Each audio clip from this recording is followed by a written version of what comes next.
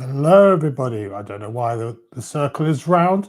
Let me just deal with this whilst I say hello to some people in the chat. So, yes, good evening. I'm afraid it's me again, Kojak, Tim.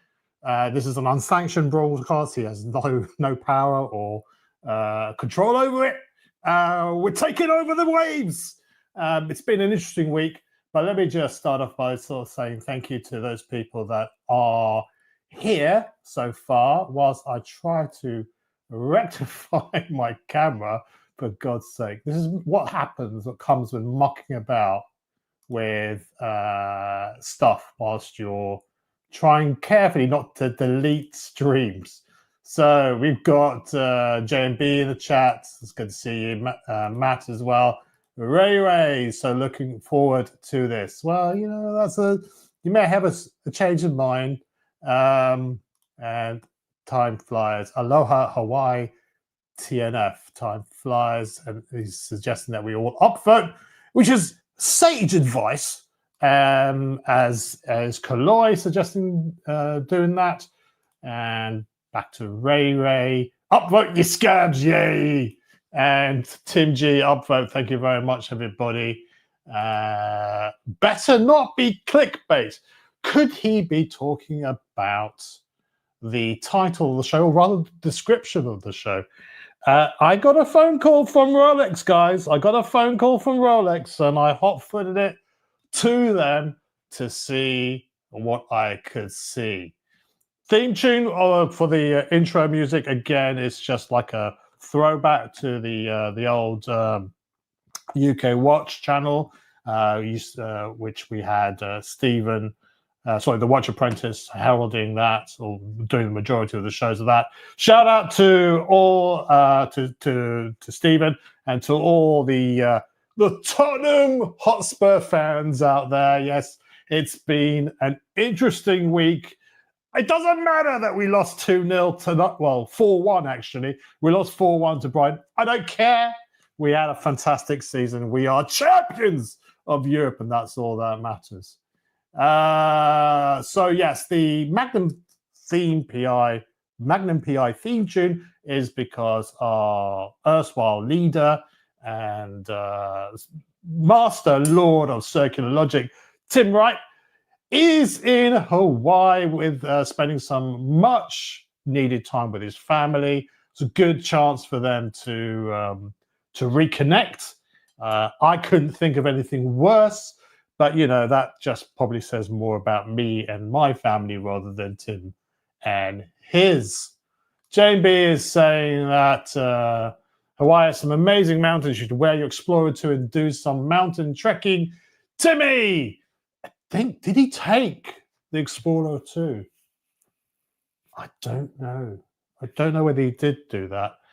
Listen, guys, I'm having some technical difficulties here. Let's turn on the bar light up there. Let me see if I can fix this issue with my bloody camera. Unbelievable.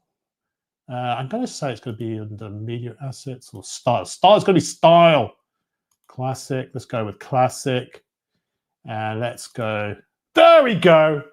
With a few clicks. This old dog has a few tricks in him still. And let's put this back to bubble. I think that's a little bit nicer. Okay. Who else have we got in the chat? We got DG. Hello. We have James, the advisor, the life of luxury on the island of Hawaii. Make sure to go to the Polynesian Cultural Center. There we go. I thought Timmy was the center of the cultural universe. I may be wrong. Oh, we shall find out. And we have Roommate. Hello, roommates. I tell you what, yes, the other day when I jumped on, Roommate had something I have. It's rare. It's very rare. I don't know if you guys have ever seen it. You might have to stare. You might not be able to stare straight at it. It was a smile. She was actually looking happy. Now, why she was happy, I don't know. The thought that Timmy was about to leave her for a week so she can just like have the run of the place and not have to deal with his mess. Who knows? But maybe Roommate can let us know in the chat Why is she so happy? Is she enjoying the new sofa? Speaking of that new sofa, I don't know if you guys have been watching Your Friends and Neighbors. It's a sort of drama with John Hamm in it and a few other people as well. And it's in the second episode in John Hamm's boss's office. So I'm not going to spoil the leads or anything like that. The boss has that sofa. That boss has that. That sofa's been around. It's iconic, I tell you. It's iconic. We have TB. Aloha indeed. And Matt saying, "Let's go, Kojak. Let's go where?" Rufus, solid gold dancer! Exclamation mark. I don't know. Is that a question or a statement? Don't know. And then we have Bola and dropping a link. Going to drop a link for those people that want to maybe join in the fun. I don't know how long we're going to be going on today. I'm a little bit tired. I have been quite busy with what happened this week. We were celebrating my wife's birthday week, which involved also going away for a stay at a luxury hotel for a couple of days with our pet dog Jensen, because at that particular hotel they do allow well-behaved dogs to attend. That dog Jensen, that dog is an absolute. I hope my roommate's sleeping. Listen, if anything were to happen to my missus, I mean, knock on wood, obviously, I don't. The likelihood is I'll be long gone before it's her turn. But if I think I'd do all right, because that dog, I tell you what, attracts the babes. I have no end of people coming up to me, asking me about the dog and sort of engaging in the dog and petting the dog. Now, the dog is not a euphemism for my private parts. It is actually my pet dog, Jensen. Speaking of pets, maybe pet cats, we have the imitable, the always sartorially challenged or challenging, the one and only, your cats. Yeah. Like, am I being referred to as a dog? No. Okay. That's okay. And dog. I talked about my dog. Now I'm talking about my cats. Ah, the cats. That's right. Okay. Yeah. How you doing? I'm a cat's all right. I'm doing fine. Rushed through a bunch of stuff. Everything's ready, kind of ready for the show. And then I noticed I noticed like tick, tick, tick, tick in the fridge. And that's funny. Some white dripping from one shelf to another. So yeah, the whole carton of almond milk was toast, and I have a lake inside the fridge. Oh, I'm sorry, Daniel. One thing that will give me a headache is mixed metaphors. So the almond milk toast and a lake. I'm confused. Which one? Okay. Bad. No, you can make toast out of almond milk, but it was ruined. Not the wrong. It was a disaster. You're so traumatized. You have no command of the English language anymore. Is that what you're saying? That's right. I couldn't have said listen. But thank you very much for joining me today. I know that you have got a few other things to be dealing with. Yeah. I thought I'd sort of started a little later, only because I had things of my own, some emergencies to deal with on my own side of things. And it was a bit touch and go today. It was a bit touch and go tonight. So anyone that has taken time out of their day to sort of join us, I think we all appreciate it. Let me just go. Let me just go through some of the chats. One Day Retro. Timmy's put on a bit of weight tonight. I think One Day Retro. No, I'm the one that has a bit. Well, something approaching a 5 o'clock shadow, so to speak. No, it's not Timmy. It's me, Kojak, and you bloody well know it. You buffoon. Ray is just confirming that audio is 10 out of 10. Okay, Kojak, suppose you will do. Thank you very much. And I'm so flattered that roommate's in the house. She is, yes. I was just commenting on how, I saw her. This was something, apparently I had to look it up in Google. It was called a smile she was sporting the other day. So, it was nice to see. So there we go. Ray, not looking forward to this so much now. Oh, Ray, we love you. Come on, stay with us. We have Russell 996, who loves you, baby. Nobody actually answered that question when it was posed by Kojak. It was a rhetorical question, wasn't it? It wasn't like, excuse me, sir, madam, do you mind telling me who loves you? No. It was a rhetorical question. So, yes, I'm assuming Rufus is asking me, have I been drinking already? No.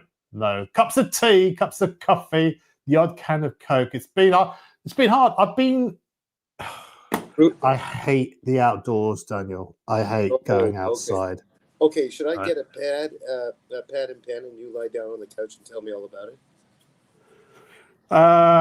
No, I was just telling people how my week's been. So before I resume that, have you got anything else you wanted to add to how your week has been? Anything you've been reflecting on? Anything you would like to? I was reading towards the end of. First of all, I was struggling with this crazy bronchitis. It just never goes away. Like, you also struggled with the cough too, and I got a trip. Still got it. Yeah, and it's a matter of just managing it until it finally goes away. I don't want to cancel a trip because of a cough, but So that, and then I tend to create these doomsday scenarios that don't exist, and that's one of those weeks. But I turned out with my 2 feet on the ground, not like a cat with 4 feet on the ground, but 2 feet on the ground, and I'm still walking, thank God.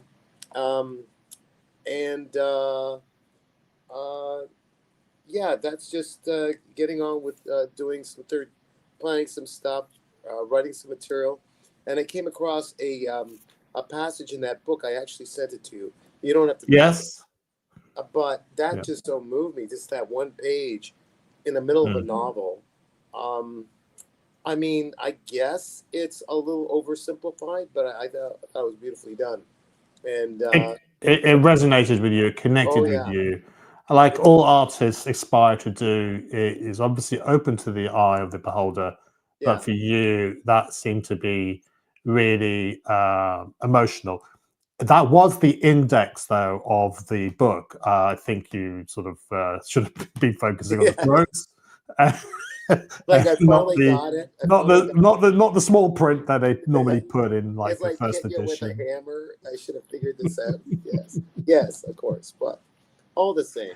Oh dear God! We got some other people joining us as well. By the way, we have Cheeky Winders. Good evening, Kojak. What to do with all the empty bottles? Come on, you Spurs. Cheeky Winders, I know that I may have led you astray, sort of influenced you in purchasing the occasional bottle from here to there. I take no responsibility. You are your own man, Cheeky Winders. What to do with the empty bottles? Throw them away. Throw them away. Simple question, simple answer. If you have a bottle bank, if you have some recycling, obviously, but I mean, like, if you want to, I don't condone violence, but dispose of them responsibly. It is actually a very good suggestion. Now, speaking of super chats and catching up with a couple of them, one from your kind self. Yes. I'm an older dog. Okay, you complained that you were an old dog, so I thought I'd throw in, Yeah. Well, thank you very much. And now it makes sense. You see, it's all about timing. As you keep on reminding me with it's the theory of relativity. Absolutely. And we have Ray with $10 super chat, or 10 euros. I beg your pardon. Kojak, you're a great substitute host. Could you please ask Tim to try and pick up a real tiger shark tooth? For me, it's important. Not a gift shop one. Cat's here now and he not eating yet. Wow, Ray. the joke's on you. One of the unintended consequences of starting this an hour later is that Daniel Katz was able to eat. I'm assuming to eat. That's right. I had a zebra. Yeah, that's good. Yeah. So what did you have for dinner today? I made my own hamburger, like from scratch kind of thing. Not a burger that's pre-made, but seasoned it and stuff, and just nothing big. But just cook the meal. It was okay. Yeah. Potatoes, the bowl, salad, that kind of thing. Okay. Boring, but that's what I had. No, but that's what you like. As long as it's not onion soup, Daniel. Too many calories in onion soup, and hopefully not too many cakes. Anyway, let me. Sorry, I just forgot to finish off my week. I was just saying that it was my wife's birthday week, and I decided last minute to spring a nice surprise on her to go to a fancy schmancy hotel where we were allowed to bring our pet dog, Jensen, along with us to stay in the room with us.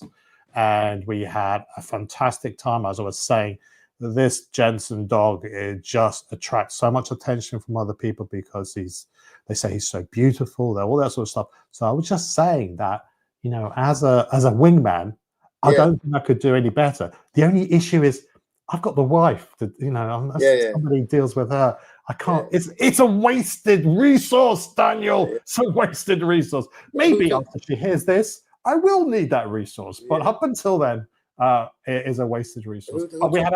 Who took most of the bed in the hotel? The dog? Well, just by the size of me, it would be me. Mind you, my missus does like to sort of like do the old windmills poses. It's like she's doing sort of. No, I get it. But the dog, hand signals. But your dog didn't suddenly take over the bed or anything. He stayed down. No. He's very, very accommodating. Okay. It was a fantastic couple of days there. We were in the lap of luxury. We are having fantastic food, fantastic drinks, fantastic conversations. Strangers, it was a busy night at the bar where we were staying. And there was a garden party at Buckingham Palace that day. Oh. And so people were, after going to the Buckingham Palace garden party, in all their sort of formal sort of clothing and summery and lovely dresses, they came there. So there's a real sort of like a mixture of, so we say, clientele in that particular bar. It was great fun, and we had great conversations. We made new friends, and it's all good. It was all very good. The following day, I took her to that patisserie. The Connaught Hotel, the one that you particularly enjoyed going to. Right. Nice. This is the one that you had free cakes at. Yeah. Yeah. Which one? She had strawberry. She had we got two cakes that we saw. I said, listen, you choose two cakes. I'll eat the one that you don't like, or we can just go halves and each. So we have one cake in total. Yeah. So one of the cakes was the one that you ordered, the raspberry tart. Yeah. Which was like, really, and she thought it was it had the thinnest pastry, really well prepared. Yeah. She's quite particular about these sort of things. So she really enjoyed that one. The other one was the sort of signature cake. It's a little bit too rich for my tastes, and she enjoyed it, but I think she would have if she would go again, she wouldn't order that. She would order the raspberry one. You also had the strawberry tart that they did as well, didn't you? I had both, because how many times am I going to go there? So I thought, the selfish side of me showed, and my mouth and my eyes were hungrier than my stomach, really. Yeah. So and after that, we went to David Colloy's Watch Collectors UK, which is just around the corner just around the corner from there, because I wanted to force my wife to make up a decision as to what watches would be on a shortlist. You know, the solid gold dancer or the gold watches. So we spent a couple of hours there, and she had a lot of fun trying on lots of watches. Maybe I will show those pictures later on. I'm just giving a sort of a preview of the show plus what's happened. And what do I get for being so thoughtful, Daniel? What do you think I got for that thoughtfulness? You got a Buddha statue or something, and a note of appreciation, or that would indicate that does sound quite thoughtful, doesn't it? Yeah. But you haven't met my wife, have you? No. What I got was get yourself down to the allotment to help me dig up the sort of the fields that we've got there. So I don't know if you have this in Canada. In the UK, you can the local council or local authority owns land for growing vegetables or whatever it is that you want. I've heard of this. Yeah, so over and above your own garden, maybe you want your garden for floral stuff, and you want to have an allotment to grow some produce. And for a small amount, peppercorn rent, for you can get a plot allocated to you. And these things they don't become available that often in London, particularly because there's such a pent up demand for it. Right. And she ended up getting 2 plots in the space of a few months, and she promised me that I would not have to get involved because she knows how much I hate the outdoors. No, the sweat on my brow is not from me looking at racy videos on YouTube. No, it is from digging and assembling fiddly little bits and pieces to help her sort of plan her vegetable empire. Are the plants partially grown, or are you planting the seeds? Like, are they like this size? Wait a minute, this size, real small, and you put them in and then wait for them to grow, or you're putting in seeds of the. Oh, Daniel, I mean, I need to get you in touch with my wife because she will, as boring as I can be about booze, she has me beat when it comes to vegetation. Oh, I see. Okay. It'd be like me talking one vegetable talking to another. But it was she sometimes she grows things from seed, sometimes it's from little plants. Right. She's just making, because we got the plot quite late on. We're having we don't have the opportunity to plant things when they should have been planted, say towards the end of last year or beginning of this year. Yeah. So she spent all day there today, and I spent a few hours, 1 hour this morning, and then 2 or so hours this evening, helping her with some manly stuff like digging. Oh my goodness! Although she's got some big guns on her now because she's been. You haven't found any dead bodies inadvertently yet. Not yet. But we're waiting for your next visit. Anyway, so but this week has also been very special because I might have mentioned it before, but we had an event earlier on this week, which was, let me just see if I can present it again. Beg your pardon.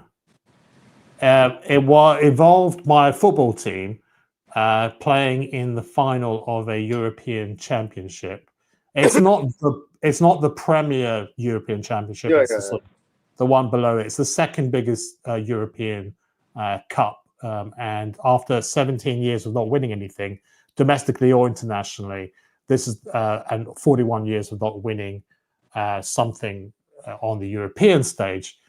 We've only gone and done it. Tottenham have won, our European champions. Good season. Yeah. Oh.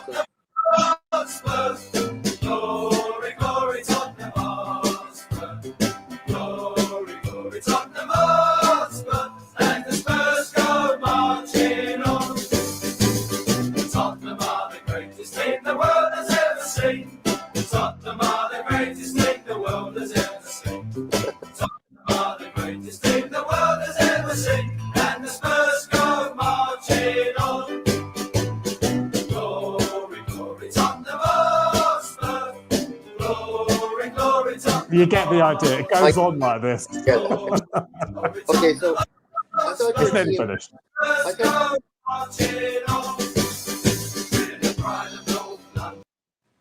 okay, enough. Thank you. Wonderful. It's like Okay, you get Zimmer, the idea. You like the you get the musician idea. Zimmer. Yeah. I thought your team lost, but they won. What? Like, is this your team that won? Yeah, no, we won the European Championship, but today, on Sunday, was the last day of the domestic league season. Right. And we lost the last game of the Okay. season. We lost it 4-1. But bearing in mind, a couple of days ago, they were like celebrating on an open bus parade. Yeah, I got that it. Yeah. I don't think there was high expectations of them No. putting it. You know, the reason that they were 17th in the league, that continues to still be the case. So Okay. look, allow me to be delusional for 1 year. It'll be 17 years plus maybe before we win something else again. So again, Tottenham, the only football club in North London. All right. So by the way, I don't know if you know this, but Tottenham was a team that was set up by young Jewish kids back 142 years ago. So it's traditionally seen as a sort of like, if you're Jewish, you support that that football club. Now there is a little bit of a history of anti-Semitic chants, as you can imagine. Yeah. Where they shout, where opponents used to shout, YIDS. Yeah. Okay. But the fans of Tottenham Hotspur have taken ownership of themselves, taken ownership of that, and now it's not seen as a derogatory term. We are known as the YID Army, the YID Army. Now I know there may be some people out there that find it distasteful and stuff like that, but that's one way where we try to deal with that sort of issue there by just taking ownership of it. Yeah, yeah. But I forgot to mention this to you because various football clubs have started off in different traditions, but it's still to this day it has a very large part of their fan base as from that. How far is Tottenham from London? It's in London. Oh, it's in London. Okay. So yeah. Okay. And I'm backing up the bus too much here, but how far away you have to go to do this plot of your partner to? Oh, it's a couple of minutes. It's a couple of minutes away. It's around the corner, so it's not too far for us to walk to. I tell you, I mean, so Tottenham is not far. It's not far. Well, it's difficult to get to because it's not got great. It's not the easiest to get to from my neck of the woods. Yeah. But I tell you what is even further away, and that is Threads. Oh no! Mate, turn that Spurs shit off. Nobody cares. Nobody cares. If it ain't Saracens, no one's interested. Or is that just me?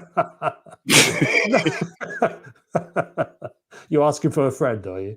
Well, no, I'm just like trying to disown a friend that rings me up at 8:30 in the morning, going, "Come on, you Spurs!" It's hard. It is hard. It is hard.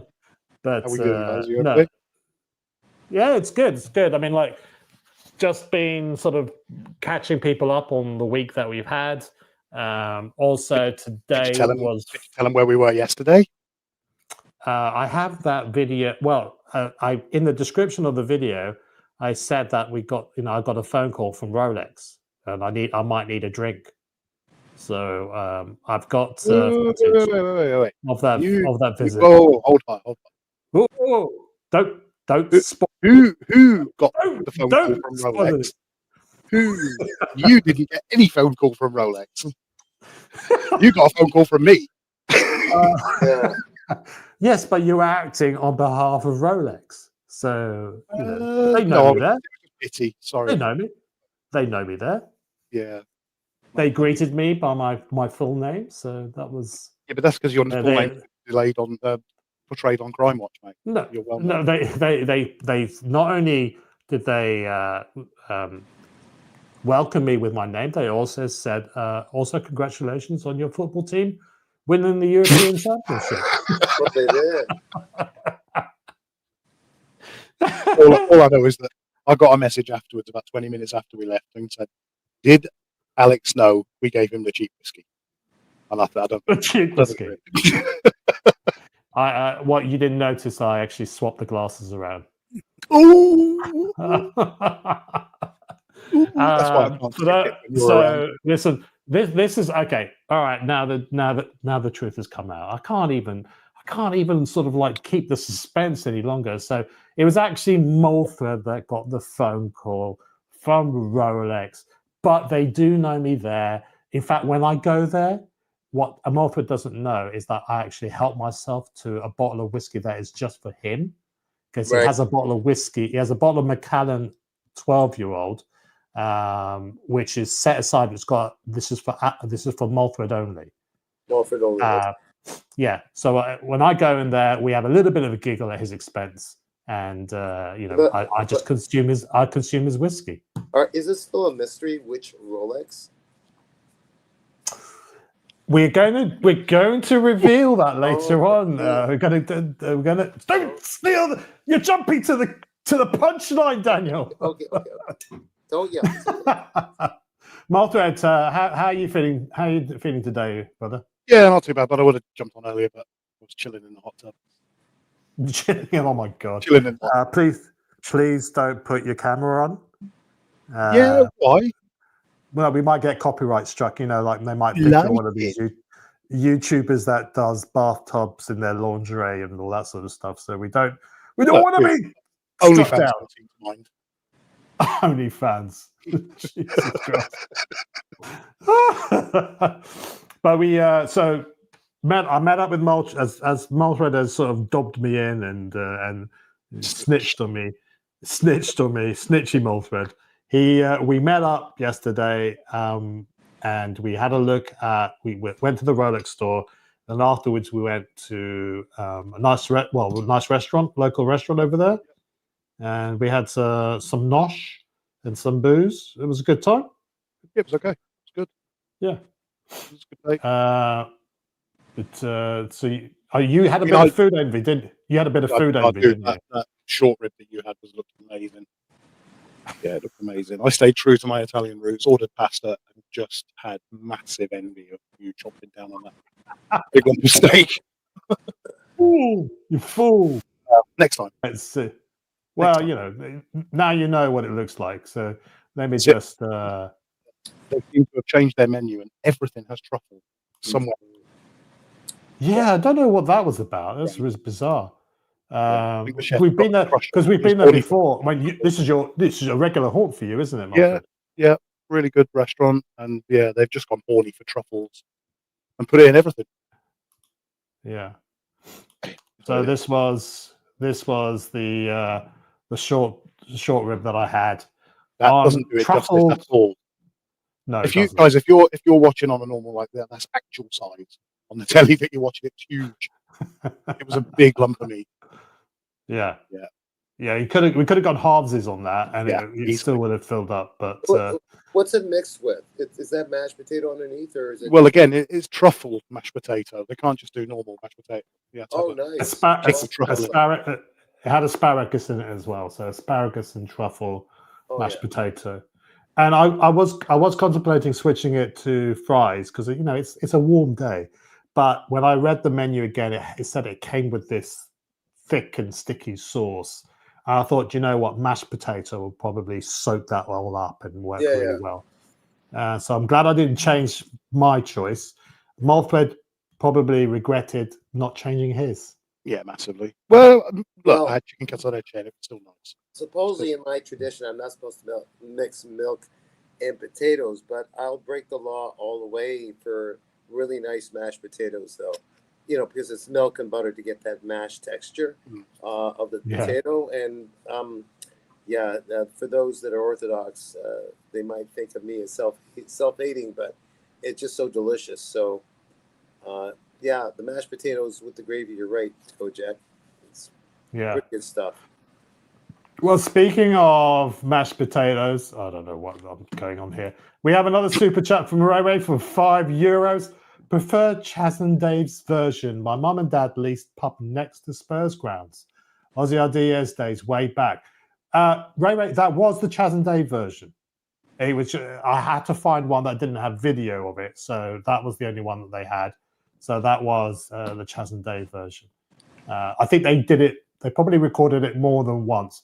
Chas and Dave were Cockney Londoners, and they released a lot of songs. But they were ardent fans of the Mighty Spurs, and they would allegedly they would release songs on a regular basis if Spurs were in the running for something to win, like the FA Cup, or well, that's about it, really. Well, they probably had an eye on. They probably had an eye on the Spurs game on a screen at Saracen. Probably, yeah. So thank you very much. These songs were specifically.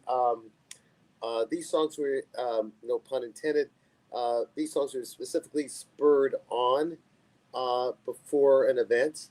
That's what these songs were for, I guess. There was one of the domestic cups. The oldest domestic cup in the world, actually, in football, is the FA Cup. Yeah. Because we have about 4 or 5 divisions, and any of those clubs can eventually play the final, and the final is normally at our national stadium, which is Wembley. Yeah. And it's a massive day out for a club that ever reaches it. Historically. Alex, is that where Crystal Palace went and played Man City and Palace won? Yeah, right. It was. Yeah, that's the one. You know it. Team in London. That was the best thing that weekend. Yeah, so because it wasn't Trafalgar Square when I got stuck in traffic. Well, but do you know what? Let's just say, did the Spurs fans clean up Covent Garden after themselves? I didn't think they did. No. I don't know. Probably pay for somebody else to do it. But Crystal Palace fans, they did themselves a lot of justice. They did a great thing. They just tied it up after themselves after celebrating their historic win. I mean, I talk about Spurs not winning something for 17 and 41 years. Crystal Palace have never won a cup like that in all of their history. So you can imagine if you're born and bred a Crystal Palace fan, and you're now in your 70s or 80s or whatever, this is like winning the lottery. Grown men were crying. I don't think my father-in-law's still not taken off his shirt yet. He's still celebrating. Yeah. Oh yeah. Yeah. Maltred's father-in-law is actually a Crystal Palace fan, so yeah, that's so nearly 80, lifelong. They've never won anything. Never won anything, but now they've won. And they beat one of the best teams in the country as well in the final, which is Manchester City.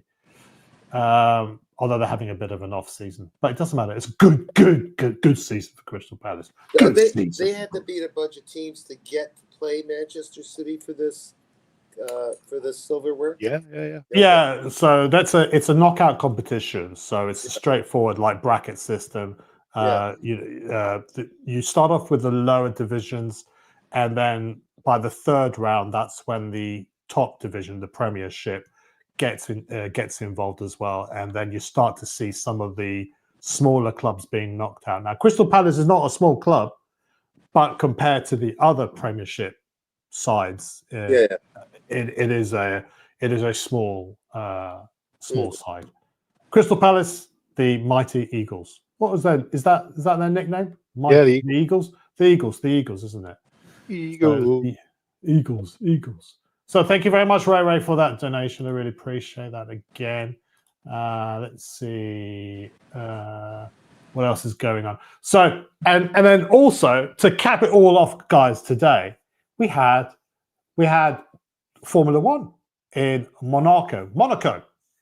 So please close your ears if you don't want to know what the result is. But we had.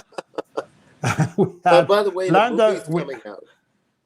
We had it was won by Lando Norris, who races for McLaren Formula One team. He's a British driver, and he is 3 points behind his fellow teammate Oscar Piastri, who is an Australian, I believe, who is 3 points ahead of him in the Drivers' Championship. It was a very interesting race because they made some introductions. They changed sort of like some of the rules for that race in particular to try and introduce some more spice to it. I think it caused more confusion, but it was a great race. Max Verstappen was up to his usual shenanigans. He was trying to spoil the party, even though he had no chance of actually winning. But if you guys want to, it's not, as I said before, Monaco is not the best race. The race is normally won the day before during qualification, because historically, whoever qualifies first typically does win the race, because there's very little opportunity for overtaking.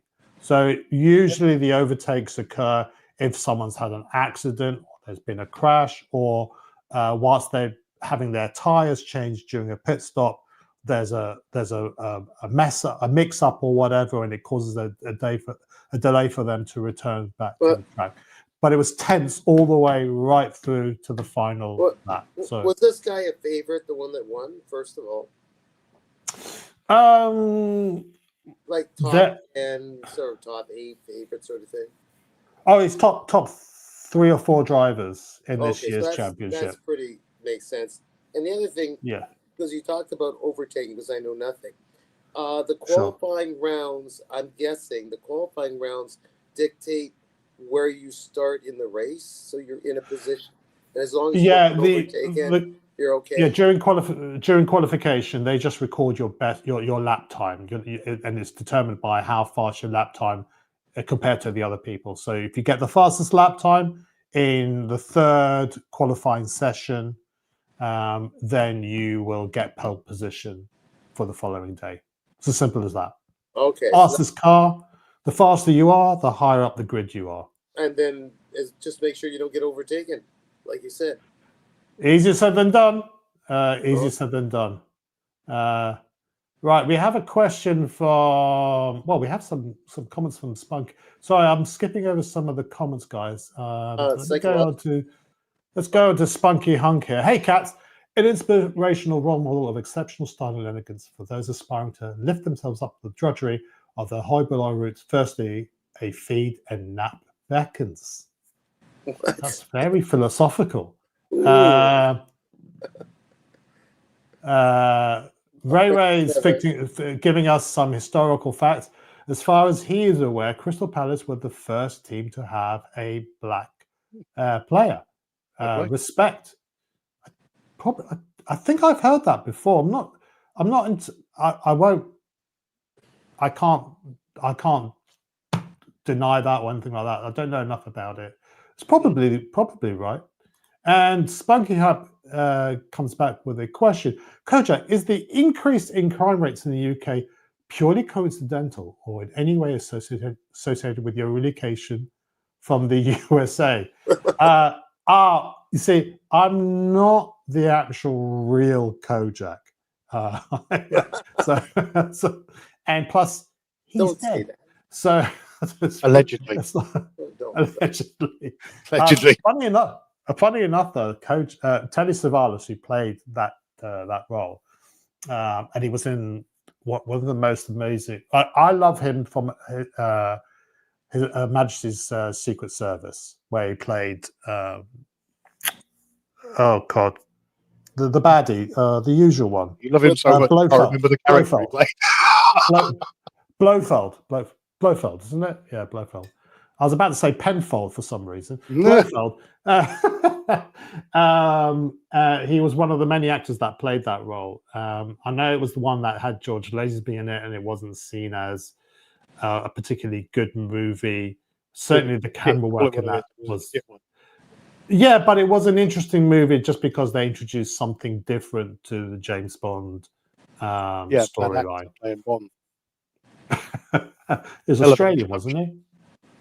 Terrible. Well, the story behind George Lazenby is that he pretended to be an actor when he actually wasn't. I can be real controversial and say there was only one real James Bond, and that was Pierce Brosnan. Okay. Okay, wait a minute. Oh, okay. I want to jump That back. is Here. very controversial. I want to jump back here. Did you not mention the Dirty Dozen? Kojak and the Dirty I Dozen? was going to say, yeah, the other movies, Kelly's Heroes and Dirty Dozen as well. And he was a psychopath a little bit. Was he in Kelly's Heroes? I'm going Huh? crazy now. He was that He was crazy definitely guy. And when the crazy guy in Dirty Dozen. Yeah, yeah, Dirty Lee Dozen. Marvin tried to train Yeah. these criminals to Yeah. go after the net, da da da. And then Yeah. when they get inside, he kills a woman for no particular reason, that kind of thing. So the Yeah, Kojak character. not that he was typecast. He has that look about him, shall we say? But I think he had a missing half a finger or something. He had this sort of a birth defect. Either that or somebody's chopped off a finger. Yeah, Who knows? I was offered the role, but I turned it down. To play him. What became of the lollipops? Yeah, you see, I don't like to suck ball-shaped things on screen, spunky hunk. So I sort of tend to do that off screen. Oh yeah, in the privacy of my own bedroom. So there we go. And we have Ray with another generous super chat of €5. Reason Lando won is watch his qualifying lap of 1 minute 40 seconds of excellence. Absolutely. With Monaco, as I said before, you win it on the day before during qualification on Saturday. That's when you win that race, historically speaking. Well, wait a minute. Don't you have another number of qualifying runs at it? Why is it always just the one before that counts? Do they have a number of qualifying qualifying times they go through, or is it just the one? What they try to do, okay, so the thing is, during qualification, you're on the track with 20 cars. Well, you're on the car, 20 cars are on the track, and they're all vying for track position. Right. Which makes it very difficult to set a fantastic lap time because you have to make sure you got the clear space. So what they have introduced is 3 qualifying rounds. The first round, all 20 cars are able to use the track at the same time. And at the end of qualifying period 1, which is about 15 to 20 minutes, the bottom 5 drop out. They don't make the cut. So then you go on to the next round where you have the top 15 drivers going through, and then a 15-minute session. And then the next bottom 5 drop out. And then you go into the third qualifying period, which is about 10 minutes, I think, or 12 minutes, where you only have 10 drivers. So you have a bit more room to sort of like really sort of try to get the maximum out of your lap times. And also with the way that racetracks evolve over the day, as the track gets hotter, as it gets rubbered in as well, you get more grip. Doesn't always work. It might rain. Yeah. There might be an accident. So it happened. It actually happened in Q1 yesterday, where there was an accident. So they had to stop the qualifying period, and 4 or 5 cars hadn't even registered a lap time at that point. So unfortunately, it meant some big names dropped out straight away. So it's the formula. Before we leave this, I'm putting a wrench into this, but the movie is finally being released around this time. Is the Brad Pitt film? I think. Well, June. June. Yeah. June, so July, right, I think it is. Oh, they went to July, maybe. Okay, whatever. June or July. It's not that far to go. This is the film that's actually Lewis Hamilton was involved in as an executive producer. So I think he was involved in it as well. June, say again? 23rd of June. Oh, 23rd of June. Okay, thanks. That's when the Odeon just all right. Yeah, so just under a month away. Yeah. That will plenty be time for hype for that film.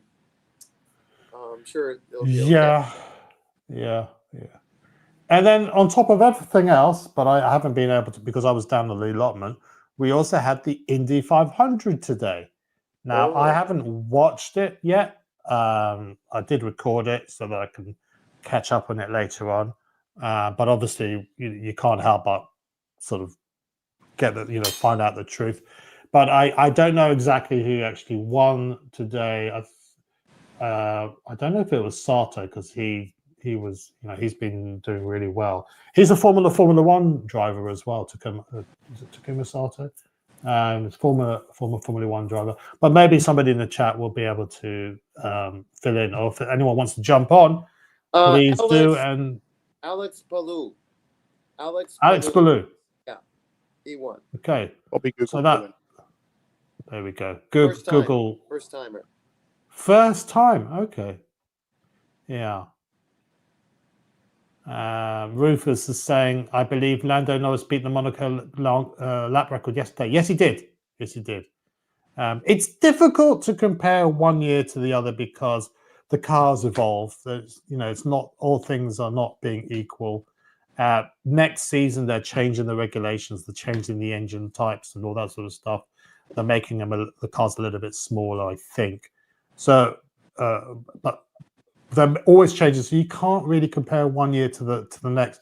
And if they make any changes to the track layout as well, it's very difficult then to sort of know for certain, from one season to the next, whether the cars are faster or not. But look, these regulations have been in for quite a while. The engineers are very familiar. It's only natural for them to get used to it. And that's why they changed the regulations, is to try and reset their progress, because these circuits are only rated for a certain speed level. You can't maintain. There's some racetracks like Monaco is deemed to be a little bit too small, too slow a track for a modern Formula One car. But because of the cachet about it, the glitz, the glamour, the lots of uncles with nieces there, and money as well. It's where a lot of deals are made in Monaco for around Formula One related activities. So they'll be talking. All the sponsors want to be there because that's the big ticket item. It's a fantastic venue. Not the best racing, perhaps one of the most tense places for racing, but it's the sound is amazing at that location. You're talking about Monaco? Yeah, Monaco. Because it's through the streets of Monaco, isn't it, as opposed to an actual race? Correct. Yeah, it's and they'll be driving on that. There'll be traffic on that strip of road or that circuit tomorrow. So yeah, that is driven on by the public. I'm guessing the Indy 500 are the fastest cars where you're in a controlled setting around a track. No, like I don't think Indy cars are faster than Formula One cars. I think okay. I don't know. I think Formula One cars can go faster through a corner. It's different. It's different. That's like comparing chalk and cheese. Yeah, it's like saying American football versus normal English football. Rugby, yeah. Okay. Yeah, All right. Or rugby. Yeah. Different disciplines. Both are cars, but very, very different. Yeah. All right. Yeah. Okay. Yeah. I don't know enough about cars. So, Marcus Ericsson tried to overtake Alex Palou, but didn't succeed. He held him off, from what I understand. Marcus Ericsson, I think, is more of a veteran, and he came close, but no cigar in the Indianapolis 500. Marcus Ericsson, I think, was a former Formula One driver as well. Oh yeah. Yeah. I think Roman Grosjean used to race in IndyCar. And this was a French driver that had a horrific crash one year, and the car sort of went underneath the Armco. The car got chopped in half. It exploded, and everyone thought, well, there's no way that guy can walk away from that accident. He will be dead on impact. Yeah, he survived. And he was damaged, don't get me wrong, but his hands were burnt. But he did survive, and he's gone on to sort of continue his racing career in other formulas. Never seemed to be the best driver on the grid, but he is. It's amazing how he's come back from that.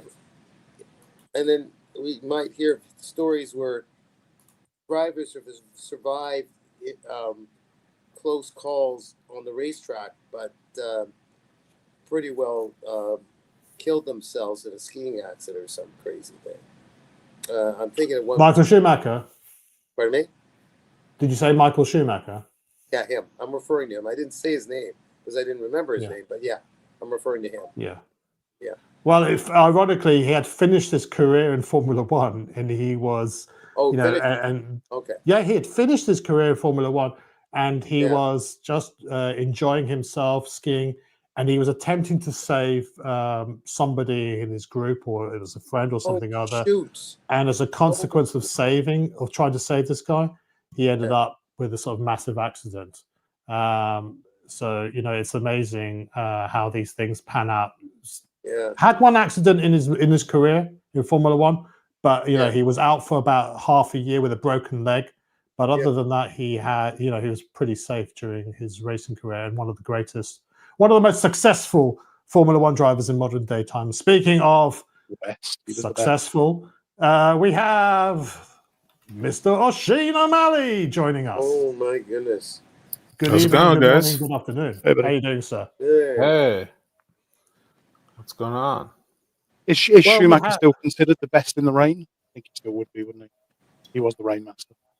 He was the rainmaster, yeah. I think he was definitely considered. Schumacher was a victim of Formula One limitations at that time. There was no restrictions on testing. So this guy would just practice until he sort of perfected it. He wasn't the most naturally talented driver out there, but his sheer determination and practicing to get it right paid off in spades. You're talking Whereas about now we're talking about Michael Schumacher. Right, okay. And so because of cost-cutting exercises, people don't practice as much as they used to because they're limited by the amount of track time they have.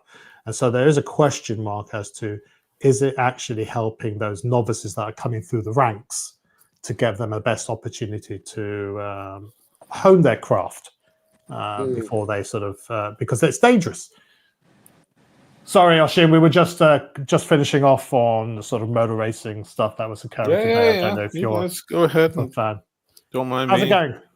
Good. I'm just doing some work, doing some macros, so it's real long, laborious work. So I saw you guys were online. I haven't been on with you guys on a Sunday in a while, so I figured pop in and say hello. What's going on? Well, it's good to see you, Oshin. Yeah, it's an unsanctioned broadcast because Tim is away in Hawaii, and he's spending time with his family, and just He's in Hawaii. Hawaii, I've heard he's taken up surfing. Holy shit! Yeah, That guy's never home. What the? He's always traveling around. Yeah, it just seems like he only got back. He went to San Francisco. I saw that. I knew about that one. Yeah. But this was in the diary for some time, and he was contemplating whether to go on it or not. And we said, you should reconnect with your family. Just remind them why they don't like you. Yeah. Well, just so they can be reminded why they don't like it. Right. So, just to bring them up to speed on that. Bring them up to speed. Think about the speed, right? But I think by Tim's own admission, they've had a little bit of a, they don't always see eye to eye, but that's like most families, isn't it? So it's good that they're going away. I couldn't think of anything worse, but that's just me. You don't get along with your family? Well, you can choose your friends, I but you can't choose your family, can you? That's right. I was on. I poked into Oshin's stream earlier today, although that between doing other errands, and he mentioned how he was buff at one time. He did a lot of weights. Yes, he was a gym rat. Yeah, gym rat. From a very specific age range, though, Oshin, but that muscle memory. But still, now, some people thought I was landing jokes that were flat, and they were, but and that's okay because I'm flat most of the time. But when you mentioned about biceps or working the front of your arms, Oshin, I actually, for an injury, was doing these finger exercises. I thought you were joking. Well, it was a half-assed joke, but it's actually true. That because of the arthritic, whatever it was, and I got out of that funk, you're using very light weights, mind you, like 3 or 5 pounds, to just roll out the fingers and then let them curl up again. And it's amazing how. For forearms. Well, it was for the whole. Yeah, well, because it's the muscle that ends up at the fingers. Yeah. so it ends up at the phalanges, but it's really I used to do with barbells off your knees and do the forearm curls. Oh yeah. Well, that's the cool It's all thing. fun. It's all fun. Yeah. So just before we crack on, because the crowd is impatient, the crowd is revolting. Ray, €5 super chat. Thank you very much, Ray. Sorry, no disrespect, but are we going to spend the show explaining stuff to Daniel Katz? I do love you though, Daniel. There's no more Ray. Okay, no more. That's it. Well, don't make promises you're not prepared to keep, Daniel. So thing is, you'll forget that you made that promise, and then you'll ask another question. So that's okay. That's what Sundays chilled out, guys. Chilled out. Remind him that it's 2025. He's home. He's safe. Yes. I don't know. Have you seen his arm? He did that at home. Oh my word! Yeah. Oh, shit. Managed to boil the skin off. He's home. He's home. He's home. He's home. Just tell him he's home. Yeah. Tell him there's nothing to worry about. Everything's okay. So, Oshin, you join us as we're about to reveal the main event, well, part of the main event, which is through Mold Thread. Okay, let's be correct about this. Rolex got in touch to say, come and have a look if you think you're hard enough. And so we got to sort of play around with some of their new novelties from this year. Wow. Don't know if you guys want to have a look at them. Yeah, let's see. No, I'm not. Okay. So let me just... There's no audio, guys, so we're just going to play this along. Again, Alex, your camera has done the same as my camera did and does not do that watch justice. The colour of that dial is... No. It is... cameras rarely do, guys, especially phone cameras. Yeah. Phone cameras aren't cameras. Well, this was a Osmo Pocket 3, just because it's better with lower light. Yeah, but way better. Again, it's the focal length doesn't really do it justice, but it's got that stabilization technology, so I could just try and fondle the watch. So let's play along. That dial is Santorini Sea Blue. It is just So this is. Yeah, so Maltred's sort of saying that this is one of the OPs that was announced this year.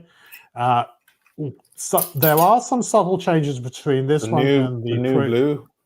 Yeah, the new blue. Yeah, it's more of a turquoisey blue, so it's between blue and teal sort of color. And they've made the case thinner, and the lugs a little bit thinner as well. And the bezel is a little bit smaller as well, but they've also been redesigned. They've highlighted the indices more. So not on this particular one, but on the other colors, the pastels, they almost look like they're floating. They look like they're sort of three-dimensional in how they appear. Wow. So let's just. They've changed the clasp as well. They've narrowed it. And it doesn't show as much taper. That is the only downside to it. I think the original clasp with the taper was nicer. This just is a bit more chunky at the base. But it's beautiful looking. Look at that. The dial is stunning. Okay. Yeah. I mean, I went in there. Everybody knows I'm not a fan of green watches, so I was expecting to not like the pistachio, and that color. Yeah, we're going to go through all the videos that are all recorded. Of the are great. They really are. All of them. So let's just and you can tell me if you want to stop at any point, and we can just talk about them. So wonderful to wear. What you expect. It's a Rolex.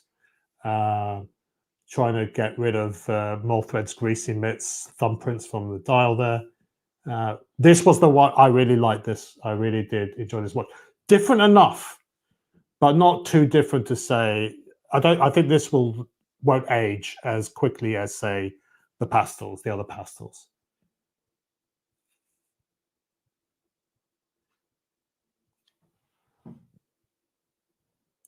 Okay, let's. I think for you that was the one, wasn't it? That's the get on the list. Yeah. So let's play the next video. That's the same one. Let's just fast I think forward. that maybe shows the Here color. we go. Go back a second, Alex. That maybe shows the color a bit better. Oh, okay, I'll go back. Hang on. Yeah, just kind of.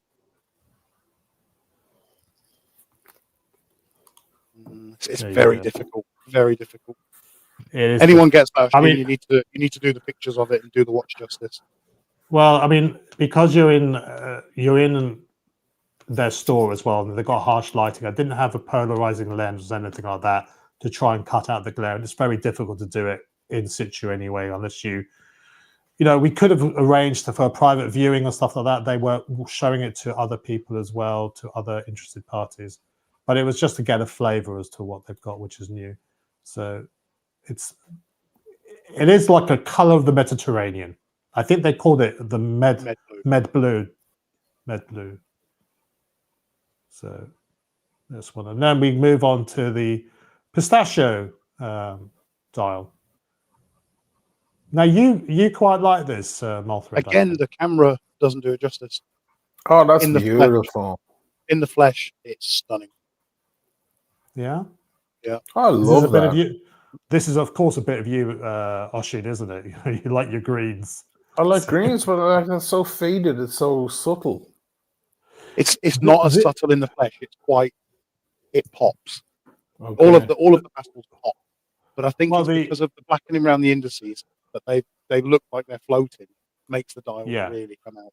Because obviously the original ones were sunburst, and they've gone to this flat dial. So it's just how do they make it? And I think the elevation of the indices and then just the right choice of color in the dials was really. Yeah. You've got to see them in the flesh. Beautiful though. Still looks good. Yeah. It is. Out of all the pastels one, I like this one a lot. I think it's subtle. It looks like almost like it's aged, like a patinaed watch. Now this one as well, to a certain extent, the beige one, probably a little bit the safer choice. It's kind of like trick of light with that as well, isn't it? With the dial, the hands look gold, but they're not. Yeah, because it's reflecting off the color of the dial. You thought it was gold, but we had a close look, and they're just they're not. Yeah, just at a quick glance, the reflection does make it look gold.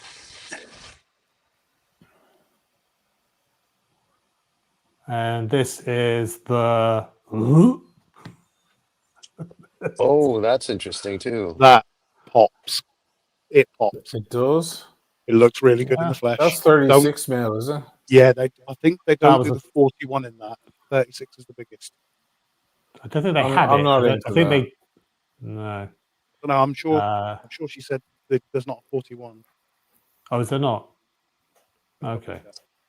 Well, it doesn't really matter. I'm not interested in this one either. It's a bit. Do you remember those? Do you remember those sort of sweets called refreshers? Yeah. It just reminds me of that sort of sherbet sort of style sweetie. Yeah. But they all wear comfortable. I mean, for me, the med blue is the nicest one.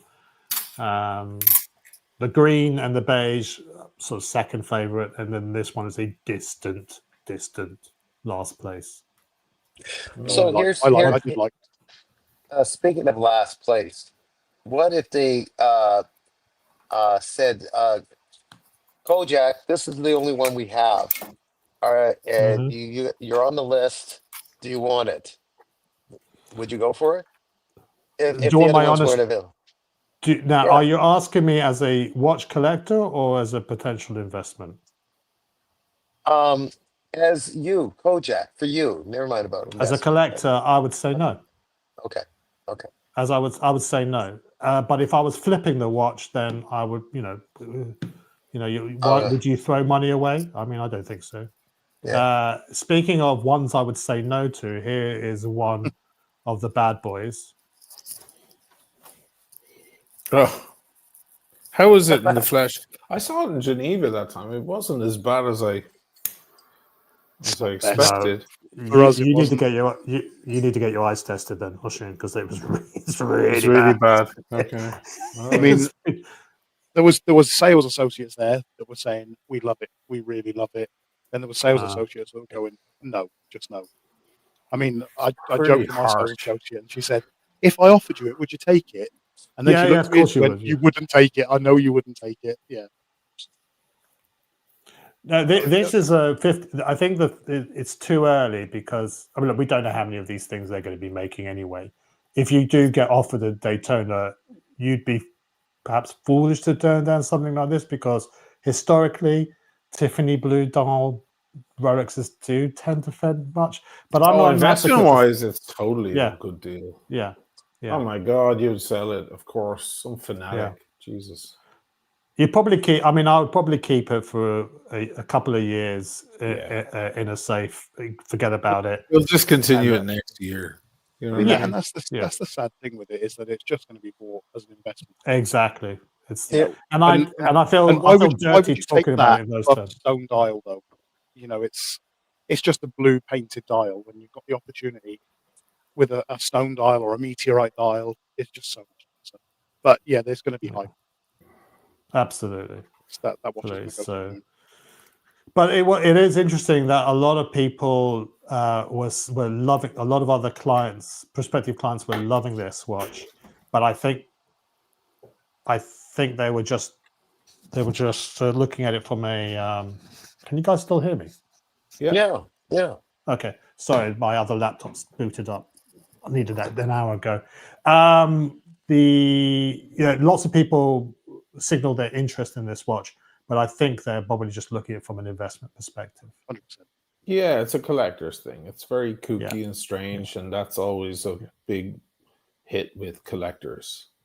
Yeah, You know, I mean, guys who this have 40 Daytonas want that. You know. yeah, and I mean, I was chatting to the sales associate, and I was just because I'm interested in the titanium Yachtmaster. Good luck getting that. Right, that's really rare. Booker UK, which is owned by Rolex, has only seen 2 of them since it was launched. Right. In all the UK stores, just 2. That's crazy, isn't it? Yeah, this AD has not seen a single one. Good. Although interestingly, last year when that titanium one came out, I was given a nod. Do I want to go on the list for it? And I said no. And that was an idiot. You're on drugs then. I know. Okay, let's I continue. The Yachtmasters don't tend to do too well on the aftermarket, but I love the titanium and the Yachtmaster. I just love it because of. I think it was more to the point they know I like titanium watches as well. At the risk of getting lambasted by Ray again, asking too many questions, are those the first pieces that you showed, the OPs? Are they? Can you get them? The different color ones there. Well, that you just showed that's earlier. That's a topic for another show. Okay. I'm not going to reveal what happened. Okay. £250,000 spent to get a £5,000 watch, probably. We were invited there for a reason, Daniel. Okay, I like it. This is the new John Mayer, the green dial, with sort of the. Oh, how was it? Champagne. Very beautiful. Nice. Fucking beautiful. Even nicer than the first one. Yeah. Yeah. Come Champagne on. indices are stunning. Well, it melds together better. Oh, come on. It's amazing. Well, I'm agreeing. Yeah. It just works together better. Yeah, that's what I'm saying. I'm agreeing with. I'm going along with. I'm not. I mean, there's one watch later on. Yeah. I think probably the last that you took a photo of that's going to be as a solid gold dancer fuck off piece. It's a hard toss up between this and the last one, I think. Well, let's continue with the video. But yeah, this one just was. Keep this one in mind, Ashin, when we get to the other solid gold green dial. Okay.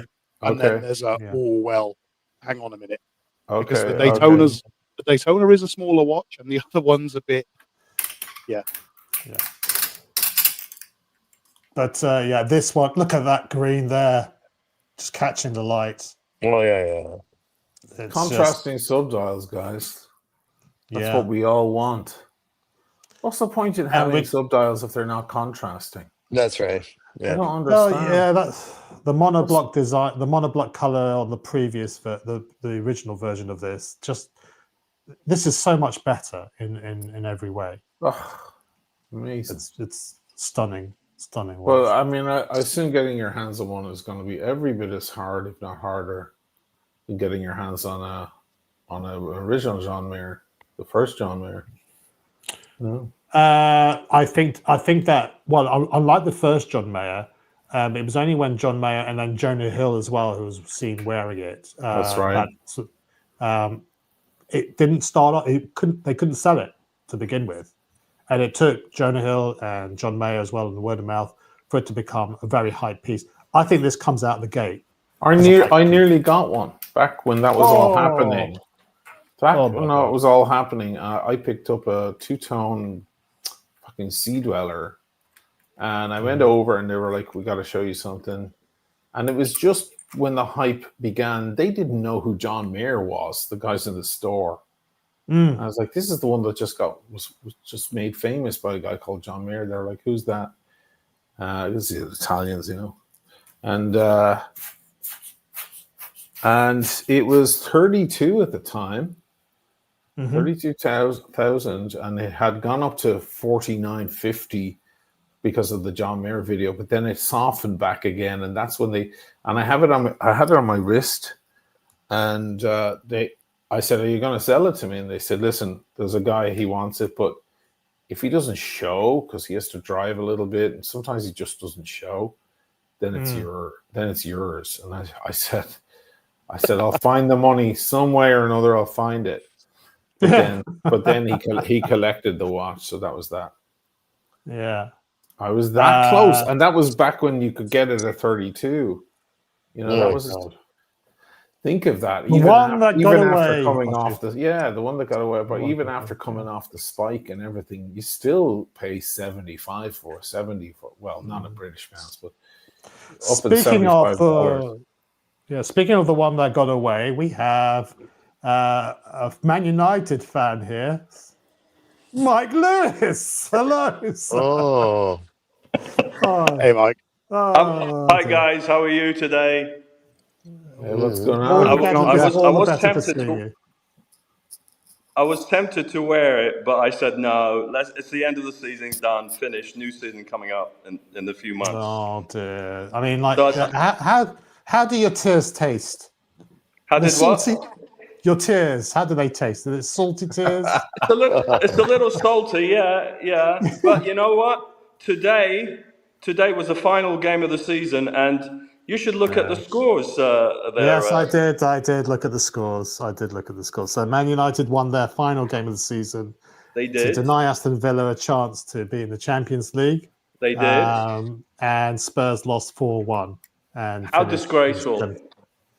But it's a terrific season, Mike. It's a terrific season for Spurs. We're champions of Europe. Anyway, let's go back to... We were just going through these videos, Mike, so please bear with me. Good to see you, though, joining us. Good to see you. A question for you, Lewis. Yeah, Mike Lewis had a solid goal dancer the other week, didn't you, sir? A couple of weeks ago. I did. I did. Well, perhaps we'll go... What's happened to it? Sorry? What's happened to it? I have it. You want to see it? Why not? I'll tell you what, why don't we take a little pause in this and just do a wristwatch check? How about that?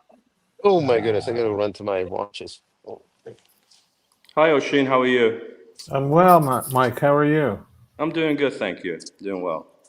And Malfred, hello? Yeah, getting there, buddy. How are you? Good. Okay, Mike, why don't you start us off there? Because as I'm a magnanimous winner, so as a former loser, why don't we go to Mike? And he's got to be the fantastic Santos. And what's that actually called? Is the pilot? Is it the? It's the Dumont. The Dumont skeleton. Yeah. The Dumont, yeah. The Dumont skeleton. That was from last year's. Was it last year's or the year before? What was the Wonders? 23 was the actual year they released it. 23. A couple of years ago. Yeah. And you got this for a very good price from what you were saying, given how rare it is. I picked it up for 17 and a half. Yeah. MSRP was 31. Yeah. And it wasn't worn either. Unworn, correct, unworn. Unworn. Yeah. So almost half price. Almost, yeah, because the nice thing too, I don't have to pay sales tax, which is another about $1,800 would have been. Mm-hmm. So it ended up being basically $16,000 really in the long run if you factor it all in.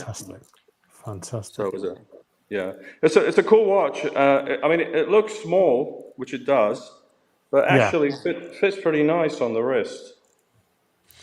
Well, the Dumont is a smaller watch compared to the normal Santos de Cartier, just because of the construction. This is a more representative of the original Santos, with squarer design compared to the more rectangular, elongated style. But it's a beautiful watch nonetheless. Well, the Dumont line generally is smaller. It's a smaller watch overall, not like the regular Santos. Yeah. So, Oshin, what watch are you sporting today? Assuming you're wearing one. I've got the Speedy on. The Speedy. 1987. 861 movement. And I'm filming two watches. First of all, I'm doing my close-ups on this. Okay. Cartier Drive. That's a nice okay. Yeah. That's nice. A new acquisition for me. And I'm also filming I'm filming the Chiara Nardo that I recently featured on the channel. There's a blue, Mediterranean blue. This is an Italian brand. Okay. Chiara Nardo. I'll put it on. Yeah. What size is that? About 41? I think this is 42. Okay. Yeah, it's not super small. A bit of an 80s vibe about it. It's a bit like some people are saying it's like a Chopard Alpine Eagle. Yeah. And it's bracelet, I think. Yeah, I met her at the watch fair here in Jesolo. And she immediately sent me a watch. Beautiful presentation, packaging, and so on. I like the deck dial. It's got a deck. Yeah, it's like a deck of a Riva boat. And here's the Cartier Drive. Yeah. What a beautiful watch that is. That is stunner.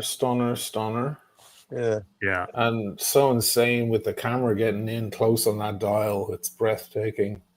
Yeah, you got that sort of guilloche treatment in the middle. That's right. Correct. Radial. And so I'm just filming those two because they're going to match up nice because the Chiara Nardo is kind of high society, flashy Italian, out on the boats on Lake Como vibe. Yeah. And so is the Cartier. And lately I've just been back in Speedy world again. I saw you were talking about it the other night. What's better than a fucking Speedy? Honest to God, Speedy, guys. Yeah, is that video you were talking about the wait list for the land dweller or the situation with the land dweller? Oh yeah, that's right. And I you did a wrist check. The speed. Yeah. The Speedmaster on there as well. Mm-hmm. So Daniel, what do you got apart from the hat? I was wearing nothing a few seconds ago, so I kind of cheated and put it on. I don't have a selection to show you, just the same thing. That's the Habring. Okay, okay. Well, you enjoy it. That's the thing. I totally never get bored of it. The steel blued hands, lacquer dial, not enamel, but it's done so well. Doesn't matter. Yeah. The date just with that same kind of the blue, reliable blue color. You can't see the blue here really, but Jubilee. Beautiful. And I have, of course, I walk around during the day with the Furlong Mari, which I've learned to kind of like. Really, doesn't feel the one. It's wind up and rotor, but you don't feel that nice texture of a wind up. But at this stage, so what? It's still a beautiful piece. So yeah, Oh, fantastic. yeah. Well, speaking of beautiful piece, we have the one and only Sean driving along in his model automobile. Oh yeah. Hey, I thought you were gonna say piece.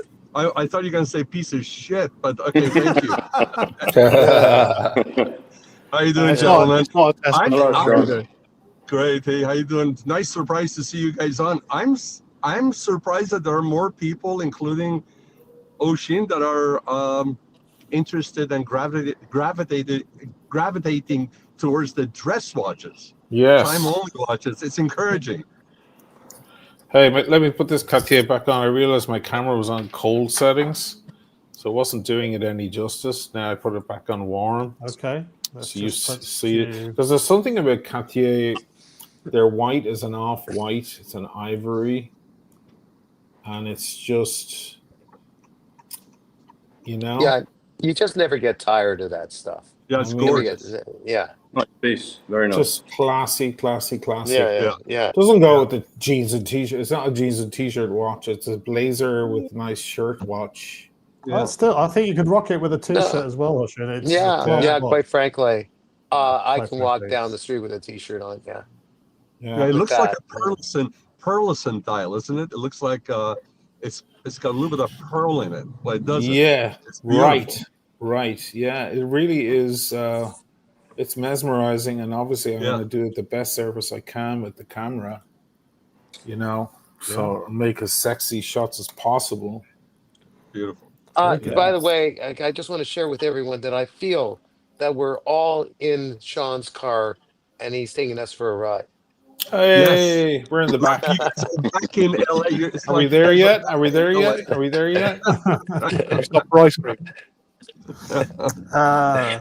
So Mothred's not got his camera on, so I'll presume. Hang on a second. Is it a black OP? Dude, I'm just wearing a G-Shock. I've been messing around. Oh, you wearing the G-Shock? Okay. Hey, Alan, how are you, brother? Yeah, I'm alright, buddy. How are you? Great, my man. Great. Yeah, no. All I had the OP on yesterday, but yeah, just a G-Shock. And bringing up the rear. Hey, Kojak. Question for you. itself. Oh, Very yeah, nice. yeah. I Very always nice. liked it. Snoopy. Oh, Snoopy. Very nice. Gorgeous. Let me see if I can zoom in here. That looks great, actually. I've been offered one of those. You think I should take it? Absolutely. I don't know, Oshin, you might need the bigger strap because I tried Alex's on again yesterday Yeah, and I'm still on the first hole of the strap. Oh, okay. Alex, careful. You just smacked my face with your watch. I beg your pardon. That's all right. Yeah, there you go. that's a It's beauty. beautiful, beautiful. Show, Yeah. That's a show the beautiful interesting one. part. Show the interesting part. Run the chrono. Let's see him. Let's see Yeah, him go around. but the Snoopy, the small seconds registry has a different color hue of blue on it compared to the other registries. Oh, yeah. Here we go. There you go. You got Snoopy Oh, yeah. shooting across the sky there.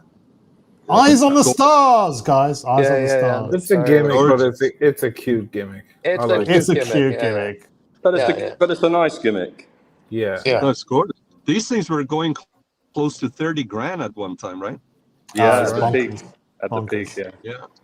Yeah. Yeah. At the So peak, the chronograph registries have got a radial design to it, so they're textured, whereas the Snoopy, the small seconds one, is sort of a matte PVD coated. So it catches the light in a slightly different way, and it looks a little bit lighter in color compared to the other ones. You might see it there, actually, a little bit there, but in person, it's easier to see the difference. But anyway, there you go. So let's just zoom out from my massive schnoz. Gorgeous.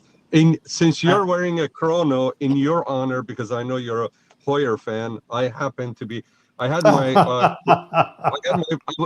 my wife and I were driving around this earlier today in the Carrera, so I had the top down. It was fantastic, sunny. Today's such a gorgeous day. I had to put the top down, and so I said, why not wear my Hoyer Carrera, which I love. It's fantastic. Yeah, the Hoyer Carrera 60th anniversary edition, wasn't it? Correct. And it was a Number limited 5. number. Yeah, this Lovely. one happens to be a round number. It's a 520 of the 600. That's right, the only Yeah. 600. The 160th anniversary Carrera, which is what my wife has got, was It's actually, beautiful. I think, 1850 versions of it. So that one is definitely rarer. That one has that sort of panda look, whereas my wife's one is a monoblock silver dial, which is more reminiscent of the original Carreras when they first came out. So they both got historical chops. So it's good to see that. Absolutely. Hey, Alex, Kojak, you guys have Novikov in London, and we got our Novikov last year in Beverly Hills. And if you don't mind, I've never been to the Novikov in London. When we are there, if we can go there for drinks or for a meal. Sure. I would love to try it out. We were there this afternoon. We go there frequent there a lot in the afternoons on Sundays. Check this out. Yeah. I think Oshin would appreciate this also. There's a great guy that's there at the bar. His name is Luigi. He's from Napoli. And on Sundays between 1 and 5, he actually does DJing. He came to US a couple of years ago, and from Napoli. And then last year when this place opened up, he started working here. So Sundays he does DJing. Back in Napoli, he used to do DJing, and he plays Italian songs only. So from 1 to 3, he plays the golden oldies, and I'm talking about Peppino Gagliardi, stuff like Peppino De Capri, the Roberta, famous Roberta. And all those kind of musics, and then later on from 3 o'clock on, he plays more of like a dance songs, but all Italian. And this afternoon, my wife and I were there, and we were having a couple of glasses of wine. We had a nice meal, and we were listening to 1960s and early 70s. Oh, the and best late era. 50s. The best Exactly. Mina and Ornella Vanoni. Ornella is my favorite. He played Ornella Vanoni's and I don't know what the heck to say, but I've listened to this stuff so much that I used to kind of lip sync with them. And then the guy's a great guy. He's awesome. To let you know, between the when he took a break, he came down. I got up, and then my napkin dropped. Because we sit by my wife and I love to sit by the bar, but they also have a couple of smaller community tables. It's marble, beautiful, gorgeous setting. And then so I got up, my napkin dropped, and I picked it up and I put it on my empty plate because we had just gotten there. And then he went back there. He brought me a plate, fresh napkin. He always takes care of us when we go there. But that's the era that Oshin, I think, the whole thing with La Dolce Vita was coined. That's that era, right? Dolce Vita predates it's a golden era. Yeah, well, yeah, Fellini films, it predates it slightly, but yeah, the 50s, the 60s, and even the 70s weren't bad in Italy. It was beautiful. It was great stuff. They did a lot of. They had Brazilian musicians as well teaming up, and something happened to Italy in the late 70s and 80s, and everything just turned to shit. Like their pop music is just painful. Yeah. Speaking of, Sean, you're obviously a very positive influence on the community because we have a super chat from Ray Ray for €5. Thank you once again, Ray Ray, for your generosity. He's thanks for asking about the wrist, the watch that he was wearing. I had a Seiko on. Now Sean is on. I put my best dress watch on, which is a bigger, sexier Seiko. It's gorgeous. Seiko is awesome, man. Ray, you're an human being. I love it. Fantastic. I mean, I think I don't know who wins the worst internet connection. Is it Sean or is it Ray Ray? But it's a very close run thing usually when these two guys get. It's me. So people in the chat, if you want to let us know what you're wearing today as well, if you want any comments, please let us know. And also, as a kind reminder as well from Tim G, please upvote. It all helps in the absence of Tim Wright. Okay. Yeah. So we were just in the process of showing off some watches that we looked at from Rolex. AD that we got that Mothred got a call for, and I tagged along as well.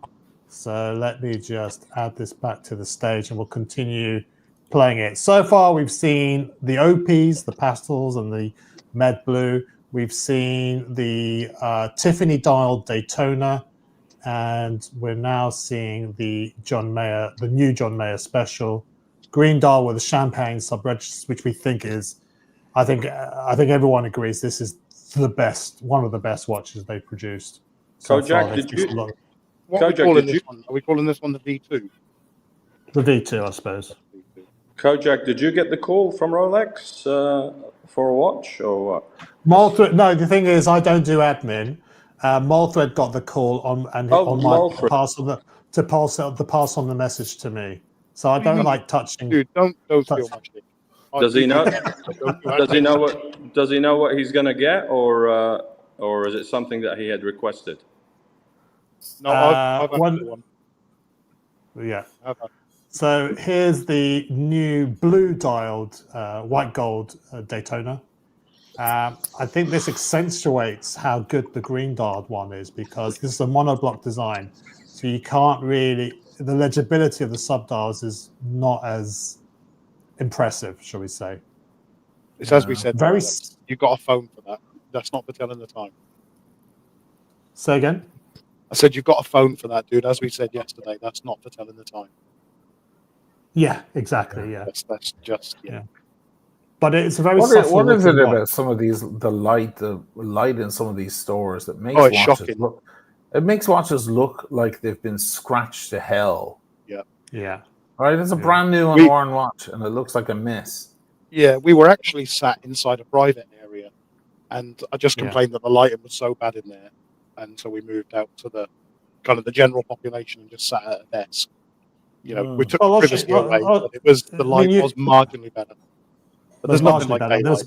There was more ambient light in there in where we were, where we moved to. But you know, Oshin, with your sort of studio setup, you have diffusers to make the light less directional. Yeah, but they can add light. They can pay for special lights in stores. I've seen people do that, and people who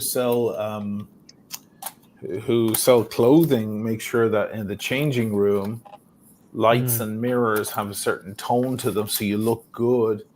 Because God knows, when you go into a changing room in a store to try and close, you always come out depressed because you see yourself from angles you never normally see, and you've got mirrors all around you. And it's better if the lighting is nicer and softer and more complementary.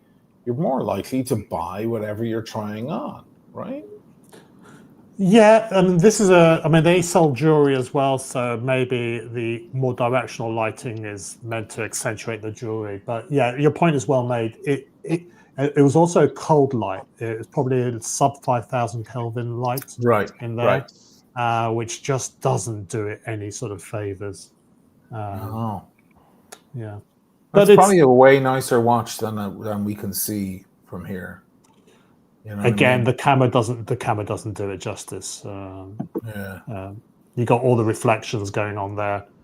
The light, two directions. It's these are these par 80 bulbs, so they're sort of really sort of focused light beams. You need an ND filter for your Osmo. Oh yeah. Kojak, question for you. I was trying to look for the video when I did the unboxing of the Patek Gondolo, and I couldn't find it. I said, okay, it's gonna go members only, and I'm like, okay, I'm a member, I can pull up the rest of the stuff. So I didn't know what happened, but that was user error on my part. Somebody had messaged me to say that I'd missed out a super chat, and I was scrubbing. it's easy to do it in StreamYard because you could just go in there and you see all the super chats in one place. And I was pretty sure that I mentioned everything. It was about 2 hours, Sean. three or so hours after the show had finished. It was 8 o'clock in the morning here. My dog came rushing in. I was drinking a cup of coffee. My dog came rushing in. As I went to hug him, my coffee spilt on the keyboard, and I'm trying to wipe away the liquid, and I've deleted the broadcast and the recording. There's a nuclear. Sean, don't believe the story. You know the old story when you're in school and they say, "Oh, my dog ate my homework." I knew you'd say this, Mike. Jesus Christ! But no, it wasn't. I mean, I was mortified. I was trying to speak to Tim to see, does StreamYard do backups? No, they don't. Does YouTube have an ability to undelete a recording? No, they don't. Certainly by the time. Okay, So I will counter by saying, as a Kojak alkalite, I believe what he said. There you go. So it was deleted by accident, guys. I'm really sorry. So hence why we're giving it another go today. So, but the thing is, it's a mulligan, Sean. You can do the unboxing again. Have we lost Sean? I think we lost Sean. Yeah. Oh dear. I like the excuses at school, though. You made me think, Mike.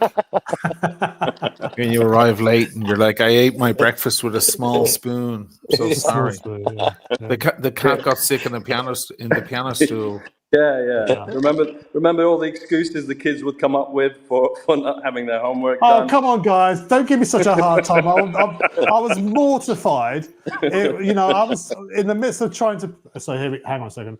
I was in the midst of also trying to spring a surprise for my wife's birthday, and I'm trying to get hold of Tim because it's a different time zone or whatever. Not getting through to him, and I'm really sorry. What do I do? Whoa! When Tim is here with us, sometimes he's in a different time zone. No. Yeah. Okay, carry on. Anyway, so listen. Long story short, I fucked up. All right, so there we go. There we go. I'm an idiot. Okay, so. Oh, Kojak, quick question for you. Yeah. Did Magnum PI call you from Hawaii? No, I've not. I've left it. Well, no, just via WhatsApp. Okay. Yeah. He's been out on a jet ski like Del Boy. So here we've got the meteorite dialed white gold Daytona, the new one. Oh baby! Oh nice! Oh baby! I think Sean might be able to join us again. I'm so sorry, guys. There was a call came in, and there was a call that came in. All right. I don't know how much of my excuse you caught, Sean, but I accidentally deleted the recording and the from StreamYard. Okay. Shit happens. Shit happens. No, I'm an idiot. No, what are you talking about? No, don't worry about it. No, I was just wondering. I was like, where did it go? It has to be somewhere. But no, that explains. No big deal. It was fun. Sean, we can do that. We can treat that as a mulligan. So you can just do another unboxing of the same watch. And why would I want to torture my friends on the panel and in the chat? Why would I want to do that? I'm not a masochist. Hey, Sean. Sean, you could unbox it again and surprise us what it's going to be. Yeah, exactly. We'll feign surprise when you release it again. And listen, we'll rate you guys on who's a better actor and actress. How's that? There we go. Well, it's more funny when it's a Patek box and a moon swatch inside. Yeah, exactly. But I have to serve my penance. So if you want to subject me to the unboxing again, Sean, please be my guest. All right. No, so you were good enough sport that you didn't say anything when I subjected you initially first time. I won't do that again to you. No, it was fantastic. I was really, I was really gobsmacked by the story behind the watch, and The fact you've got two of them now, so that's even more amazing. Yeah. Anyway, so speaking of amazing, the meteorite dial Daytona white gold, absolutely stunning. And this dial it's got like a Zorro. It looks like a Zorro sign, like a little Z gash. Again, you can't really see it that well, but in person, it's absolutely amazing dial on this watch. And the Oysterflex is so comfortable. Just to answer Mr. G in the Beautiful. comments, we didn't get a call for a watch. We got a call to go in and see the new novelties from Watches and Wonders in the flesh. Oh, you ruined it. Quick story, guys. I was in the Rolex AD / Patek AD. They sell both Patek and Rolex. I was in there yesterday, and they had, of course, their usual bunch of watches on exhibition only. Actually, they had a few Daytonas that were that weren't for sale, but they were on display.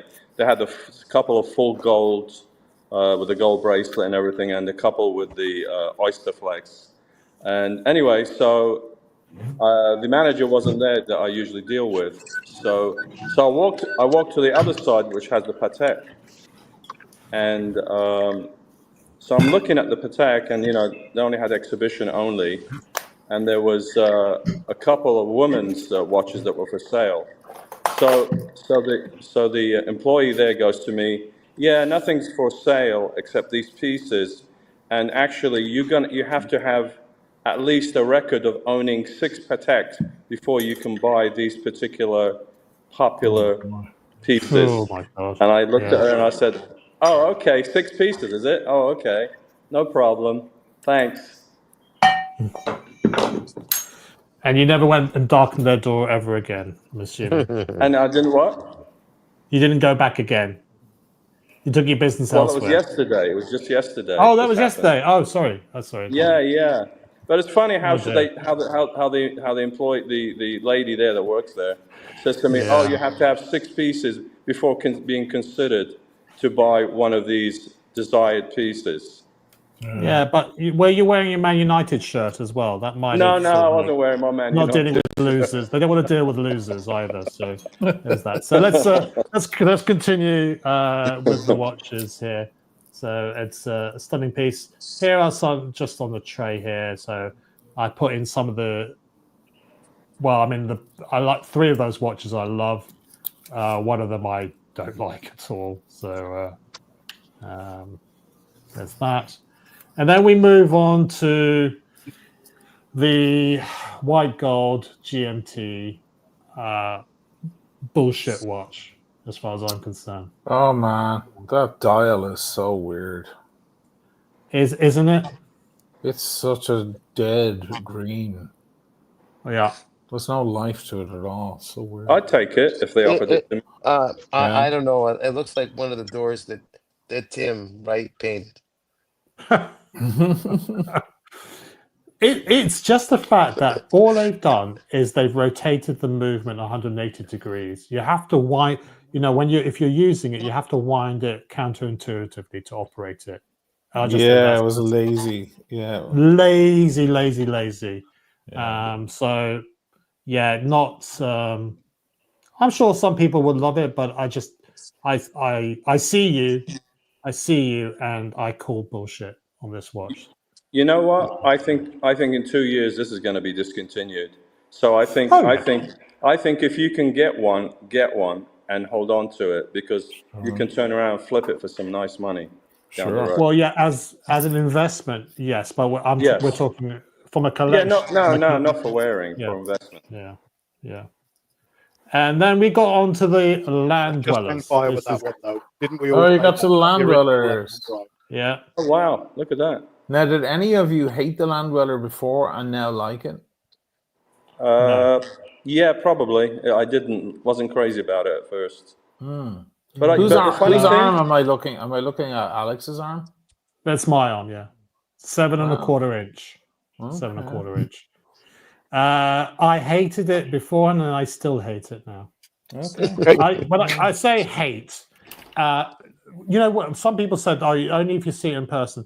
This did not surprise me when I saw it in person. It looked exactly as I imagined it to be. Okay. Case, fantastic. Bracelet, beautiful.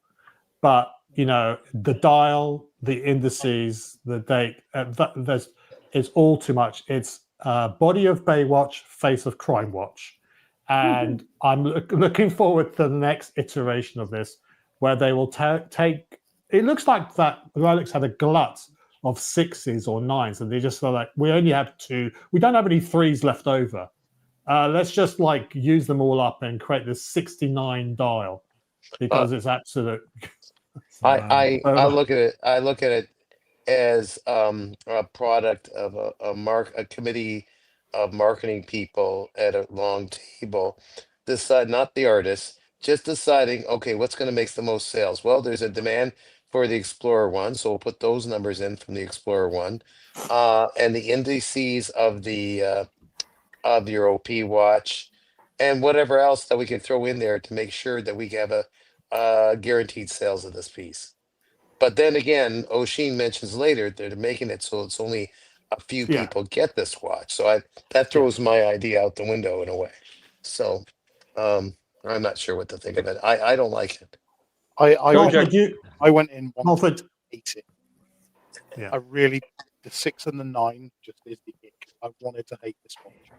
Now my other half went in and said, really have a look at it because I really like it. That's I think it's the rose gold. It was all for her. She wanted to, and I was going. I'm not interested. I don't like the watch. I don't like the watch. I handled the watch, and it is lovely.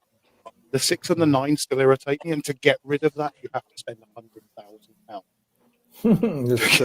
to have it again. It's the diamond. But the as I diamonds, said, said yesterday, I look forward to what the version 2s come in when I think Rolex will realise that they can't just put Gucci G's on a watch and it becomes hype.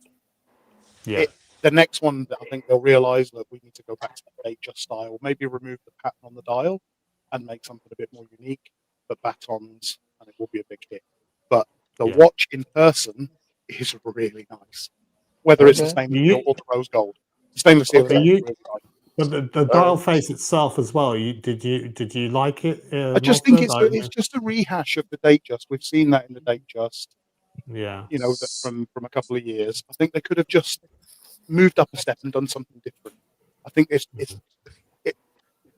just eats laziness from Rolex with the dial and the indices, and that's the biggest disappointment. But on the wrist, it doesn't look horrifically big. It doesn't look horrifically small. It's very balanced. They've done it right. The taper in the bracelet's really nice, and the bracelet feels gorgeous. And the hidden clasp as well. There's a lot of edges to that bracelet, and I know Oshin. The Omega bracelets are shocking. Mm-hmm. This really is. They've got Rolex quality there. Every sharp edge is still soft. Okay. There's still some sharpness to it, Martha. From when I was playing around with it, I was surprised, but it wasn't. No, but it's still not. Maybe it was an exhibition piece, and question for you. No, this is a working one. Yeah. Did they have the stainless steel also? Yes. That's the very next video, so that's okay. To that one there. There we go. Yeah, there we go. It's just giving me the it. They just unfortunately they didn't have the baton one there to display. That hidden flap is really nice, really nice. Yeah. I mean, I wanted to hate it, and it's actually a fantastic watch. You've just got to get past the dial, and I think version 2, when it comes, will be the winner. Yeah, and again, I think everybody. Version 2, you think they're going to change their design? I think so. Have you ever met Rolex in your life? Yeah, they're not going to fucking change anything. Are you kidding? Yeah, so we say hello to the left. Say hello to the left-hand drive that was never coming, and now we have a gold version of it. That the watch we never asked for. But I think making a gold version is a different thing. Double backing on their basic design ideas is. But making a gold version is doubling down on your idea. Removing the 3 and the 9 is taking a step back. That's different. Or even admitting defeat. Shane. Date window and put the 3 to balance it. I just think with the date window, Oisin, they didn't double down; they tripled down with that platinum version too. Oh, with this one, sure, yeah. I'm just saying with the Sprite or whatever the example was before. Yeah. Anyway, and then we move on to. This was another one of the. I missed this one earlier on. This is another one of the chronographs, the Daytonas with the meteorite dial. This time in gold. Beautiful. That's very nice. Yeah, that's very nice. Jesus Christ. That's very nice. Oh, that's amazing. Wow. It's a bit blurry. I don't know why. Yeah. And that's meteorite. So how much is that? 30 something. 32-ish. With meteorite? Yeah, the but white gold pounds. one's 37.5. Wow. I think they're all similar. I think the yellow gold's the cheaper one of the three. Wow. That's right. I think it's about £4,000 or £5,000 more than just a gold meteorite. That's a gold Daytona. So you're paying a little bit more for. Well, I say a little bit. It's quite £3,000, £4,000 more. Mm-hmm. I mean, there was reports that Rolex were running out of the given meteorite, and then That's what I heard. Yeah. my SA said yesterday there was a chunk of meteorite that went to auction, given meteorite, and there was an anonymous buyer, and all of a sudden there's no worry about these new buyers. We were always discussing whether the Pepsi meteorite was going to be discontinued, and it's been there for a few years when the stocks were running low. Now all of a sudden we have Daytonas with meteorite parts, so I guess Rolex. Yeah. Right. So this one here is a very comfortable bracelet, very dainty. It's the 1908. Now, I think this is too much dial on this one. It's too large, and I don't think the bracelet does it any justice. I think the SL Associate said that leather strap works better, or an alligator strap frames it better, but I still think the proportion of the dial and the bezel is a little bit out of whack. The bezel's a little bit too skinny for a watch this size. It's not a Calatrava. The interesting thing, Alex, was when we went outside and they had the black dial one on the leather strap in the window, and we both agreed it just looked so much better. It looks so much better. And what was the disappointing thing as well? I haven't got footage of the open case backs because some of these watches do have open case backs. The finishing on them is nowhere near the Omega standard. If you look at sort of 3861 movement, the finishing on that is far higher quality than you'll find on the finishing on the Rolex movements. Wow. So I don't know why they bothered with an open case back if they're not going to go to the trouble of making it as beautiful as possible. But I mean, there is Geneva stripes on there, but you got to squint to see. Yeah, the basic stuff. It was. So whilst we were there, and now this one is the other. This is your one, Oisin. Beautiful. My favorite. Why? Because it's green and I'm Irish. No, but compare that as the solid gold dancer piece against that John Mayer version 2. This is a beast. Now the one I love is the one from last year, the rose gold with the teal dial. Mm-hmm. But yeah, shit, this is nice. At least the green isn't flat like on that GMT. At least it's got a bit more sex to it. Yeah. I mean, you did say, Alex, if you had that watch, that you would be rocking that with a tracksuit. And how much was that? Not a dress suit. I didn't see the price. £48,000. Wow. I was just offered the rose gold on the oyster with the chocolate dial for 48 in euros. Is that a good deal? Okay, now this one. Oh wow!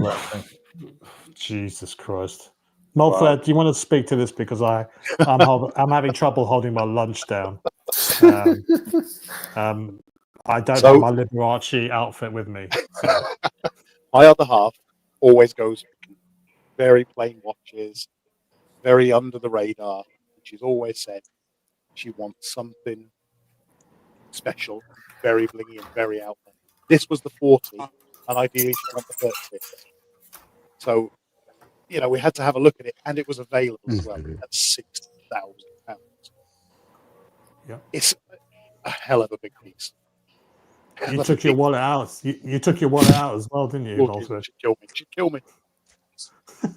Murder me if I took it home. But this is just. I'd have to disown you. I'd have to say I'd have no knowledge of you. Before this watch. I don't even know what you'd wear it with. You'd have to have a Michael Jackson glove on the other hand, I suppose, to balance it. But I mean, in the flesh, it's stunning. For a second, I thought like the Trump watch that lost the teeth. I thought this piece is missing every single letter on that. I thought it was a Trump watch. 60 grand though, Sean. I know, it's crazy. A lot of dosh. You can get. What other choices do you have on this? I'm going to tell you this: the previous watch that you were showing, what is that? The 1918 or whatever. 1908. 1908. Yeah. That's charming watch, I have to say. I mean, it's not a bad piece at all. Well, it's £30,000. Why would you buy that when you can buy a Calatrava for 32? Or 12 on the grave. I get it, but or 12 on the grave. The watch didn't look hideous. Now, one more question I have for you. Sean just tipped his hand. He said, "This watch looks hideous, Melvin." So I have a question for you in general. I want to see if you guys agree. The meteorite watches. I don't find them attractive on anything other than bright metal, like a white gold or platinum. When you put it with a gold or rose gold, it just, to me, it doesn't work. I think the rose gold does. The yellow gold, I don't think. Sorry. But for me, the white gold is perfection. Yeah. Oh, well. Really love it. It's an interesting problem to have. So we could just dream. Hey, Kojak, question. So you were at the Rolex dealership at the AD. So any of these pieces were for sale or not? No, they were all traveling showcase. All exhibition? I mean, most of them, you can pull the crown out completely, take it out. There's no movement in there. Yeah. So this collection of watches goes from AD to AD all around the country. Now, I don't know what's more impressive, all those watches. I hope you enjoyed it. Hope, here we are trying to bring some coverage to you guys on the Rolex watches. I don't know what you thought about it.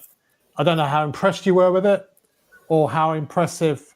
What's more impressive, those Rolex watches or my selection of white rums that I have here? The white rum. The white rum, definitely. Then either one is you, Kojak. I have about 22 white rums here of various distinctions. And I've been trying. I wasn't able to test them all this week. I've only been able to test a half of them, and to see which is the best rum for a daiquiri. So I am going to. I think, is anyone willing to make a daiquiri with me? Please feel free. I'm going to make myself a drink, and I'm going to sort of whittle away some of these rums here. Unless anybody has any specific questions about any of the rums they can see, or I could just run through them quickly and say which ones I think are absolutely disgusting for starters.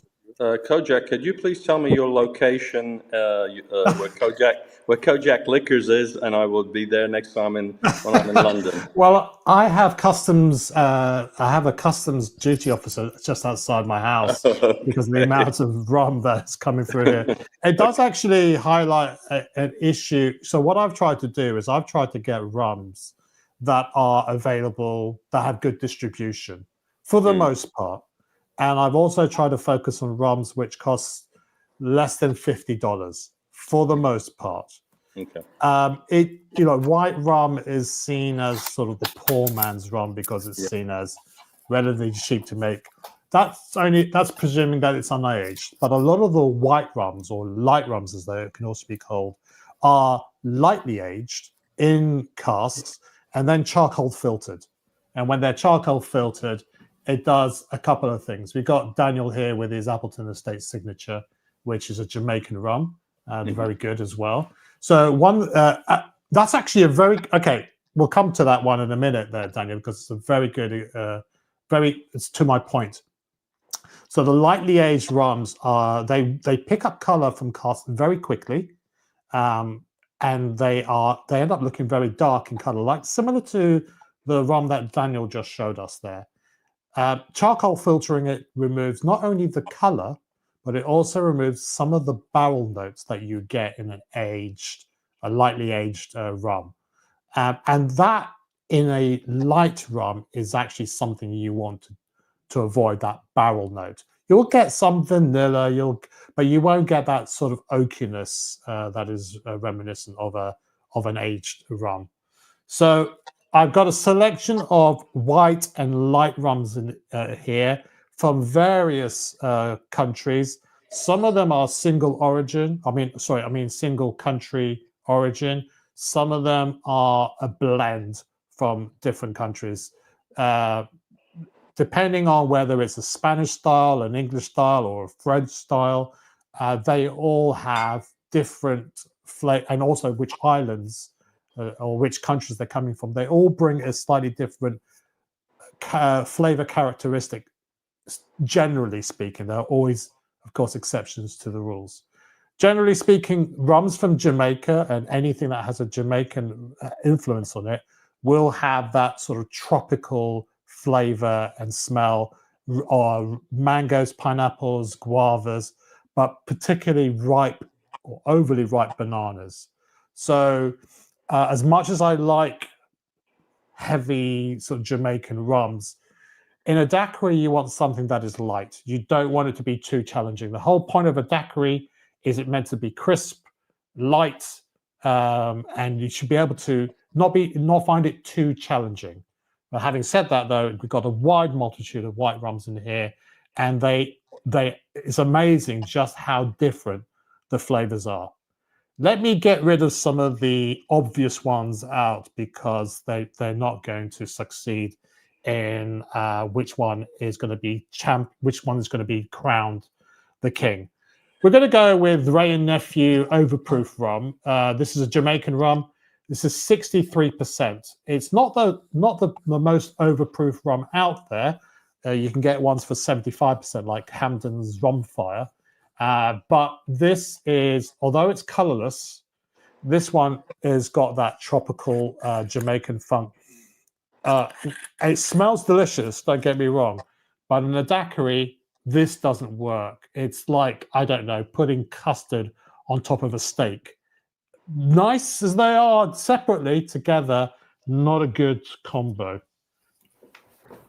So that's gone. That's gone. The next one to drop out of the list is a rum agricole from Martinique. This is Nissan's. Nissan is one of the better Martinique rums. Rum agricole is made from sugarcane juice. So in the production of sugar, you have sugarcane juice, which then goes on to be made into a syrup, which then goes on to be made into sugar. And the byproduct of making sugar is molasses. Now, 95% of raw rums are based on molasses, but you still have an important segment where it's based on just the sugarcane juice. It just means that you're using it solely for the production of rum. You're not using it for production of sugar. Now, rum agricoles have characteristic of grassiness and vegetable note to it. And if I give it a sniff here, I mean, yes, it does have that note in spades. This is 52% ABV as well. It is a very 52.5. It's a very expensive white rum. This, in moderation, when you add it to another rum, I think works better than when you use this by itself in a daiquiri. So the reason why I got this is I don't have any rum agricoles. I wanted to have at least one, and if you're going to get one, get the best one you can possibly get. And this is a good representation, a very good rum agricole, but not good for a daiquiri, I'm afraid, guys. Sorry, but no dice. I'm going to exclude the Bacardi white rum. This is this used to be at one point. I think Mike, you mentioned this. This is one of the best-selling spirits in the world in the Oh yes, 70s and the Bacardi. 80s. Of course, yeah. Bacardi blend. This is actually, as of last year, this is still in the rum world. It's still the second highest selling rum in the world. The first one is something that is sold only in the Philippines. Tandoori, I think it's called Tandoori, and that's just gives you an indication of just how much they love rum out there in the Philippines. They also, they have sugarcane crops as well, so they are getting into rum making as well. But this is still selling 24 million cases a year or something like that. Oh yeah, people still huge. Yeah. People still drinking rum and Coke, and Bacardi Light or Bacardi Dark is the most popular. Yeah. But this is essentially piss water, as far as I'm concerned. Yeah, it could be easily swapped out for vodka, and most people wouldn't know this. Yeah, it's cheap quality. And cheap quality. I mean, there is a faint acetone, like nail varnish remover smell to it.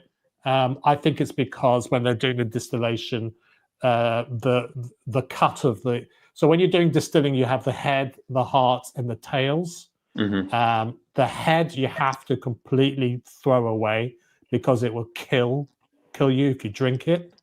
The heart is where it's all nice and tasty, and then towards the end of that sort of mash bill that you're distilling, it's the tails. Now, I think what companies like Bacardi do is they extend the heart into the tails, and that tail stuff is quite rough, but it means that they get more liquid out of each distillation process than those people that just look at a really sort of slim heart of the cut. Okay, so that's gone. It's from Puerto Rico. We know the story about Bacardi. They escaped from Cuba. They were original Havana Club. They escaped from Cuba, set up shop in Bacardi, and the Cuban government took over the distillery there and gave it to somebody else to run, which is now called Havana Club. Okay, so that's that one gone. Gone. We have, this one's a bit disappointing. William George, a bit of an artisanal brand. I happened to meet the distributor of rums, and they have a sort of quite boutique-y rums in their portfolio. And I asked him which is the best rum for a daiquiri, and he heartily recommended this. This had very good ratings for sipping. For sipping, I would definitely recommend this.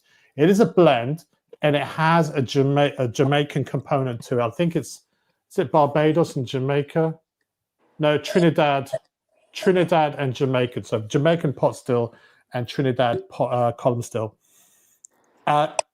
One thing I've found in common with a lot of the blends that I'm going to reject is the amount of Jamaican influence. When you're drinking a daiquiri, there's a separation of flavors that occurs. The daiquiri really highlights the rum that you're using.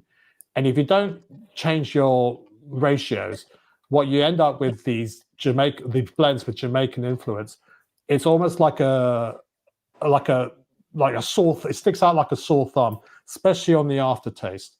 So I'm sure you can make a delicious daiquiri with this, but I bought this from their Amazon store page, which was £35, but in the supermarket it was £48. Oh, that's going to be 50, almost close to $60 or $90 Canadian. So no way would I recommend this, given how expensive it is. It might be delicious, but it's very expensive for daiquiris. What's the aging on that one? That's an interesting question. Well, if it's Jamaican, they will have been matured a little bit, because that's probably at least 3 years. I'm guessing. Probably 3 to 4 years. Yeah. That would be, but it can age quite quickly. Sometimes they'll only put a stave, a cask stave in a aluminium vat, and that can actually, you can age it that way as well, rather than having to use proper casks. Diplomatic. I'll tell you another one is where is it? 10 to 1. Okay, 10 to 1 is a blend. I think it is Dominican Republic. So Dominican Republic has huge column still distilleries that run 24/7. And they produce rums for other countries, including Colombia. Now, it's also got Jamaican rum. This was considered to be the best rum for bold flavored daiquiri. I'm sorry, guys, this is not good. Not good in a daiquiri. Again, it's that Jamaican influence. It's just sticking out like a sore thumb. So I was very disappointed with this one. When I was testing all of this, I made sure that I used the same recipe. I used the same batch of sugar syrup. I used homogenized lime juice. So I had squeezed several limes to create a batch so that I didn't have variance from one lime to the other. I weighed the same amount of ice going into the shaker. I weighed the drink coming out, so the dilution was the same. I shake it for the same amount of time. I tried to be as equal as possible, but this one just didn't work. It was nasty. It was nasty going in. It was nasty on the aftertaste as well, from a daiquiri perspective. I'm really sorry about that. The next one that I have tried is the Diplomatico, a Venezuelan rum. This is Diplomatico's huge distribution, and yet bloody expensive. This is 47. This is quite a lot of money. About high 30s, £30 per bottle. 47% ABV. So I suppose there is, in the UK, it's priced. You have taxes based on the alcohol content. Now, Diplomatico has a habit of adding sugar dosing. It's called dosing their rums with sugar, particularly their aged runs. I think the Especial, which I have a small bottle of, has 30 to 40 grams of sugar per liter. But I think their white rum doesn't have, if it has any sugar, it's probably a very small amount. But it smells like white cacao. I mean, it's really creamy tasting and all that sort of stuff, but it just didn't work in a daiquiri. So I'm afraid this didn't make the top. This didn't make the cut. Hey, Kojak, I think Diplomatica generally is for drinking straight, sipping. It's not really. Yeah, for this would be a good candidate, but I have seen reviews that they say this makes a great daiquiri. But maybe I'm using the wrong recipe. I just have not seen it myself. Okay, what else have we got that I've tried that we've rejected? Nothing else. Okay, this one's borderline. This was I wouldn't turn it back. This is Plantation, or Plantery, as they now call it, because of the connotations of the naming convention. Plantery, 3 stars. 3 stars because it's Jamaican, Trinidad, and Barbados rum. Now, it has got that Jamaican component that I was saying that can be a little bit off-putting. When I did one round of testing, this came bottom. When I did another round of testing, and I think because I had a little bit too much dilution, this came top. So I think that it sort of merits inclusion. You'll see this in a lot of bars. This is a lot of bartenders' preference. It's you use this for many different cocktails. I think you just have to be a little bit worried about it. But there is just a little bit of a hint of an aftertaste on this particular rum in the daiquiri. I'm sure it tastes delicious in other things. It's just my focus is on daiquiris at the moment. I haven't tried some of these ones here, which are unopened. I have one called Lost Years Navy Strength at 52.5%. Supposedly very good, but I just don't know. They do a standard ABV version, but anyone that's anyone about rum says this is the preferred one to use in a daiquiri. I'm not entirely sure, but we'll give that a go at some point. That's strong. Yeah, strong. This is Don Q. So I was poo-pooing Puerto Rican white rums as being nothing more than water or watery and wishy-washy. Now, Bacardi is obviously the biggest brand, but Don Q is deemed to be the best brand from Puerto Rico. So that's why I've included that. I'm going to try that to see What's whether like or not. Sorry, Don Quixote, sort of representing Don Quixote or something, or Don, no? Don, It's just, I don't know. okay. hey, It's, Kojak, Don Q is famous for their 151 rum. oh, for the overproof rum. Yeah, the 151 rum. Yeah, That's what they're really known for. yeah. So this is, but I'm looking forward to giving this a go and see how it stacks up with the other ones.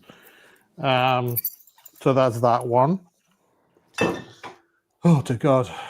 So much to remember. Brujal. This is Dominican Republic. This is getting very hard to find. It used to be the darling in the white rum world, particularly here in the UK and in other parts of the world. Getting harder to find. I don't know whether or not they have abandoned that product line. I managed to find a supplier that had it at a reasonable price. Otherwise, there were like other suppliers were like charging double the list price for this. So it's a cheap rum. It's about £20 a bottle. It's not too expensive. Just like the Don Q Crystal, it's affordable. Supposedly makes a nice rum. I don't know. We shall see. Dominican rum there. All of these rums are supposedly good in a daiquiri, so I feel like I'm repeating myself, so I'm going to just move on. There we have Flor de Caña, 4-year-old extra dry. This is from Nicaragua. What can I tell you about this rum? It's very wishy-washy. I would put this probably on par with Puerto Rican style white rum. In a daiquiri, I just could not taste it. So I have tried it. It's in the meh category. It's in the, I'm not going to turn it away. I'm not going to necessarily order it again. Those other ones I've rejected are rums I would ask for my money back. So that one is definitely a no-no as well. What is the no-no? Is it just the taste? You just don't feel the taste, or that Jamaican feel, like you said, some of the other rums, too much Jamaican feel like it's using. It's just nondescript, Daniel. I mean, Okay. a daiquiri is a simple combination of water, dilution in the form of ice melting, rum, lime, and sugar. It falls off a precipice very quickly if you even add, or if you have half a teaspoon too much of something, or even half a teaspoon too little of something. It changes really, really quickly. It's amazing how delicately poised a good daiquiri is. Now, tried as I might, I just could not bring out the best in this. But maybe I'm missing a trick. And Ray, leave me alone. I wanted to ask that question. Okay, that's fine. Okay. Speaking of Ray, we have another super chat from Ray. €5. Thank you very much, Ray. I own a Hooker Master, my version of Yacht Master, more accurate. Would love to send a photo. Rum, now we are talking. Now we parlay. Oh, I'm glad of that. Glad of that. Okay, on the home stretch, guys, we have a few more here. So El Dorado. Okay, Daniel Katz has an El Dorado 12 or 15-year-old, which is a golden rum. This is their white version, equivalent, aged for 3 years, then charcoal filtered. Standard bottling at 40% ABV. By all accounts, it's meant to be good. El Dorado, so I was talking about Diplomatico. They have their sugarcane production in the foot of the Andes. Because of that, the water collection, it produces particularly sweet sugarcane. This, I think, is on the banks of the River de Moreira. So it, too, similarly has perfect growing conditions. The terroir there produces fantastic sugarcane. So they've taken advantage of that by using that sugarcane to also make rum. But I don't know. Some people say it's great. Some people say it's a bit wishy-washy. But we will find out. We'll find out. Oh, by the way, my horology sign is Pisces, which is very wishy-washy. Just thought I'd add that in. Well, you go both ways, don't you? Cool. Anyway, which rum did you use for the daiquiri you made the missus that she wasn't crazy about?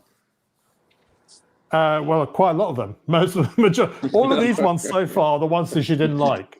She really didn't like them. So we're getting down to some of the bottles I haven't opened yet, and then we'll go down to the final ones, which make the top 4, top 5. We have Ron Cube. Now, this is from Cuba.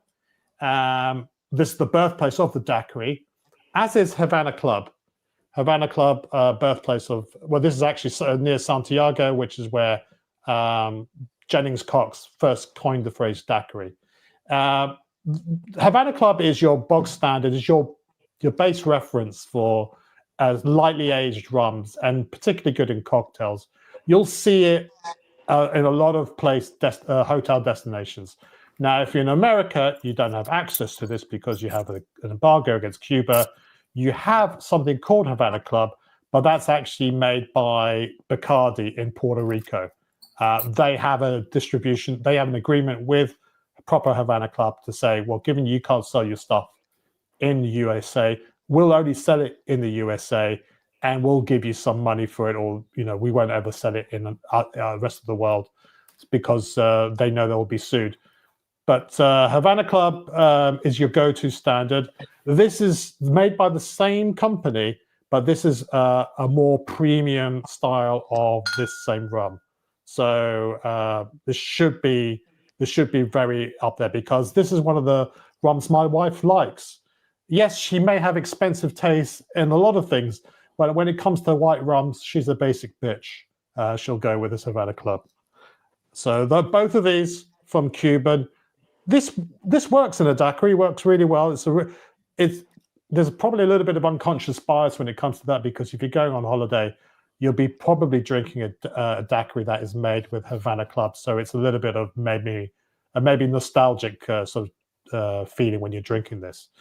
What I'm trying to say is if you see a bar that has both Havana Club and Bacardi and you want a daiquiri, insist on having it made with this, all right, rather than the Bacardi. So we'll come back to that one. Ron Cube, I'm really interested in finding out about that because by all accounts, that should be the best white rum to make in a daiquiri. And what was the other one called?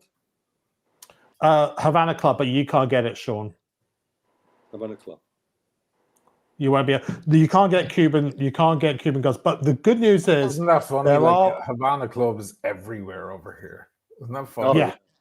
Except the United States. Yeah, outside the US, like it's Havana. It's like saying fucking Coca-Cola or something. Yeah, I see Jack Daniels. Well, you say that, but when I was talking Bacardi, Bacardi is for like 16-year-olds, right? So Bacardi outsells this about 5 times. Oh yeah, Bacardi is massive. Yeah. Oh yeah. So they sell 25 million cases a year. Havana sells about 5 to 6 million cases a year. This stuff, wow. But it's good stuff. It's good stuff, guys. I mean, it's not that bad. And the other one is also difficult to find in the US. Rob, what was that? Yeah, it's Cuban. Cuban. You won't be able to find it.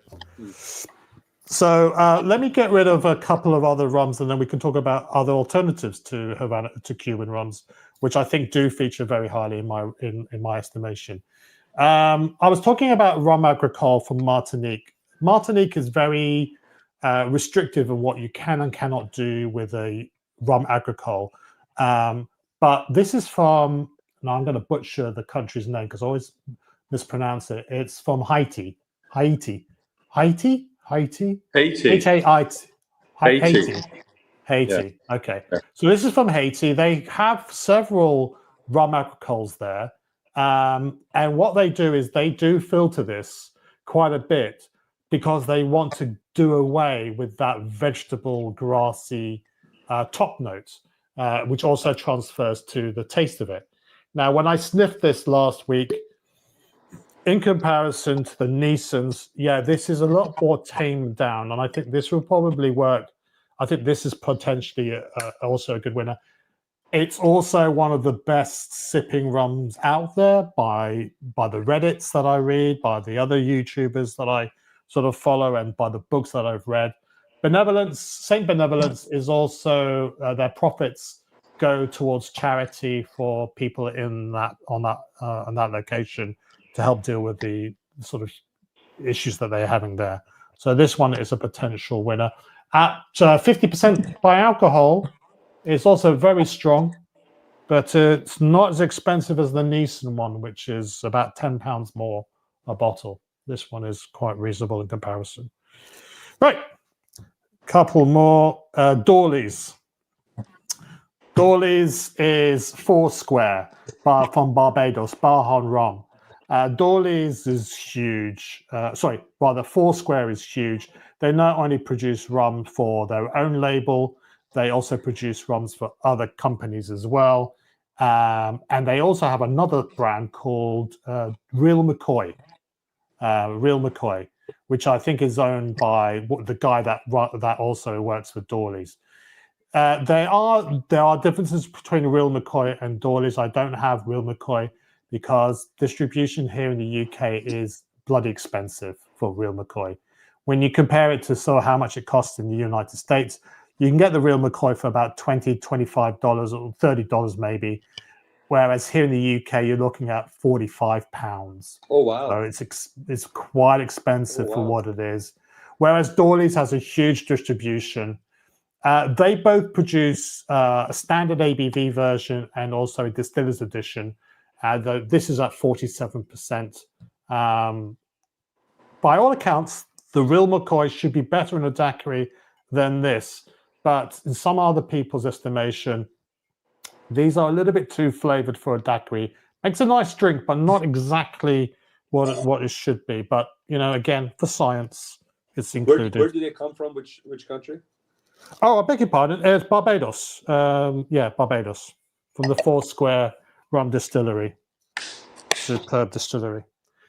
Okay, and the final one I haven't tried yet is Banks Island 5 Rum. Now, 5 Islands is a little bit artistic license because one of the countries it comes from is not an island.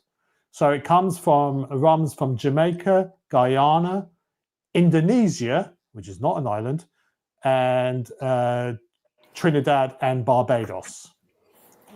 So maybe give them a little bit of artistic license. This was huge hype rum when it was released, or when it came to people's attention about a decade ago. It was seen as people who don't like rum, try this, and it will change your opinion of it. Now, maybe this is the best rum to use in the daiquiri. I haven't opened it yet, but there is a little bit of Jamaican influence there. Maybe not too much to sort of put you off, but not cheap.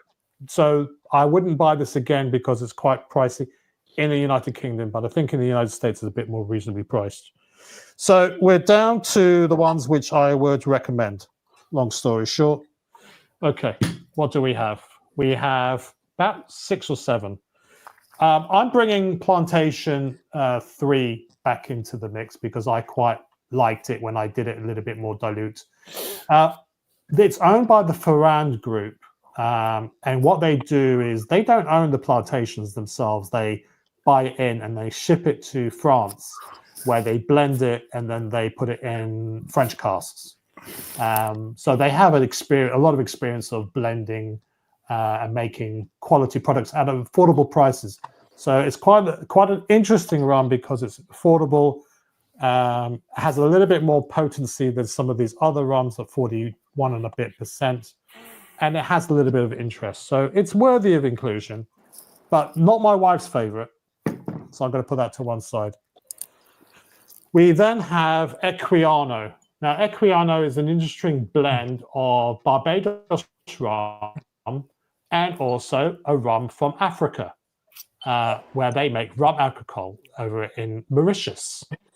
Now, I mentioned earlier that the rum alcohol on its own is bloody awful, but blended with something that is quite Barbados rum tends to be a little bit sort of safe, but with a little bit of rum alcohol, the right amount of rum alcohol, it makes for a fantastic daiquiri. This was rated very highly by both me and my wife, so this is a recommendation and fairly reasonably priced. It wasn't the cheapest, but given that it's from a small producing country like Mauritius, you can sort of understand why it costs as much. It costs a little bit more. 43% as well. So not the weakest one out there. Good looking presentation. The bottle. Good looking presentation. It's an interesting brand, up and coming as well. It's gaining more and more traction. The other huge brand is Chairman's Reserve from St. Lucia. This one, again, available in 2 ABV levels, one at 40% and one at 43%. Anyone that's tested in the daiquiri has told me that the 43% is the one to go for. Not because it has a higher alcohol level, it's just that it hasn't been diluted as much. So the flavor is still a bit more prominent. And it smells delicious. I really enjoyed the daiquiris I've made from this in my testing. My wife doesn't rate this as higher as some other ones. But this is definitely worth looking out for. Sean, you should be able to get this one in the United States. I'm only interested in the ones that your wife gave her thumbs up on. Okay. We don't All care right, about we're your getting there. opinion. We care about her opinion. Oh, okay. I see it. Is that how we go? All right. Havana Club 3-year-old is going into it was my wife's favorite. Out of the numerous blind tastings, she kept on picking this as her favorite, which is really annoying because I spent an absolute fortune on all these other bloody rums, only for her to say I'm a basic bitch and I still like this. It's a little bit too simple for my taste, but I would not turn down a daiquiri that was made with this. I think it's still delicious. But rather surprisingly, this was in one of the rounds. This was her favorite. This is Santa Teresa Claro Ronanejo. So it's this lightly aged rum from Venezuela. Yes, Venezuela. So this one has something about it. It's similar style to Havana Club. So that's probably why she liked it. But there's a bit more apple to it, which is interesting. In a daiquiri, it's sort of crisp. The daiquiri is supposed to be crisp. Green apples are crisp. So I think it works well in a daiquiri. She actually liked this. In one night, she preferred this over this. And when I tested her, I was doing blind tastings. She didn't know which ones I was giving her. Okay. And I rated this really highly as well. Actually, funny enough, the Lanesborough has this behind the bar as well. So there you go. There you go. So that's not too bad. But they also have Bacardi. But if you are asking me, not that my opinion matters, Sean, as you so aptly said. For me, Veritas. Veritas, or in the United States, it's known as Probitas. Cheesy name notwithstanding, what it's meant to be is that it's supposed to be transparent rums. They're not dosed. They don't muck about with it. It's just expertly blended. It's a combination of, and this will surprise you, it's a combination of Barbados, which is Foursquare. So that's where Dawley's comes from. And also Hampton's Jamaican rum. Now, the very worst rums are the ones that had the Jamaican influence. But there's something about this particular blend, a really considered blend. The master distiller there is an absolute genius. He does some amazing rums. He has created something that has a lot of interest, but works in a multitude of cocktails. I spoke to a bartender that used to work for Trader Vic's, which is the home of the Mai Tai and a lot of other tiki drinks.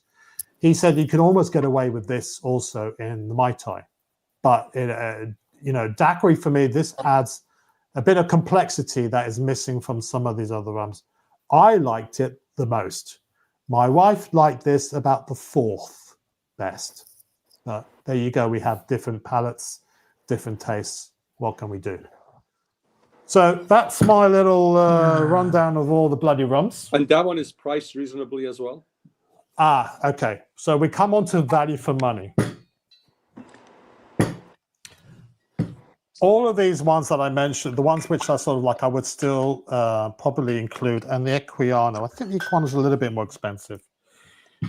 These four here, which are the Plantation, Santa Teresa, Havana Club, and Chairman's Reserve, they're sort of your sub 30-pound bottles of rum, where these two are the cheapest. Havana Club, and Santa Teresa are the cheapest. I would say Santa Teresa is your best value for money because although it's similar price to the Havana Club, it's actually slightly higher ABV at 40% compared to 37.5%. So, and plus you can't get this one, Sean. So I'm going to take this off the table. I don't want to taunt you with something that you can't get your hands on. So these two are this is the cheapest. Plantation 3 stars is not that much more expensive. Chairman's Reserve is a little bit more, I think £27 a bottle, but good distribution. Equiano, I think, is in the 30s. This one is £38 a bottle. So the question is this worth double? Is the daiquiri worth paying twice as much for a bottle of rum than, say, Santa Teresa? I can't answer that question for you guys. If I'm tasting something, let me put it this way. My wife, basic bitch, tasting rums means I'll make her this cheaper stuff and I'll save the good stuff for myself. She must have had such a good time. All I can think of is your wife at the nail salon going, yeah, Alex got some nerdy friends he talks to on a Sunday night and he's after buying a bunch of rums and I'm looking forward to tonight because tonight I have to taste them. You know? Well, it's a little bit cheaper than Rohypnol as well. So there you go. Daniel had something. Daniel means no. No, he knows. He knows. I was just joking around. Okay. The Appleton Estates is another affordable thing. Yes, not the quite Appleton where he Estates. wants. Yeah, so Appleton Estate. Okay, so we were talking about Havana, lightly aged rums, which are charcoal filtered. I dare say that your Appleton Estate signature, which is a Jamaican rum, so it has that Jamaican funk to it, that's probably younger than the rums that go into, say, a 4-year-old or 3-year-old rum like El Dorado. That's probably got less age in it. The only difference between that rum and this rum is that this has been charcoal filtered, whereas the one you've got has not. So this idea of categorizing rums by color is sometimes a bit contradictory. So you shouldn't necessarily take too much out of the color of a rum. Okay. So that's that. Any questions so far? No, awesome job. I got a quick question. Can I put a quick question? Yeah, of course, yeah. I would like to know what Sean is drinking tonight. So, actually, when I popped the cork on this one, last year, I think it was, we had, it was one of our first whiskey and cigar. Hold on a second, guys.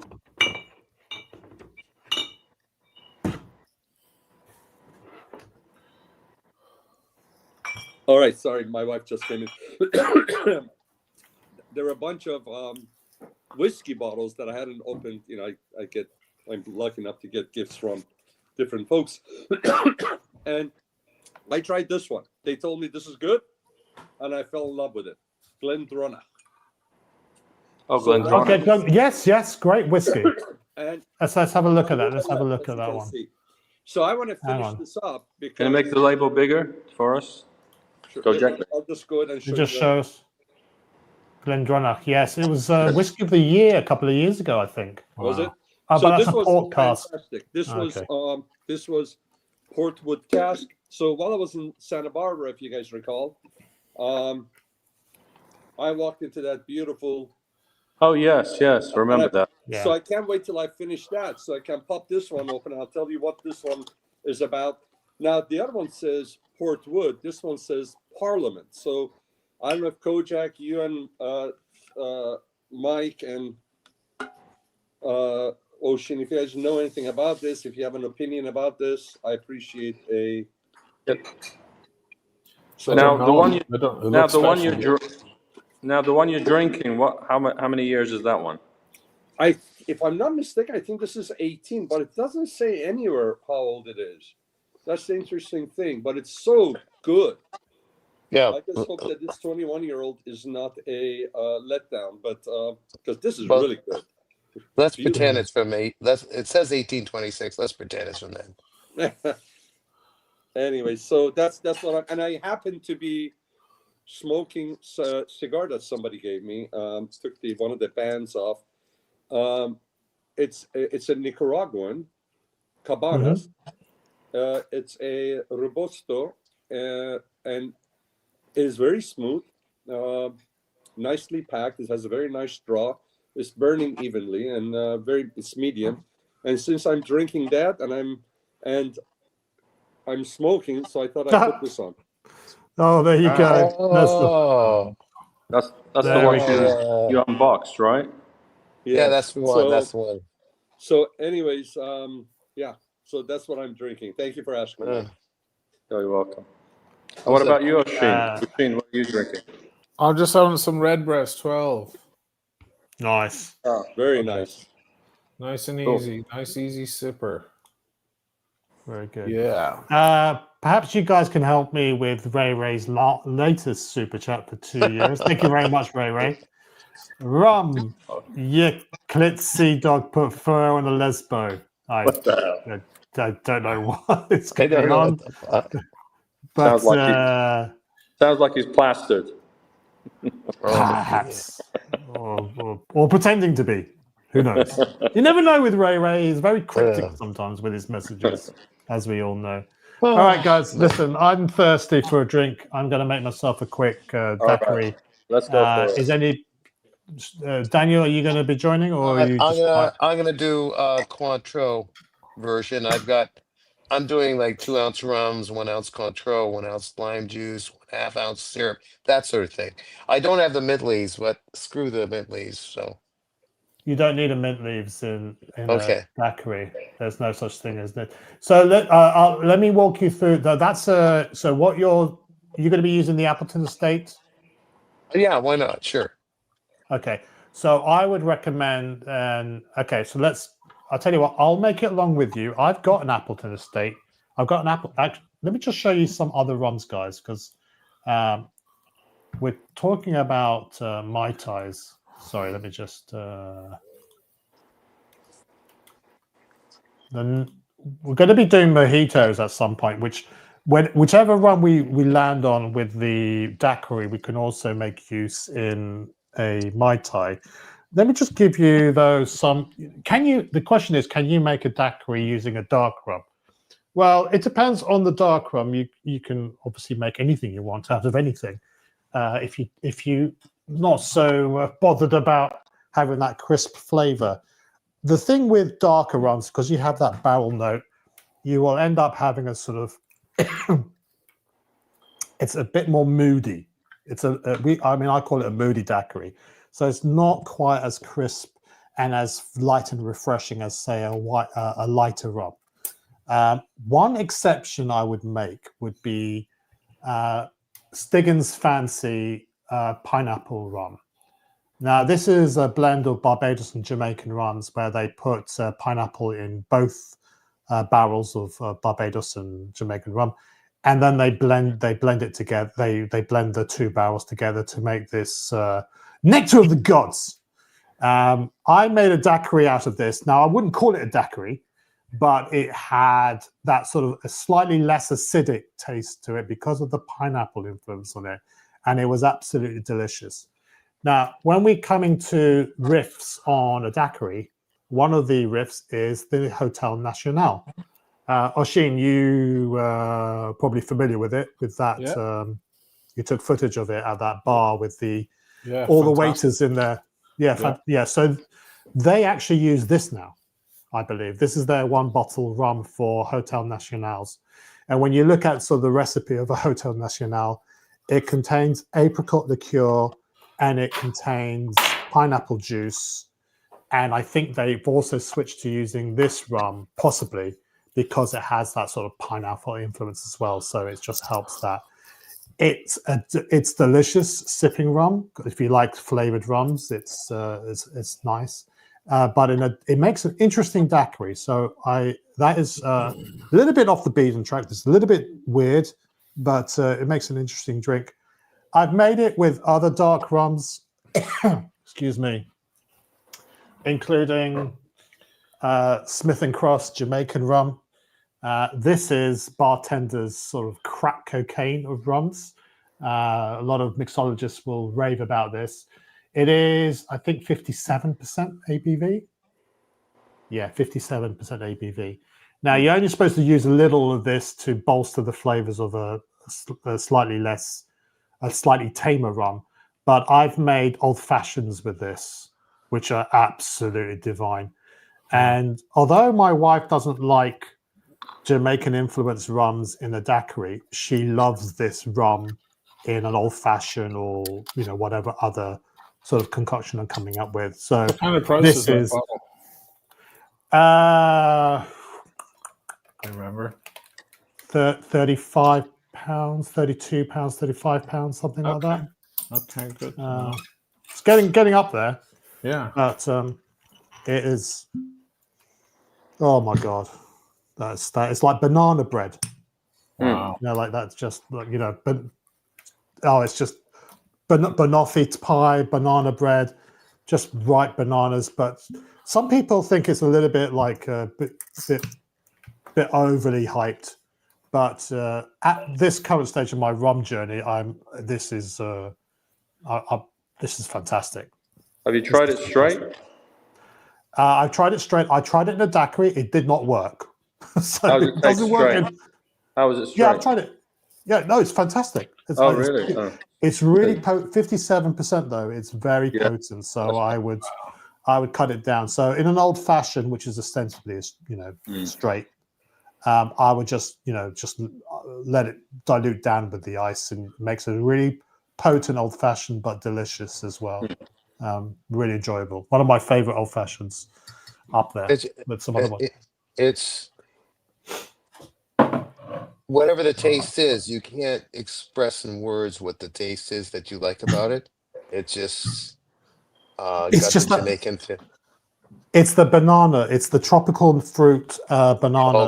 Okay. And a heavy Jamaican rums have a real banana influence on it. Now, Appleton Estate, I've got a couple of bottles here, 8-year-old and 12-year-old rare casks. Appleton Estate apply chill filtration to their rums. And in the whiskey world, that's a big no-no. It's because anything below 46% ABV suffers from haziness in certain conditions. That haziness affects gins, affects whiskies, it affects rums as well. And these are 43%, hence why they chill filter this. People associate haziness with some sort of defect in the drink. And rather than manufacturers trying to educate customers, they end up going down this route of chill filtration. But the chill filtration takes out some of the fat molecules, some of the esters that are in gins, in whiskies, in rums. And fat is flavor. You're stripping some of the things that make that whiskey the fantastic thing that it is. So I'd rather have a non-chill filtered whiskey compared to a chill filtered one, because it just means that it has more of the flavor. However, in the case of Appleton Estate, especially the 12-year cask, chill filtration probably works in this instance because it actually tames it down a little bit, makes it far more approachable. And amongst the rum community, and they can be quite a snobby bunch, as you can imagine, like whiskey snobs are and all that sort of stuff, they rate this as one of the best sipping rums, period. And they've got access to all sorts of different rums, as you can imagine. But the Appleton 12-year rare casks, they say this is a fantastic expression of a rum, which is tamed down Jamaican funk, who's still there, tamed down some of the barrel notes, but it's still there. It's just beautifully crafted, they say. Now, When you say, go Go on. When you say tame down, like some of the stuff, repeating it does help. When you tame it down, it means it's that like overly strong, dominating essence of a Jamaican rum, like it's taming it down, like the banana Yeah. feel. So It's like it's you too strong, so you they know tame it when down. you not that you would know, but if you like if you grill bacon, okay, Right, or if you roast a chicken, right, some of the night when the juice is all congealed in the bottom of the pan, that is all flavor, but obviously it's fat. You don't want that, do you, when you're eating it? But right. that's they're removing some of that fat from from the spirit. Now, in the instance of this particular rum, it actually works in its favor. So they feel that they're justified it. The fact that so many people on Reddit and YouTube and forums and all that sort of stuff rave about this means that it obviously works in this instance. There's something Okay, about just peeling a little bit back, just turning it just down a from bit, 10, just a bit. just turning it down the volume from 10 Okay, to 9 seems all right, to, okay. you're not clipping the speakers anymore. You can actually, the fidelity is there. It's just something about it that seems to work. Which is something that Appleton Estate is famous for. So they make great rums, but they do use these techniques that in the whiskey world are sort of frowned upon. The other couple of rums I've got in here is Jamaica or Yamaka. I don't know how you pronounce it. It's how you pronounce Jamaican in the indigenous people of Jamaica. So Definitely, it's not pronounced Yamaka. Okay. No, you're not Yemen. All right, Yeah, all right. Muzzle tough. So let's call it Jamaica, man. but this pitching is in. so I've been studying already for the Mai Tais because it does require something with a bit more welly to it. The story of the Mai Tai is quite complex because the rum that was used to make it no longer exists because they used it all up in making it. And so Trader Vic's, Smuggler's Cove, all these sort of great tiki bars for decades, from the 1930s onwards, have been trying to find an alternative recipe. There's a concoction which calls for 4 rums to be blended together to make something that approximates what should it be used in a Mai Tai. That's called the ultimate Mai Tai, and one of the rums that is made up constitutes that ultimate blend is this Jamaica. It also calls for a bit of this 12-year-old, so that's why I got this. But when I spoke to some bartenders, they said, look, the rum that was used originally in the Mai Tai was a Jamaican pot still rum. Just use this stuff. So I will when I do the Mai Tais, I'll test it with what's commonly available, do the ultimate Mai Tai, then compare it also to this one to see what's going on. That sounds like a Frankenstein rum. Well, I mean, there is a company called Denizen, which is not available in the UK and Europe, that make a rum called Denizen's Reserve. And that's what Trader Vic's use now. So they were involved in creating a blend that approached what they wanted in a Mai Tai. And now that's what they do now. They used to use Barbados rum with some rum alcohol or Jamaican rum with some rum alcohol. Well, they just got this other company to do it. And that's what they use. It just makes their life a little bit easier. In addition to those 2 other rums that make up the ultimate Mai Tai is the Plantery OFTD. And I mentioned this last week. The corporate meaning of OFTD is old-fashioned traditional dark, but actually what it stands for, oh fuck, that's delicious. 69%. It's 69%, baby. Holy cow! I don't think I'll live to tell the story. So this is an overproof rum. Fuck, that's delicious is the exclamation made by people who tasted it when it first came out. I have a different take. It's oh fuck, that's deadly. Well, that could be that. That could have been. Maybe that didn't make it out of the focus group. But this is a blend of rums from Guyana, Barbados, Jamaica. Rich red mahogany, coffee, orange plum jam, and truffle. And it tastes like caramel cream, chocolate, and vanilla notes. And it continues with cinnamon, raisins, nutmeg, oak, and molasses with smoky accents.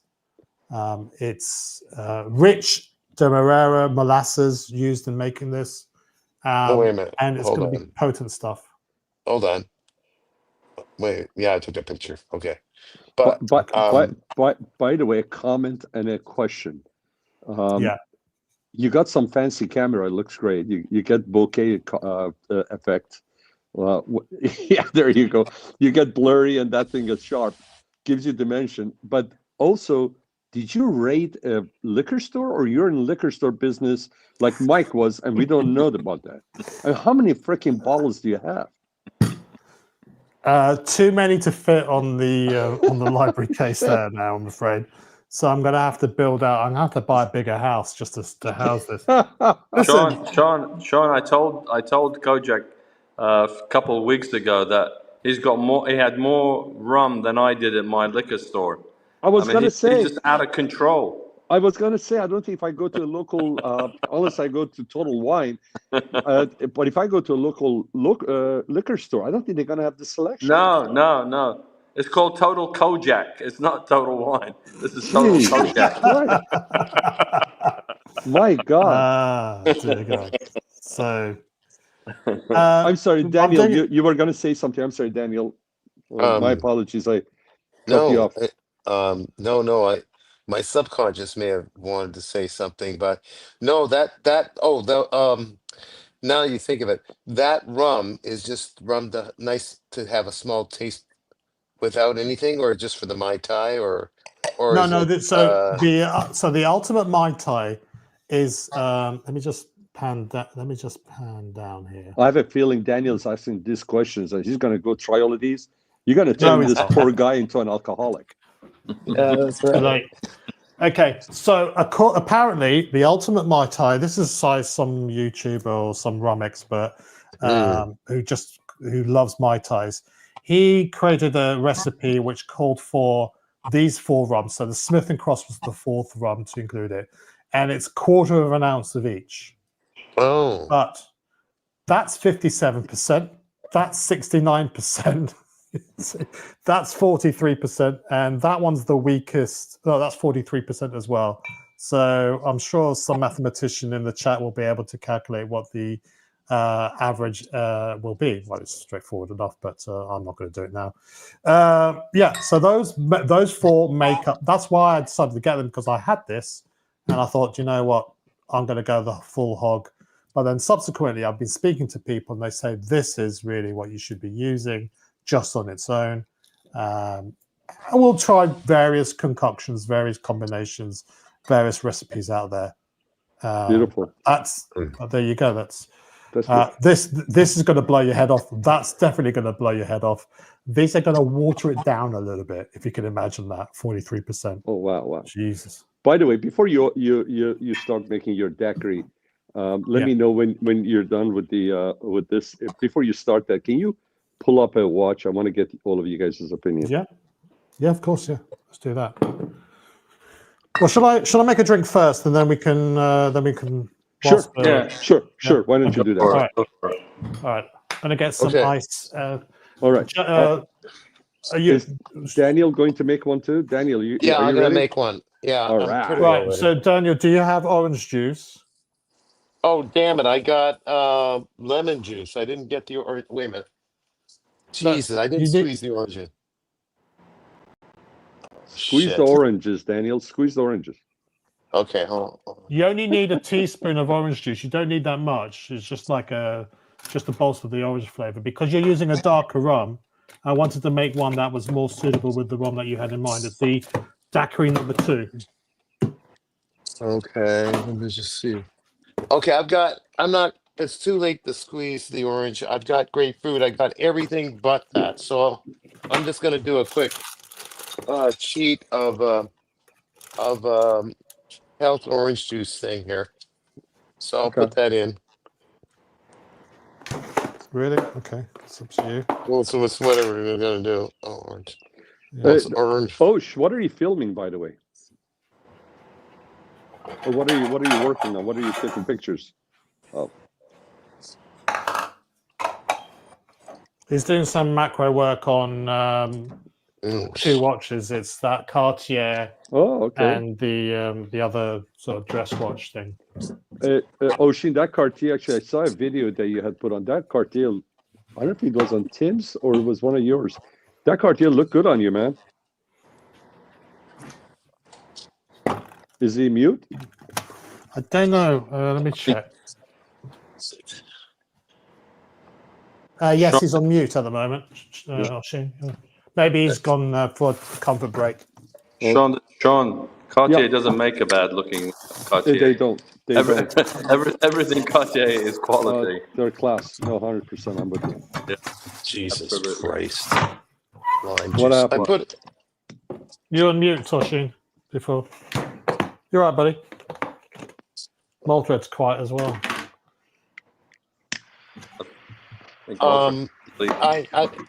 You do lime juice, don't you? You don't put any lime juice in this Yes, thing? you do put lime juice in it as well. You just need to have a little teaspoon of orange juice as well. So I'm going to give you the measurements in a minute. All right. So whilst I'm squeezing some lime juice as well. Okay. Since the topic of the watches today was more like dress watches, there's a nice dress watch that's actually got dress-looking watch that's got complication, and I hadn't seen this one before. So after we make Kojak and Daniel mix their drinks, we'll take a look at it, see what you guys think. Yeah. Okay. No, I've just been talking for quite a while. I just need to wet my whistle, as they say. Yeah, you have to get energized. Wet his whistle. Sean, is it a new piece you picked up? No. This is. I'll show it to you. I came across this while I was on this website, and I had never seen it before. And I want to see what you guys think, because we got some gentlemen on this panel, and you guys are open to classy, clean dress watches. I want to see what your opinion is. Okay. Just one more moment, and then I'm just going to ice and a glass. I'm not going to use a martini glass, Sean. Don't worry. I know how much you hate it.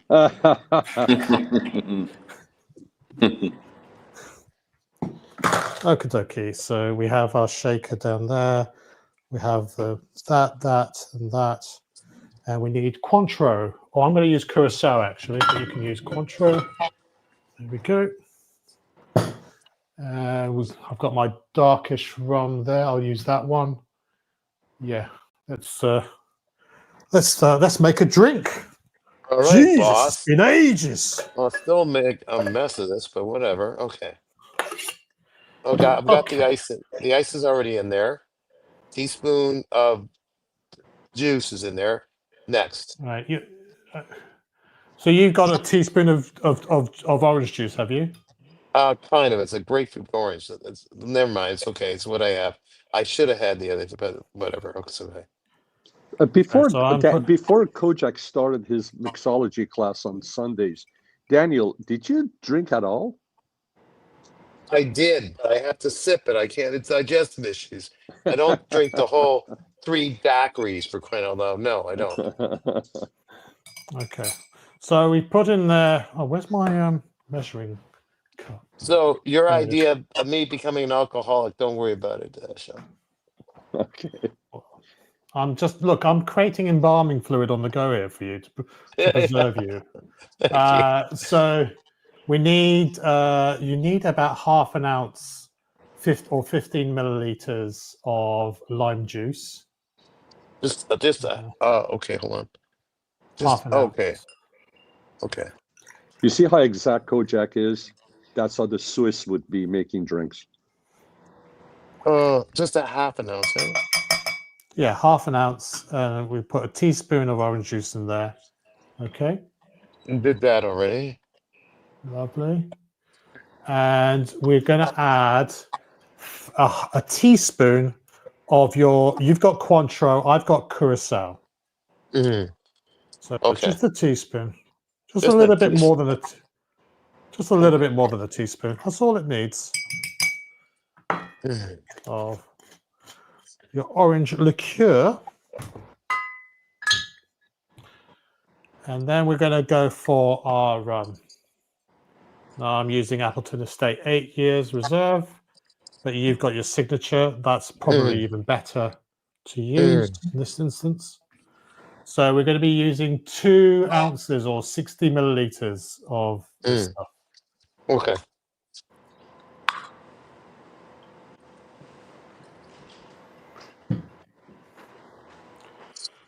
There we go. Pour that in. Oh, that smells good. Smells good. And we need some sugar syrup as well. Rum got a bit, but that's just a touch, right? Yeah, about about 10 milliliters or 2 teaspoons. Oh, let me see. My goodness. Not a lot.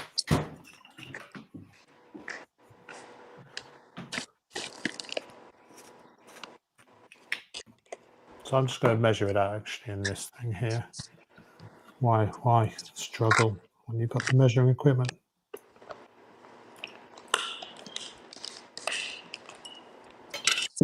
There we go. By the way, guys, this cigar that I just had, Ocean, if you can find this cigar over there, it's inexpensive. I checked it out; they're like $10 or $11 a stick in US, and it's pretty good. Okay, so I'm just gonna mix this now. Are you gonna? I'm gonna shake it, or do you have to stir? Yeah, shake it. Yeah, no, shake it, shake it. These are. So just recap what you've got, Daniel. Oh shoot! I've got the rum. I've got the syrup. I've got the rum, the syrup, the Cointreau, a little bit of lime, and a little bit of orange juice. Or orange juice substitute in your case. Yeah, okay. yeah. By the way, the sweetener. Kojak, my watch channel, Chris is asking if there's a link. I think of course, he wants to jump on. Yeah, of course, yeah. Sorry, let me just. We haven't had Chris on the panel for a long time, and we missed him. Yeah, well, the more the merrier. Fuck. Yeah, Manny and Travis, they should get on too, man. If they're watching. Manny, I think, was in Miami last week visiting his parents. I think he's back in Atlanta. Okay. Well, if he's available, I know he's busy with stuff. So I know he is. Yeah, if he can. Yeah. So, all right. So, we're going to shake it for 12 to 15 seconds. Okay.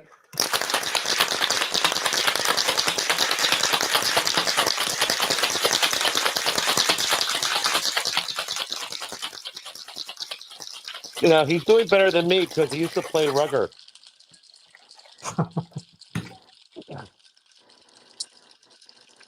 Okay.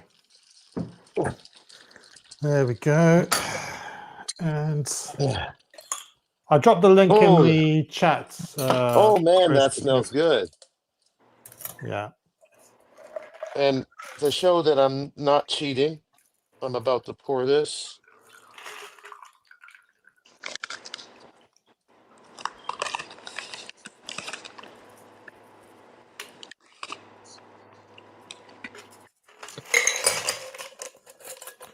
There you go. That's a daiquiri number 2.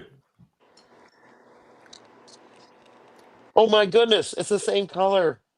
Oh my goodness. It's the same color. Brothers in arms. Let's just let's have a look at yours. Yes, you've got, it's a very similar hue. Yeah. Perfect. You have a huge quantity of booze there, Daniel. I don't know. Your measurements might be a little bit off. I may have overdone the ounce part of the rum because I thought I went by the right measurement. Anyways, whatever. Yeah. It's not It's a little bit super darker. sweet. Daniel, It's a a little bit bit dark. drier. A little bit darker. Yeah, it's darker than what we were making last week because of the orange juice. Yeah. Give it a darker hue. So that is a way to be able to do a daiquiri with a darker rum. The orange sort of creates a nice bridge between the barrel notes of a darker rum and a daiquiri. Yeah. Now, it's not the same as a daiquiri number one. It's not as bright. It's not as zingy as a daiquiri number one. But this is how you make a daiquiri number two. So it's using a Can little you bit of hand one of orange. can you hand Sean, can you hand one of those to me, whatever you're eating? Thank you. Thank you. My wife just sliced some Persian cucumbers. Okay. They're amazing. Nice. Yeah. So there you go. That's the daiquiri number two. Lovely. It's not too sweet, which is good, actually. Yeah. Now, my favorite daiquiris is the number one and the number three, and the Hemingway daiquiri. But there are 5 daiquiris. They just vary. The standard daiquiri is lime, sugar, and light rum. The daiquiri number 2 you're dialing back a little bit of the sugar and you're replacing it with orange juice, a teaspoon of orange juice, and a teaspoon of Cointreau. Not a huge amount, but it has a profound effect on the drink. Yeah. By the way, my watch channel has a member chat, and also ER just super chatted. Oh, right, okay. Let me just. Okay, right. I beg your pardon. So we have my watch channel, Rum. Is there a link? Well, yes, I put the link in the chat.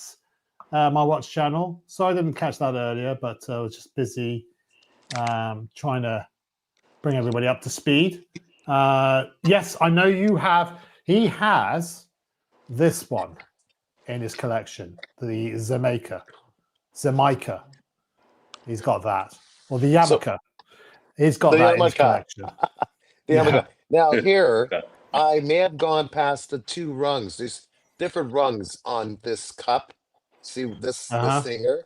I may have gone past the 2 rungs as they quickly poured the rum, and that's why I may end up more. Does it actually have? It should have measurements in there. Does it not actually indicate what? I think the 2 rungs represents the first shot. I think. But it should say. It should say a number in there. All right, I'll talk to my people, and they'll sort me out next time. Yeah. I know where I got this. Well, listen, because I think Tim had a jigger that didn't have the measurements. The way to find out what your quantity is just a teaspoon is 5 milliliters, a tablespoon is 15 milliliters. 15 milliliters is half an ounce. So if you can fit 2 tablespoons of water in there, then you can see what mark it's coming up against. Okay. And then you can have a little bit more confidence in your measuring equipment. You're saying 2 tablespoons would be a shot? You saying 2 tablespoons? 2 tablespoons is half an ounce. Oh, sorry. Okay. Yeah. Okay. So 15 milliliters is the equivalent of half an ounce. 2 tablespoons is an ounce. 4 tablespoons would be 2 ounces, of course.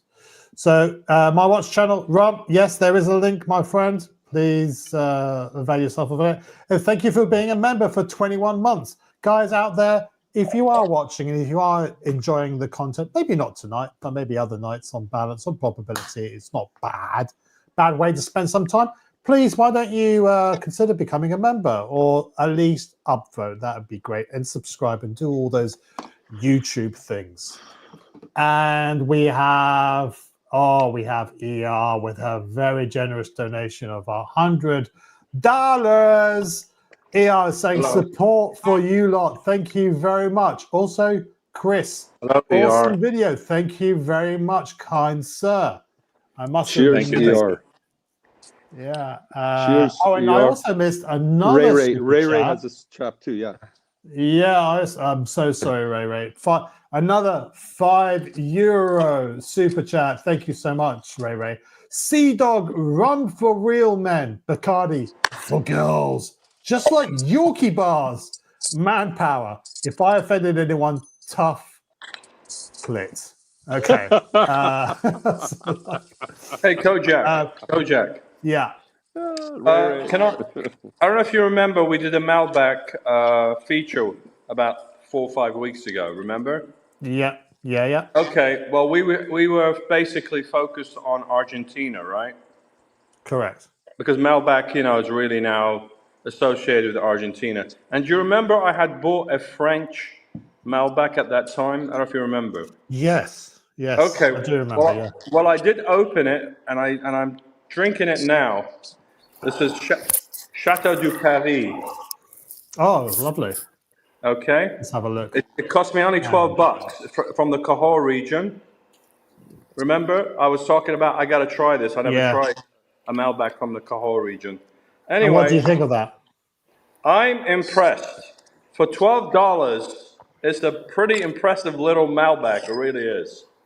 So anybody, if you ever see a wine from the Cahors region that make Malbec, recommend it. And if you can find Chateau du Paris, definitely purchase it. For $12, it's a bargain. It really is. Malbec, what country is it made, or is it in France? It's in the southwest of France. Wow, that's kind of affordable. Maybe the Malbec is nice and strong, and Mike is getting a little bit buzzed. So I just want to correct. It's Malbec, not Malbec. Yeah, Malbec. You got the E and the A just reversed. But in France they call obviously it a very Cahors. good Malbec. Cahors. Speaking of the League of Gentlemen, we have here My Watch Channel, and he's showing his drinks cabinet there of some erstwhile rums. Let's remove the chat. Let's see what we have here. We have Cane Rock. Okay, Cane Rock is actually made by the same company that makes Plantation. So, is it?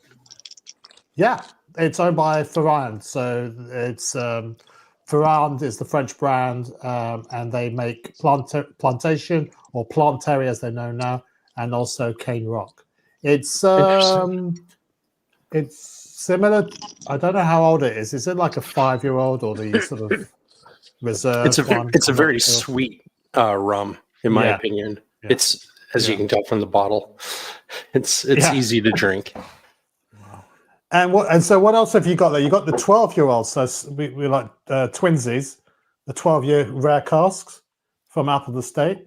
Yeah, rare casks. What do you think of that? What do you think of that? I like it. A little more of the banana flavor. I think probably a much more pure form of rum than something like the Cane Rock is. Yeah. I wouldn't be surprised if Cane Rock may have been dosed with a bit of sugar as well. I think I was just looking at the label. Yeah, it's got added caramels and spices and other flavors added, it looks like. Yeah. I was just looking at that. And that probably adds to its ease of drinkability. It's almost its own cocktail in a bottle. Oh, right. Yeah. But the Appleton Estate 12. Okay, so you're not calling out my bullshit yet, so that's good. No, I have several bottles of this actually in the. Oh, there you go. Oh, wow! And it's in not the pantry. cheap. It's £50 here in the UK. What does it cost in the States? I think just about the same. It's been a while since I've bought it, just because I kind of keep it for guests that want a better rum than, say, like the Kraken. Oh, Jesus Christ. I'm going to have to take you off the screen, I'm afraid. That's disappointing. That is bullshit rum right there. It is bullshit rum. It's great with Coke. Yeah.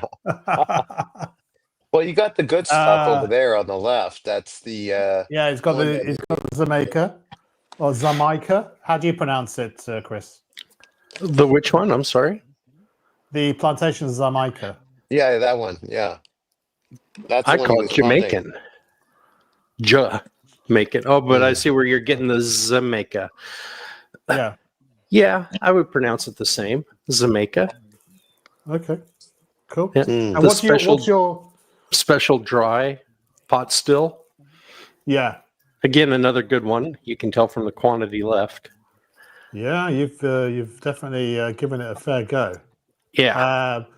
I mean, compared to is it probably lighter than the Appleton 12 Estates, or because they're both Jamaican pot still rums? Well, it's certainly lighter in color. It's been a while since I've had them maybe side by side. Sure. Maybe I can report to you this evening here. And, What rum are you using for your cocktail? Are you using because we're making a daiquiri number 2, which normally uses an amber or golden rum, and because Daniel Katz has the Appleton Estate signature edition, I don't have that. I have the Appleton Estate 8-year-old. So it's a little bit too much age on that rum for this drink. But given that it's got a little bit of orange and Cointreau in it, it's not a daiquiri as I would know it, as most people would know it, but it's still delicious. It's very quaffable. It's just not quite the same as a daiquiri. But as you can see, how I've had put a bit of a dent in the 8-year estate the reserve. I can't see that because you have me full screen. Oh, I beg your pardon. Let me rectify that. There you are. So there we go. We have the 8. Good evening, gents. Now I see everybody. Sean, Daniel. Yes. Good evening. Yeah. Good evening. Hey, Chris. O'Sheen. How you doing, Chris? Hey, How you doing, Chris? I'm actually going to split. I'm sorry to be so rude. No, Shane, before you here. go, I want to get your opinion on this piece that I asked Kojak, if you don't mind. Unless you have to go right now, then we understand. What is it? Kojak, can you go to class watches, and then when you're there, filter it by brand. Class watches. Class watches. I do CLASS. I also do have an unboxing fresh from the Aran Islands here. All right. Class watch. That Ray may get a kick out of seeing. He sent it to me as a thank you. I think O'Sheen has something similar. Oh, nice. I'm assuming. So Sean, let me just do this. Let me present the screen. Make sure I'm on the right website. Is that the one? Yes. Go to brands. Yeah. And then go to Patek. Patek, is that a brand? Lousy one. Okay, there we go. And then go to the one on the right. And take a look at this. Brand new, unworn. Can you double click? Look at it. Look how thin it is. Can you show other photos of that? Wow. Yeah. It is super slim. It's a perpetual calendar. Wow. With the Clos de Paris. Look how thin that thing is. Beautiful. Yeah. You gonna get one? This one caught my eye. Take a look at this and tell me what you guys think about this. For a perpetual calendar, it's so magnificent, isn't it? I've never come across this before. I've never seen it before. And it's box and papers. This is the same place that I got the gondola from. And they're asking 48 for it. Yeah, that's what they're asking. But take a look at the dial, the hands. I mean, it's just so understated, but so elegant. Yeah. I like how tight the crown is to the case. Exactly, yeah. It's the hobnail very bezel. watch. Yep. How big is that watch? I think it's a 39 maybe? I don't know. Kojak, can you take a look? 38. 38. White gold with a dial which is rhodium silver, automatic movement, leather to point, class at 84,500, 84,600, complete box and papers. It was originally that. Yeah. New old stock, never worn. Collector, never worn. That breaks your heart, doesn't it? Similar to the one that I got, the gondola I got, which was brand new. What year? What year is that? Good question. It's amazing. You think you know pretty much all the watches that they have. I've never seen this before. Yeah, A perpetual calendar with a Côte de Paris. I mean, just that's got a lot of charm to it, doesn't it? I mean, it looks like at first glance, it looks like a 6119, and you're going, well, wait a second, what are those subdials? Yeah, you know. The retail was 84.6. Wow. Yeah. I mean, if you like it, go for it. Yeah. What year is this? In the 80s or 90s? 2009, I think. Yeah. Oh, 2009. That decade, they came out with some of their best watches, man. I'm telling you. Probably in the 90s and the early 2000s, Patek had some of their best pieces that came out. Look how clean that is. I mean, it's very clean dial. Very. I mean, it's elongated font, very thin font as well. Yeah. But it's those hour markers look like almost like a Vacheron Constantin patrimony. Yeah. And you got the moon face too. I think you should go for it if you like it. I'll be honest. I'll be honest with you. I mean, I have a couple other pieces that I have in mind. I don't know if I would go for this, but it just popped up, and I don't know. Maybe I'll talk myself into it. But at this time, I'm not going to go for it. It's just I caught my eye last night, and then right now, while you guys were talking, I'm going let me share this with you, see what you guys think. Maybe you guys think it's a piece of shit, but no. Impossible. It's Patek. It's also very unique and very. Isn't it unique? Original, it is unique for a perpetual calendar. I mean, what is the thickness on that? Did they show it? It has to be under 10. It's got to be a 10 or 9.5 or 10. Yeah. Maybe a little bit more. It looks. It's not much thicker than those lugs. Yeah. Mm-hmm. Yeah, I'm not seeing. I can't find any additional information on that.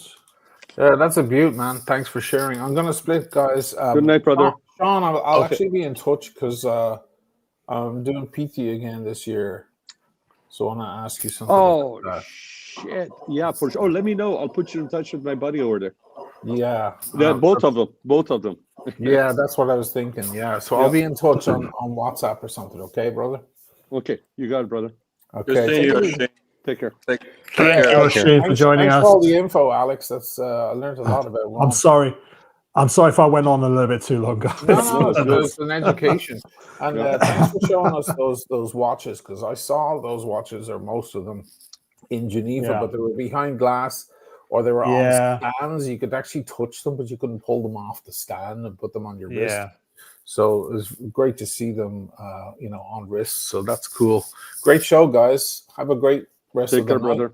Okay. Good night. Take care, brother. Bye. Thank you, Sean. Thank you. By the way, Pacific Turtle just had a great point in the chat. That watch precedes the Patek's own seal. It has the Geneva seal. Can I just, before we bring up that comment, let me just bring up another super chat from Ray. He's on fire today. Ray, another 10 euros. Guys, so wish I could join. However, I just receiving F1 from Monaco now. Please, Sea Dog Rum put fur on a lesbo.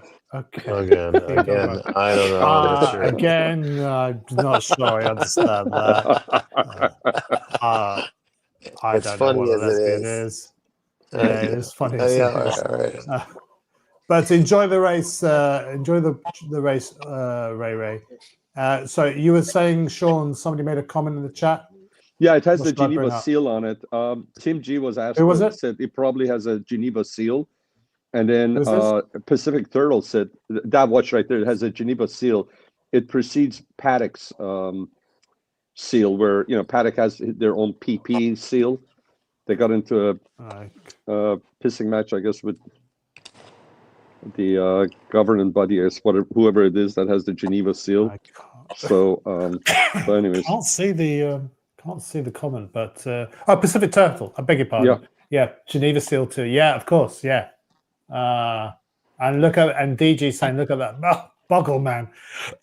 Yeah, it is awesome. And Tim G probably has a Geneva Seal on it too, which is confirmed by Pacific Turtle. Tim G is saying they make a blue dial like that too, and he's saying, Sean, that is an absolute deal. Yeah, Tim G, I haven't seen the blue dial, but for some reason this one with the silver dial, it just makes it a little bit more understated, and you can wear it with a, with a tux. I would always say wear a time only and as simple as possible. But this piece is so clean that you can even wear it with a with a tux. Blue dial going to be a little bit flashy. This is so understated, under the radar. That's the beauty, but I think, Dr. Bud's Nightmare in the chat is saying, I've had enough scotch for today, fellas. I'm tapping out. Nostrovia. Maybe he's drinking vodka. Who knows? Drinking vodka. Nostrovia. Хорошо, Nostrovia. I can, a little off topic, I can explain why there's more liquid here to my mentor, Kojak. Over to Daniel. Let's just remove this. No, you don't have to go over to me. It doesn't matter. No. We need to see. Go on. Too much. I mixed in too much ice, and before you started, had the ice in a pail already, and it melted to water already. So when I mixed it, you had liquid. That's all that was. Okay. I see. Thank God. I thought maybe you relieved yourself. Yeah. Time to switch the colostomy bag. Anyway, so we. How does it taste? How does it taste, Daniel? Not too sweet. It's all new to me, but I'm starting to relearn rum, because the only rums I knew was that Bacardi. Rum and coconut. I don't want anything to do with it from years and years and years ago. So because of the education of the great Kojak, I'd been, reintroduced to rum, and so there's many possibilities. It's not too sweet because we only put a little bit of sweetener in there, of the sweet syrup, and a very little bit of Cointreau, which is sweet. Yeah. So yeah, exactly.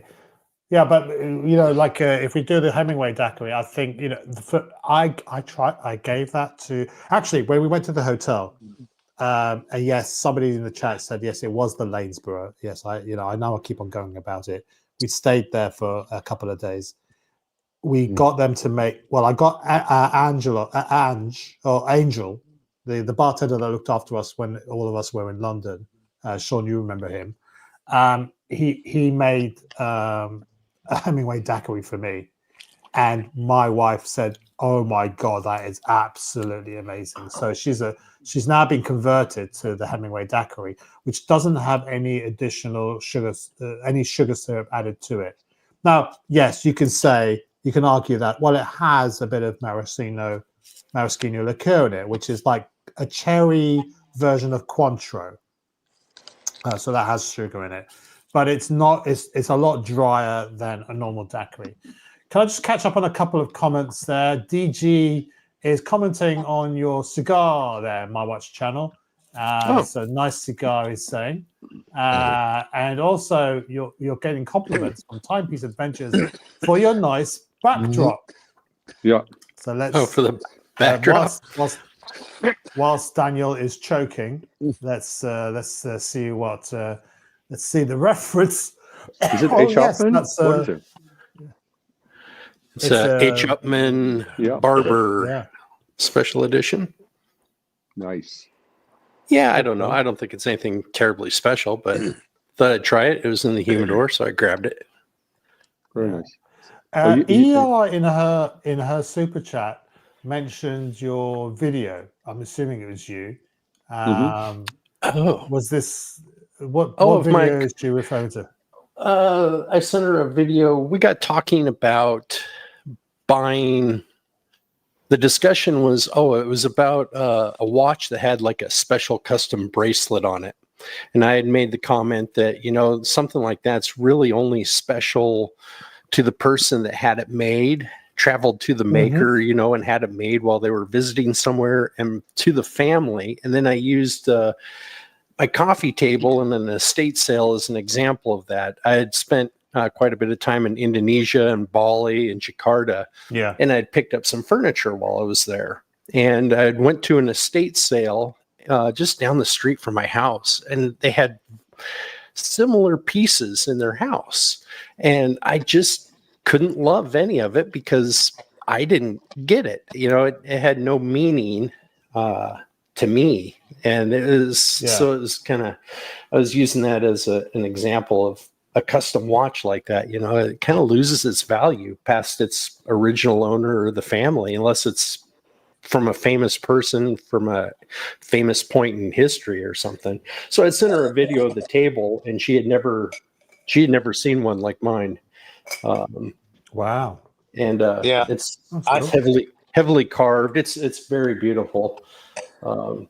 But yeah, so hey, Chris. Chris. Yes, Mike. Are you familiar with Chiang Mai in Thailand?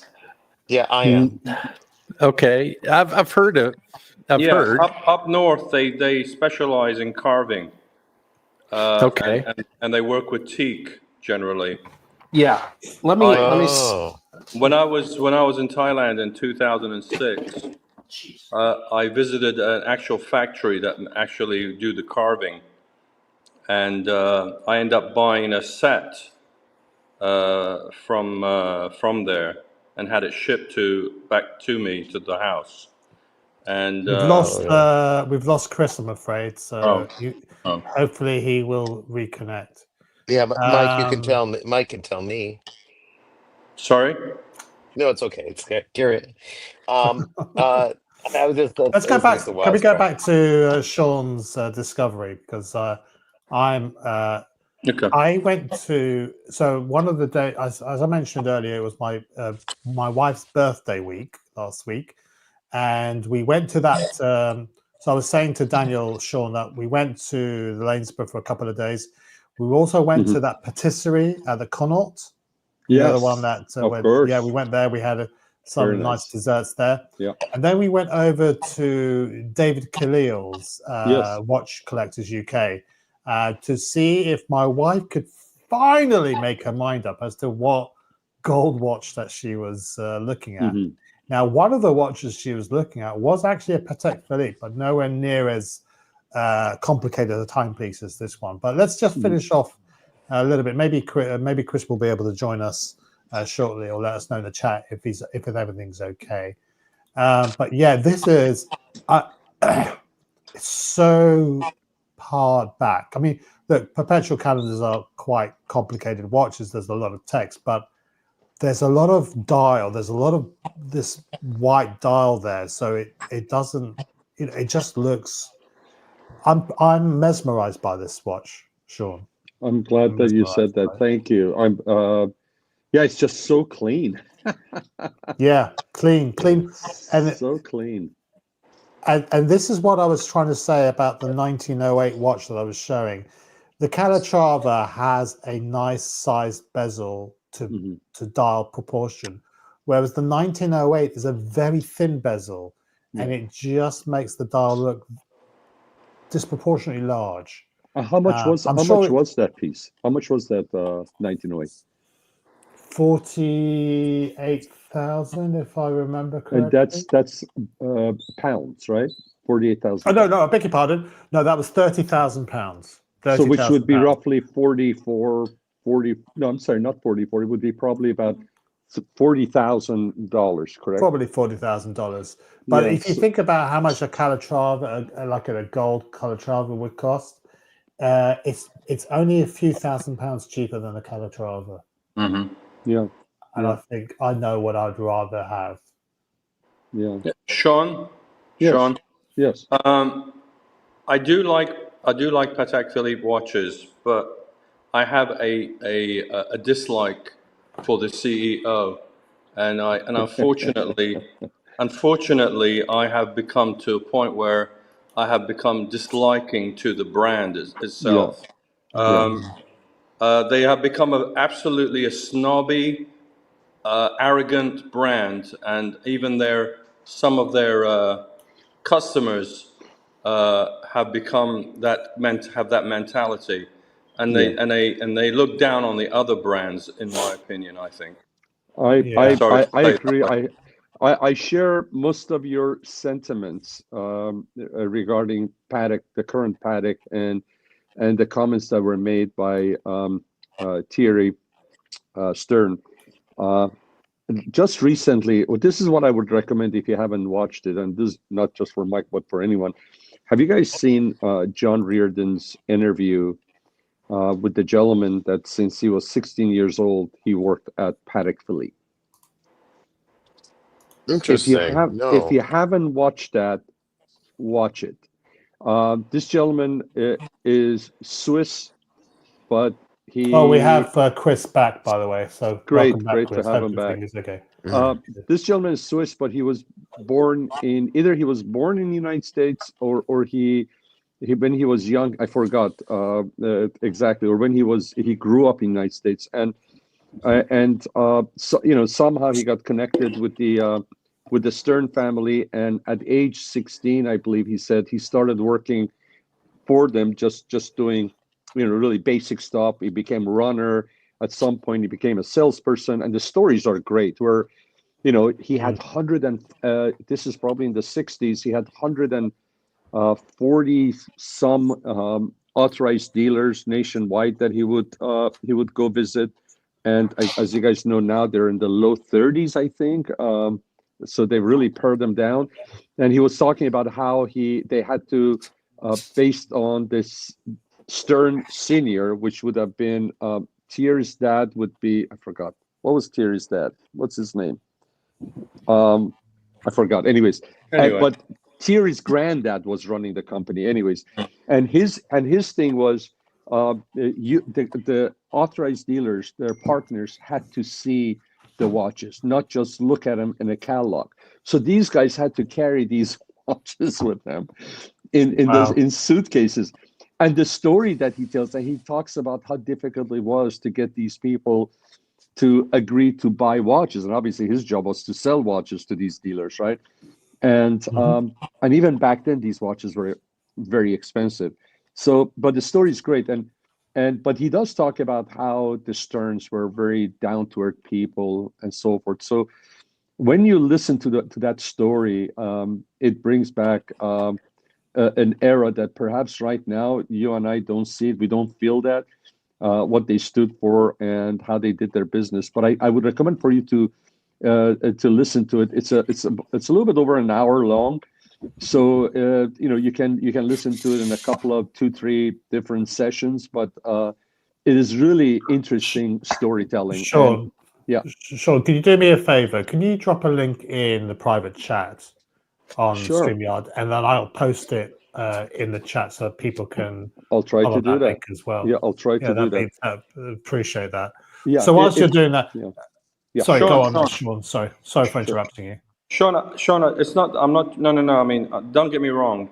I mean, this is what you like. By all means, go for it, buy it, and the price is very good. But the actual brand in today's what they represent has really kind of turned me off recently, and I just don't like. Also, they've kind of brainwashed to a certain extent their customers to look down on other brands, that they are better than everybody else, and there are some great brands out there that are just as good or maybe even better than them. To be honest with you.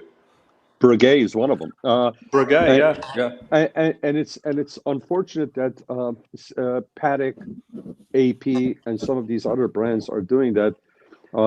Hats off to brands like Vacheron and Breguet, but Vacheron and Breguet, they still, when you go there, they spend the time with you. But AP, I love the Vacheron CEO. He's more down to earth. But this Stern, this guy Stern has really been a total turnoff lately, and his attitude, and it's basically it's kind of rubbed off on some of their customers too.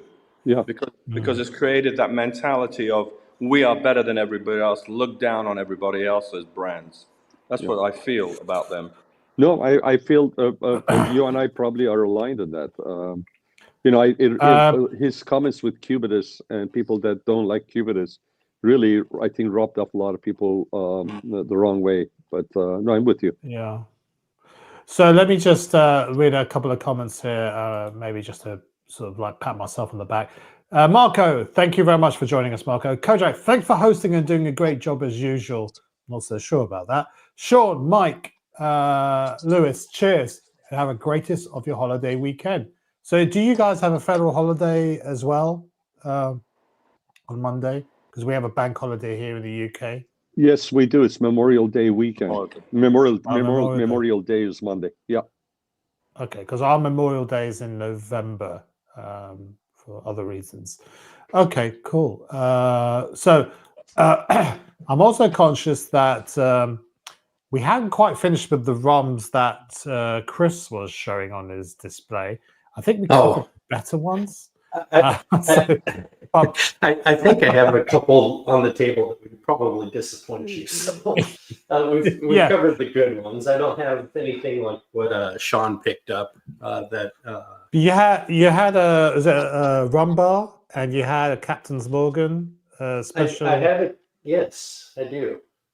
I do have that. I was showing the table here that we were talking about. So we're going to move on to the table. I'll tell you what. Why don't we? Because Ray is saying, Kojak, Chris has furniture unboxing. Is this true? Is this what we're seeing here? Well, this is the table I was talking to ER about. The heavily carved. Okay. Coffee beautiful table.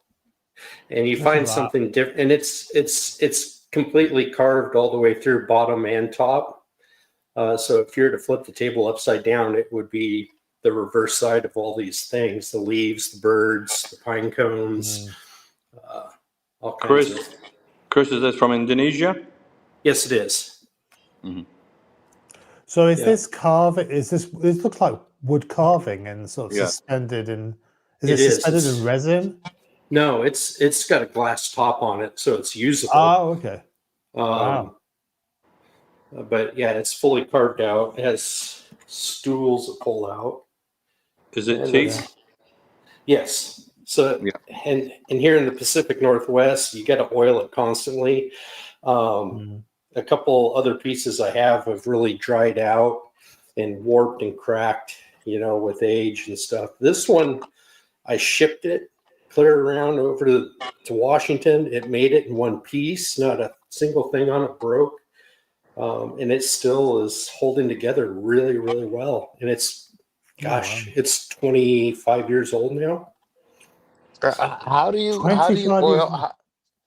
oil it there? Sorry for interrupting. How do you oil it there, Chris? I mean, I just spray it with furniture oil. Okay. Nothing fancy. Okay. You just spray it with some sort of spray nozzle or something. With like a linseed furniture oil. Yeah. I guess what Daniel is trying to ascertain: do you end up having to gulp a whole load of it and just spit take all over it, or do you actually have some sort of spray? It comes in containers, and you can disperse it that way. Yes. All right. Yeah. Chris, anyway, this is the table I was talking with the ER about and stuff. And she saw Chris, I'm not trying to be rude. I don't know if you're willing to divulge. What did it run you? That table. I lost my earphone, Mike. How much did it cost me? Yeah. Boy, you're gonna ask that, and I'd tell you if I could remember. It wasn't a lot. I want to say like $500 or something. That's all? That's all. And I sat there with the guy who you sat there with the carver. He kind of talked about what he could do. You showed him examples in the shop that you liked, and he came back a week and a half or so later, and it was sitting there waiting for you. And it wasn't a lot of money, $800. I have a few pieces, so it wasn't a lot. I didn't have a lot to spend back then, so it wouldn't have been a lot of money. Because I have a dining room, I have a sofa set with 4 chairs and a sofa, all in teak, and it was all hand carved, and it's like an elephant display. I mean, they do some impressive work, and the whole set cost me $5,500 plus shipping was $6,500 back in 2006 when I did the purchase. This would have been early 99. Oh, okay. Something like that. But yeah, it cost me as much to ship it home as it did to buy the table, really. Is that me making that noise? I think so. I think your microphone is crapping in and out a little bit. Let me just mute you for a second just to see if it clears up. Yeah, I think that's what was causing the issue. So, Chris, a little bit of an issue with your microphone, but we can still make out what you say. By the way, Timepiece Adventures is saying that table is incredible. I have to agree. It's amazing. You know, we always think to get antiques and stuff like that, but let's not forget that some of these skills have been handed down from father to son or from master to apprentice. And so, you know, there are people out there that are still producing fantastically crafted works of art, functional works of art. And if you can't get an antique piece, you can talk to one. Yes, that's right. Yes, so there's look at the patina on that that face there. And the cocktail. Hopefully you're enjoying that drink there. So Sean, we're back to your table of drinks. There's a big elephant in the room situation going on there with something which says good things come in green packages. But perhaps before we move on to that, let's just look, you've lost camera. Was he is he he's doxed. You had a couple of other rums there, which I was keen to just understand a little bit more about them. Is that okay, Chris? I'm trying to play with my microphone. I don't know why it's making that noise. He might. Yeah, it's just some sort of interference. Are you on a microphone and headphones set, or are you? No, I'm on a wired microphone. Wired microphone. Kojak, you just see the link I put. Let me hop out. I'll refresh and come back in. All right, Chris. Great. Let's get you back in. Private chat. Okay, let me put this. Yeah, I can see. Is that the video you were talking about? Yeah. Sean. Pardon me? Let me just. I've seen your link in private chat. I'm assuming that's the video. Yeah. What you were talking about. Yeah. Yeah. Excellent. So, I hope guys, that's, I put that. Yeah. I put that in the chat, guys. By all means, you know, after you've watched this show or some future point, go and have a look at that and see and sort of see you know what your opinions are as well. I fancy another daiquiri, guys, if I'm being really honest. I know it's coming up to 3 o'clock. I think we go for a little bit longer if we've got stuff to talk about. I actually wanted to show you some pictures of some other photographs of other watches, but I thought I'd make myself another daiquiri. Daniel, I'm assuming you're okay with the one that you've got. Let me just. I don't think I can't. My stomach can't. I've got. Where's that sound coming? The grapefruit juice. Mike. I made grapefruit juice. I've got the Luxardo, but I don't think I'm going to bother today. Okay.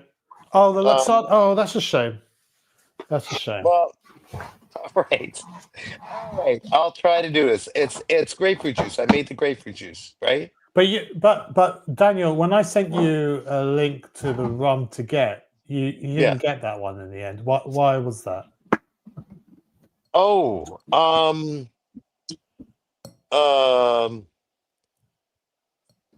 wait a minute. I got this, and there was a specific rum that you sent me. You sent me the drink, which was this, and they didn't have it. I think that's what it was. They did not have the other one, the Plantation 3 stars?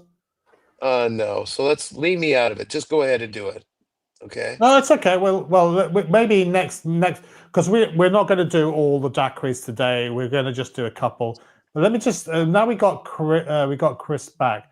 Just want to return back to him before I make another drink, if that's okay, because I'm interested in getting to the green package, if that is something. But I'm itching to open it.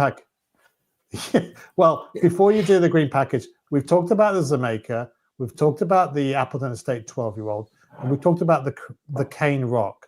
Okay, so you've got another couple of there. You've got Rambo, I don't know how you pronounce it, and also you have Captain Morgan.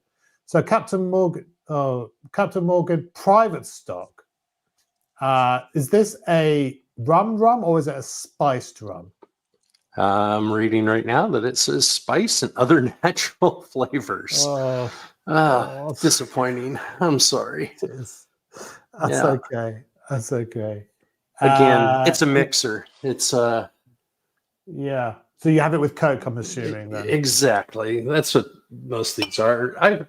I've really grown to like the Cane Rock and the Plantation. The Appleton I keep, like I said, for when I have guests that like rum. If you are looking for your next bottle of rum for like mixing with Coke, a spiced rum, which is authentic and not some of these sort of artificial ones, I would. Let me just get rid of the. Let me get rid of the. I would suggest. I mean, maybe Chairman's Reserve Spice could be on your short list as a sort of spiced rum for mixing. It's natural ingredients. It's not some of this or some of the chemicals they put in some of these other rums. I know maybe not that Reserve. Okay. Chairman's Reserve from St. Lucia. I will let me give it a smell. I mean, it's like got that Christmas sort of cake, Christmas cake sort of flavor to it. Right. That's really nice. I'm not going to have that now. That's as tempting as it may be. But you've also got. Let's go back to other rums. So you like that? You like that Captain Morgan and presumably with a rum and Coke or some sort of mixer? Correct. Would you buy it again? No. Just because as I've kind of become a student of this stuff a little bit, kind of mostly because of these streams, I kind of I know now a little more what to look for. Sure. Versus something like this or the Kraken. Yeah, well, the Kraken. It's noticeable by its absence. Yes. So the Rambo, the rum, is it the Rumbo? I don't know how you pronounce it. Is it Rumbo or Rumbo? I think it's just Rumble. Rumbo. So that's an up and coming brand that seems to be doing quite well. It looks a little bit more premium than your Krakens and your other Captain Morgans. What is it? What do you use that for? It's a Barbados rum, but it's hand selected spices. But none of the other added like flavors or anything that they're saying here. Just some spices and a Barbados rum. It's a blend. Okay. But again, not a popular one. It sits in the back of the shelf ever since learning of these others. Yeah. And I think listen, I mean, everybody, look, I'm guilty of this as well. But you see spice rum, you might taste it on a tasting and you think, oh, that tastes delicious. I tried one the other day in London. It had actual pieces of sticks of pineapple in it and vanilla pod, and it was delicious. And the guy said, Well, after you finish drinking it, then you can eat, obviously, the pineapple. So at least it's all natural, that one. But you just get a little bit swept away with these things. Well, it's kind of the bright sparkly thing, the fancy bottle, which might not actually allude to a good liquid in it. Hey, gentlemen, sorry, I have to drop. I'm going to drop off. Sorry about that. I have to go help my wife with something. It was great to have to see you, Chris. Kojak, great job, Daniel. I guess Mike is gone too, huh? Oh, Mike's dropped off. Oh, that's a shame. Dropped off. Oh, he was having issues with his audio. I think talk to you guys later. Have a great rest of your Okay. Sunday. Cheers, Sean. Okay. Cheers, Sean. Take care. Cheers. Thank Bye. you. So Sean has dropped off. I'm still here, but my legs. Go ahead, Chris. Oh, I was going to say, I can say my wine game is a little stronger than my booze game, but yeah, I'm learning. But it's all we're all on a journey, so it's like we're learning together. So exactly, and your palate will evolve as well. There's no right or wrong answer. I think if you have a little bit of knowledge as to why something is spiced, then you might inform your decision going forwards. A lot of rum snobs will poo-poo spiced rums because they'll say you can make a better spiced rum yourself if you have the good base ingredient. But there are now increasingly some brands out there that are making very good spiced rums as well. So don't discount. I don't think you should discount them completely. Along like the one you explained earlier, Kojak, about the guy that took that very fancy rum on the left that's over in Chris's picture, the one that's made of different mixes, that one, that it's great on its own. It's made from different mixes of top rum. Then you get people that the guy you mentioned that even takes that and mixes with 3 other top rums on top of that, and that just to make a Mai Tai. You can go on forever with this. My brother is an artist, my late brother, would get the finest colors of paints, acrylic, marble dust, oils, and still mix to get the colors that just didn't exist. And I guess that's what people are acquiring with taste. It goes on forever. Right. But and what are you drinking, Chris? What are you sipping? Which one are you sipping at the moment? This is the Plantation. The Plantation Jamaica. Yeah. Okay. What are you getting from that? How can you describe it to the people, the good people that are watching us? It's gosh, how would I describe it? Medium-bodied, full-bodied. Well, it's tropical. I'm not getting the banana notes. It's more of a gosh, how do I say it? Almost like a gosh, I don't know how to describe it. Let me open up. I'll tell you what. I'm going to open up my bottle, see if I can nose it, and see what I'm picking up from it as well.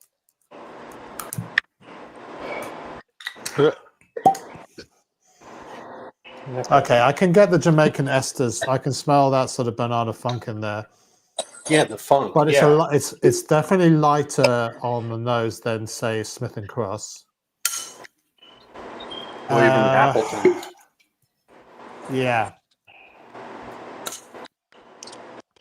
Yeah, I don't know how you would describe that funk. It's not a bad funk. It's No. Yeah. It's not like banana totally dominating. It's got a certain No, it's like tropical fruit. So it's like a tropical I'll read the fruit instructions. salad. Oh yeah. They always tell you what you should be experiencing. Yeah. Vanilla, I would have thought. Well, that's obviously because it's going to be a cask, mature. But that raises another question. How did it get to be that wonderful fruit salad notes from what was sugar? Okay, so when you're making rum, it's going to be influenced by. There are several things that influence it: the raw ingredients, the terroir, and all that sort of stuff. The type of sugar cane, the type of molasses that you're using. So not all molasses are the same, just as not all sugar canes are the same, just as not all vines are the same. They all different altitudes produce different flavors. The other thing that rum distilleries are very guarded about is the yeast they put into their fermentation process. So a lot of them will do open fermentation, so they'll just pick up bacteria from the air in the factory to sort of flavor it.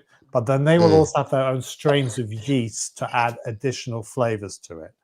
Oh, okay. I didn't realize this had a 2-stage aging process. Okay. It's aged in the copper cask, but then it's shipped to France and aged in casks there. Yeah, no, plantery or plantation is owned by Ferrand, and they import all the rums in the plantation stage. They bring them to France, where they then blend it and then finish it off in French casks. Of various descriptions, so Lastau or Limousine cask or whatever, or former former casks that they use in other things. So they don't actually own. They just go around the world picking the rums that they like, and they ship them across to France to finish them off. Interesting. Yeah. Okay, it's a great. They're a transparent brand. They will tell you exactly what is in it. So it's even if they say it's dosed, at least they're being honest about it. Transparency is key. So the yeast you were saying about it. Yeah, the yeast adds flavor to it. But the last stage, which I think Chris just alluded to, is the cask that it's matured in as well. That's where it's getting, it's sucking some of the flavor out of the cask.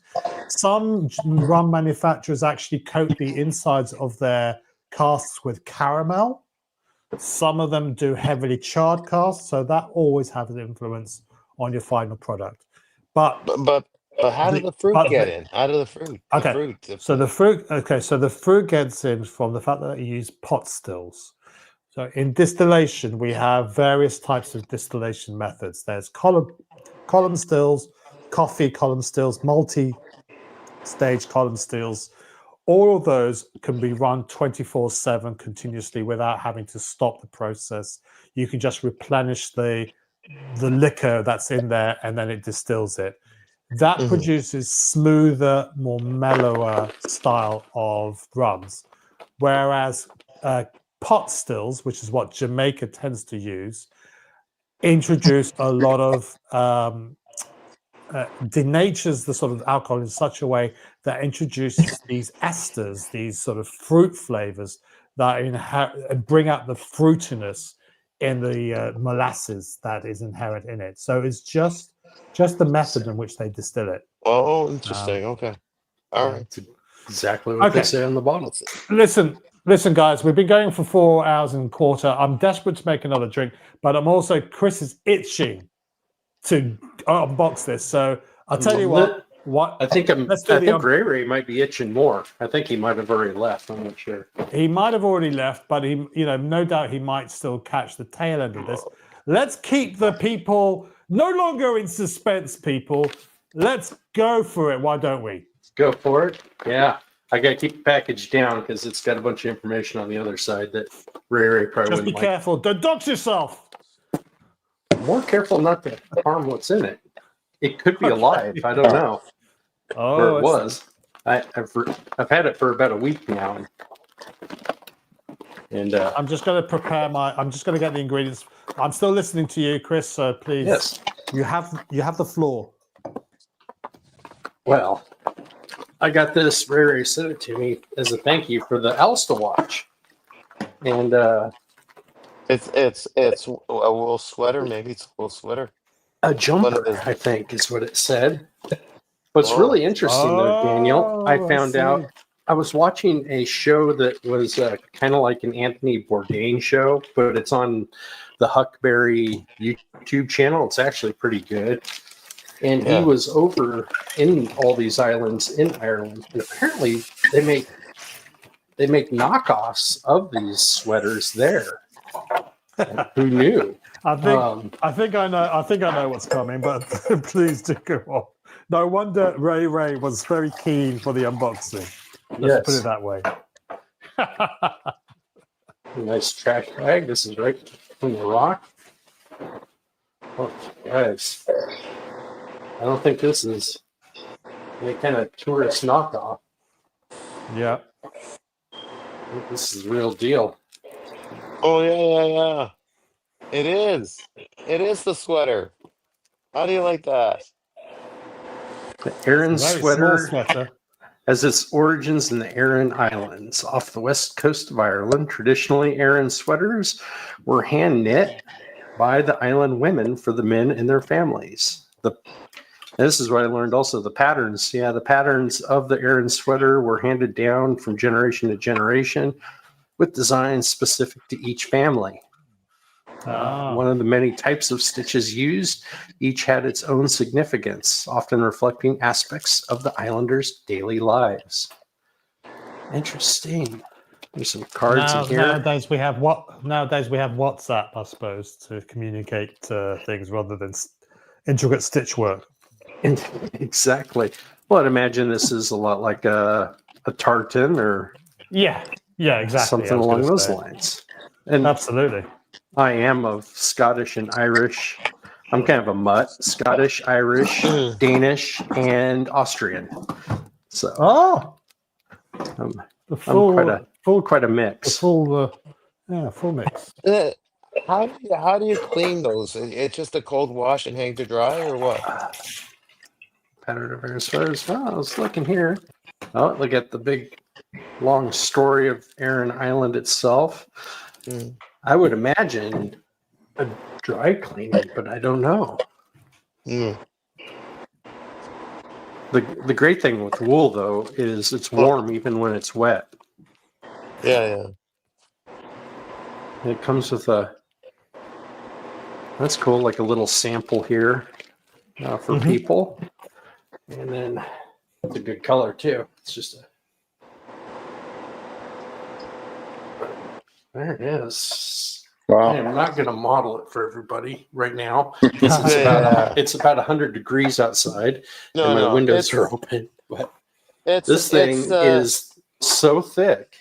Yeah, Daniel, it's like a half-inch thick at the collar. Yeah.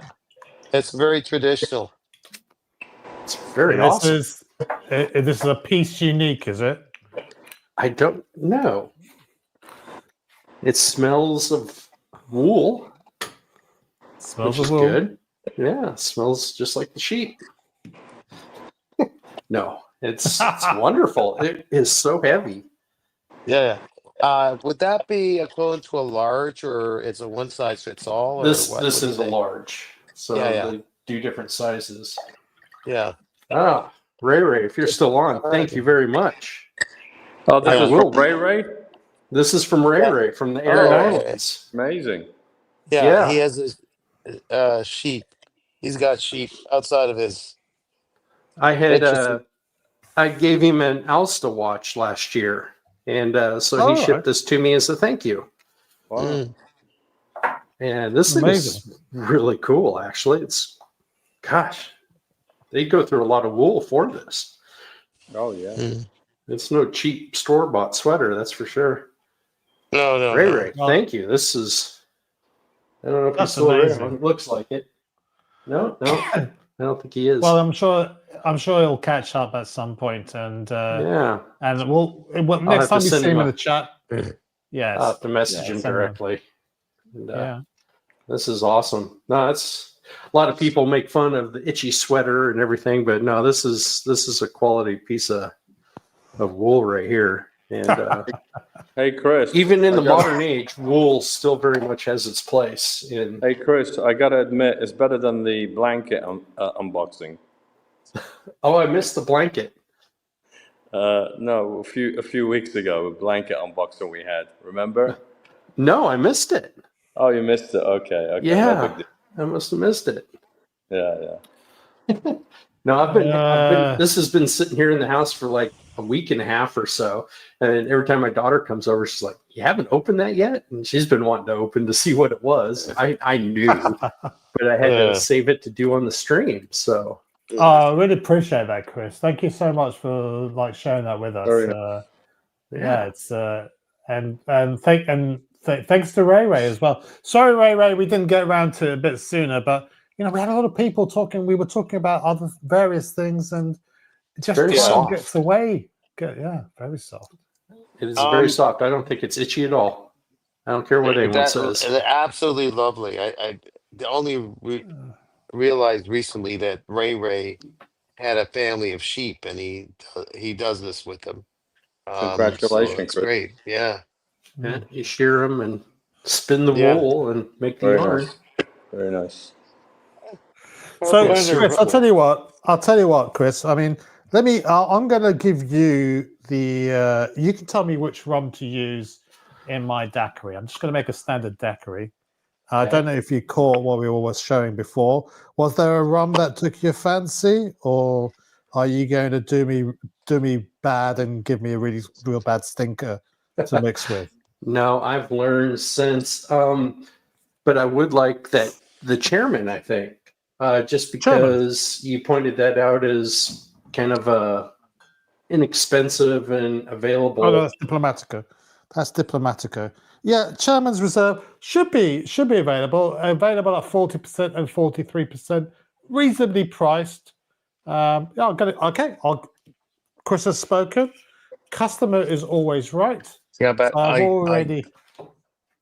got to relieve myself of my guilt first before you do that. Okay. You sent me Kojak. You sent me the pink grapefruit juice suggestion, and you sent me the Planetary 3-star white rum, but it phased out unless I press on the picture. I did not use my iPhone properly. It's dumb on my part. I didn't press on it, and I would have seen it. It's clear as day that you suggested this rum, and I probably wouldn't have even bothered to get the Appleton. I would have gotten this one rum just to deal with the two drinks. Yeah, I would. I mean, if I knew you were buying that, I would have stopped you from buying it because you've already got a golden rum, which is your Eldorado 12-year-old, I believe. Yeah. So, that was my. Damn. Oh well, look, doesn't matter. You just have to drink more. So I'm going to use, based on Chris's request, I'm going to be using Chairman's Reserve. It's a little bit more stronger at 43%. I've already poured out my lime juice and sugar syrup, which is 3/4 of an ounce of lime juice and 1/2 an ounce of sugar syrup, which is rich Demerara sugar syrup. I've got my ice here. I'm going to quickly shake it. Is the sugar syrup just the simple syrup? You know what, Chris? It's a really interesting point you made because I was researching all the simple syrups that we were using last week or the last few weeks. Manny had a different one. Daniel had a different one. I had a different one, and also Tim. I actually contacted all the manufacturers to sort of say, is it simple or is it rich simple? And what is the Brix rating? Brix refers to the level of sweetness in it. It's just a way to essentially 66% means it's rich, 50% means it's simple. And they all got back to me and they said, like, yeah, this one's simple, this one's rich. I'm using rich because it keeps for longer in the fridge, but I'm actually starting. I think I'm going to switch to just using simple. And the reason for using simple is it's a 1-to-1 ratio by volume. You can shake it in a bottle and not have to dissolve. It should dissolve without having to apply any heat to it. And if you're only making, you get too thick, you gotta add heat to get it to. Well, yeah, you got to heat it up, and although I like the idea of like having it for a long time in the fridge, if you make it's not that. If you're just having to shake it, if you like say put a certain amount of sugar in it, a certain amount of water, just give it a shake, and it will eventually dissolve. Then you've got enough for your batch of cocktails that you're making. But most of the people here end up buying it. I mean, I'm reusing a bottle that I bought and used some Demerara sugar in there with some water to make a slightly more richer flavored sugar syrup. But not the normal ratios is something like 2 ounces, 2/3 of an ounce, or 3/4 of an ounce of lime juice, and 3/4 of an ounce of sugar syrup if it's simple. But if it's rich, you need to scooch it back a bit to 1/2 ounce. But Tim and Daniel both liked it a little bit drier, almost to the point that they didn't want to have any sugar syrup at all. They might have a point. They may. I suppose it depends on the rum. But anyway, we have lime juice, we have sugar syrup in there, and we have our rum, our St. Lucian rum there, and we're going to give it. And Daniel, just pay attention, okay, my friend. Sorry. Okay, I've got the seal in my Boston shaker, so it's straight on one side but kinked on the other one. You should see that it's flush with the top side, but it creates a crescent sort of shape over there. Okay. Oh, and okay. all we're going to do is we're going to shake. I'm doing this in slow motion. What we're doing is we're moving the ice through the liquid. We're rocking it backwards and forwards. So I'm just going to increase the speed of it. Okay? And that's how we build up the rhythm. Gee, this guy's a professor. Well, you don't have to go like Tim like he's playing with shake weights. Yeah.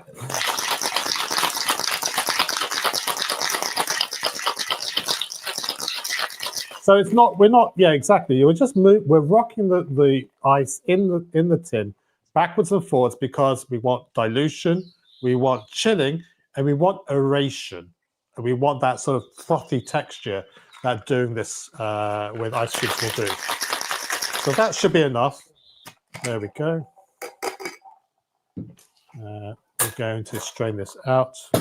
Oh dear. Have a good night, Mike. Mike had to hop off. His phone was acting up. Oh no. Okay. And we're just going to pour this out. I haven't got my fine strainer with me. It's in the other room. But you can see how that's a lot less liquid than Daniel's drink. Well, and I probably I put the ice, Chris. I put the ice in prematurely into a container, and it's partially melted into water. So that's why I ended up with more. Sure. Well, you also water your drinks down. You need to calibrate your. Hang on a second. My headphones are crapping out. Let me just get rid of these. Okay. Okay. Can you hear me, guys? Yep. Yes, I can. Yep. Okay, fantastic. Well, you need to make sure you understand what measurements your jigger is working with. So, I would use that trick of using a tablespoon. 2 tablespoons should equal an ounce or 30 milliliters. Once you know, and if you fill it to the top, you fill it to each line gradation, then you'll know what each of those lines refers to. It's a bit piss poor that whoever sold you that didn't have the measurements normally engraved in the inside of the jigger, so that you know what it is.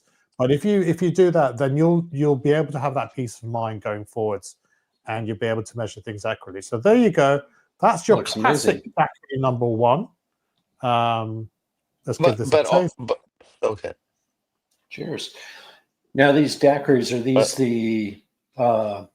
no, this isn't like your restaurant strawberry daiquiri. Are these just the Hemingway daiquiri? No. I'm jumping in late, so I'm asking Daniel Katz type questions here. I'm sorry. Yeah, no, the Hemingway is a whole. Yeah. This is a classic daiquiri number. This is a classic daiquiris. Okay. So there's daiquiris 1 to 5. None of them are your strawberry mango flavored slushies that you'll find in restaurant. Right. Okay. So this is what would have been drunk. So I don't know if you know the story of the daiquiri. It was sort of invented by an American engineer in Cuba called Jennings Cox. They were mining in near Santiago in a village called Daiquiri. And depending on the story, depending on who you believe, some say that he was serving gin to his guests and he ran out of gin, and the only thing he had, which he was embarrassed to serve, was rum, which would have been from the Bacardi distillery, because that's near Santiago, where they were. And he sweetened it and added some lime juice to make it more palatable.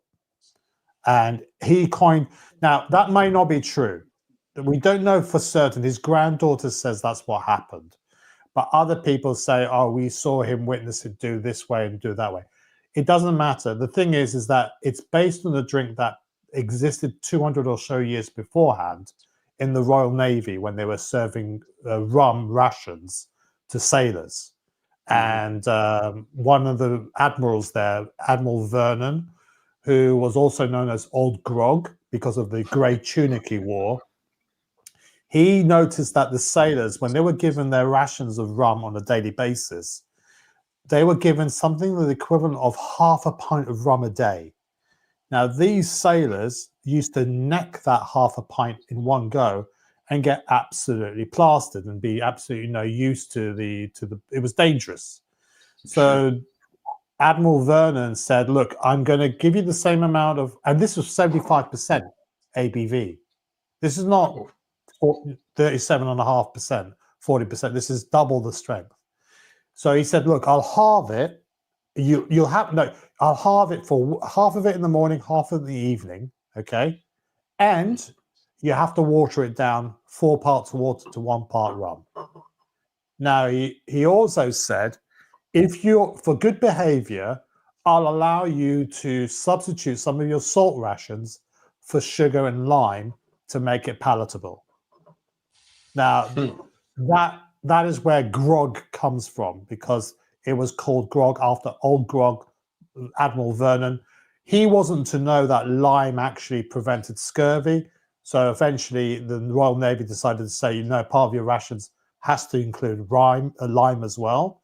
That's why the British are called limeys, because during the colonial ages when they were invading countries, they had like loads of limes on board, or lemons or whatever. In the military, at certain formal events, they'll have the grog bowl, which is full of alcohol. And yeah. So grog comes from Admiral Vernon in the 18th century, so 1750, 1725. I think it's about that. He was named Old Grog because he wore this Grosjean fabric tunic. So that's where the grog. He was known as Old Grog. And that's where grog or navy grog comes from him. So anyway, so that was 2 centuries before the daiquiri was invented, but it's rum, sugar, and lime, so it's the same. But anyway, Jennings Cox asked, "What should we call this thing?"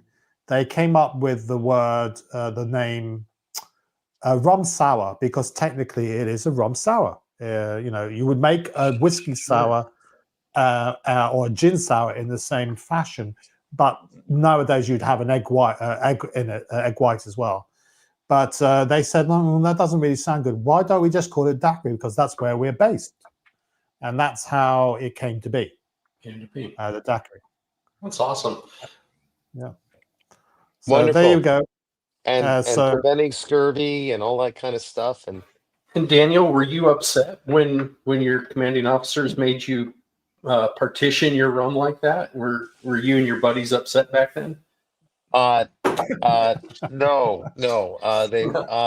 They were upset. I wasn't, because I can't hold my liquor too well. So any excuse, and my phone started Mike is left a message here. Yeah, so it says, sorry, Kojak, my phone's starting to act. Time maybe it wants me to jump off. Cheers, good stream tonight. Thank you very much, Mike, for joining us as well. Thanks, Mike. And I also wanted to say thank you for Maltred. He seemed to have dropped off. It is 4 to 4 in the morning here in the UK. Oh man, he might have wanted to catch some sleep, or he's doing something else. Wanted to also thank Sean and Oshin for joining us as well. Yeah, and we also have also thanks to Daniel Katz for joining us as well, and also to my watch channel, who's generously donated $49.99, $50, damn it. US. Super chat. Tip for the host and barman. Thank you for the show. Well, Chris, we're going to be delving more into rums. We're still finishing off with daiquiris, so there'll be other riffs of the daiquiri, like the Hemingway daiquiri and the Hotel Nacional. And I'll get the right drink next time. Yeah, well, yeah, maybe eventually you'll get it right. There's the nuclear daiquiri as well, and then the nuclear daiquiri for our Chernobyl friend Tim, and there's also the mojito, and then we'll be moving to the Mai Tais as well. So I've got the next few shows lined up, but this was apologies for those people that I've already seen this from last week's show that I ended up accidentally deleting. Hope you still got some joy from it. Coming up to 4 hours and 40 minutes. I don't know why I'm pretending to be the speaking clock, but Mike Lewis saying, for fuck's sake, Kojak, you're killing us with a daiquiri. Well, do you know what, Mike? I've not seen you make one yet, my friend. Maybe I'm waiting for you to make one. He was having that wine, that very affordable wine. Well, I'm waiting for the Bordeaux show. I've got a bottle that I'm itching. I really want to crack open. Well, I think next week is going to be wine week. So I think, unless Mike tells me otherwise, it's going to be Bordeaux's next week. Okay. I'm hoping that I could do with the rest for the daiquiri. Well, I'm not going to be mixing drinks in the island of Paros, Kojak.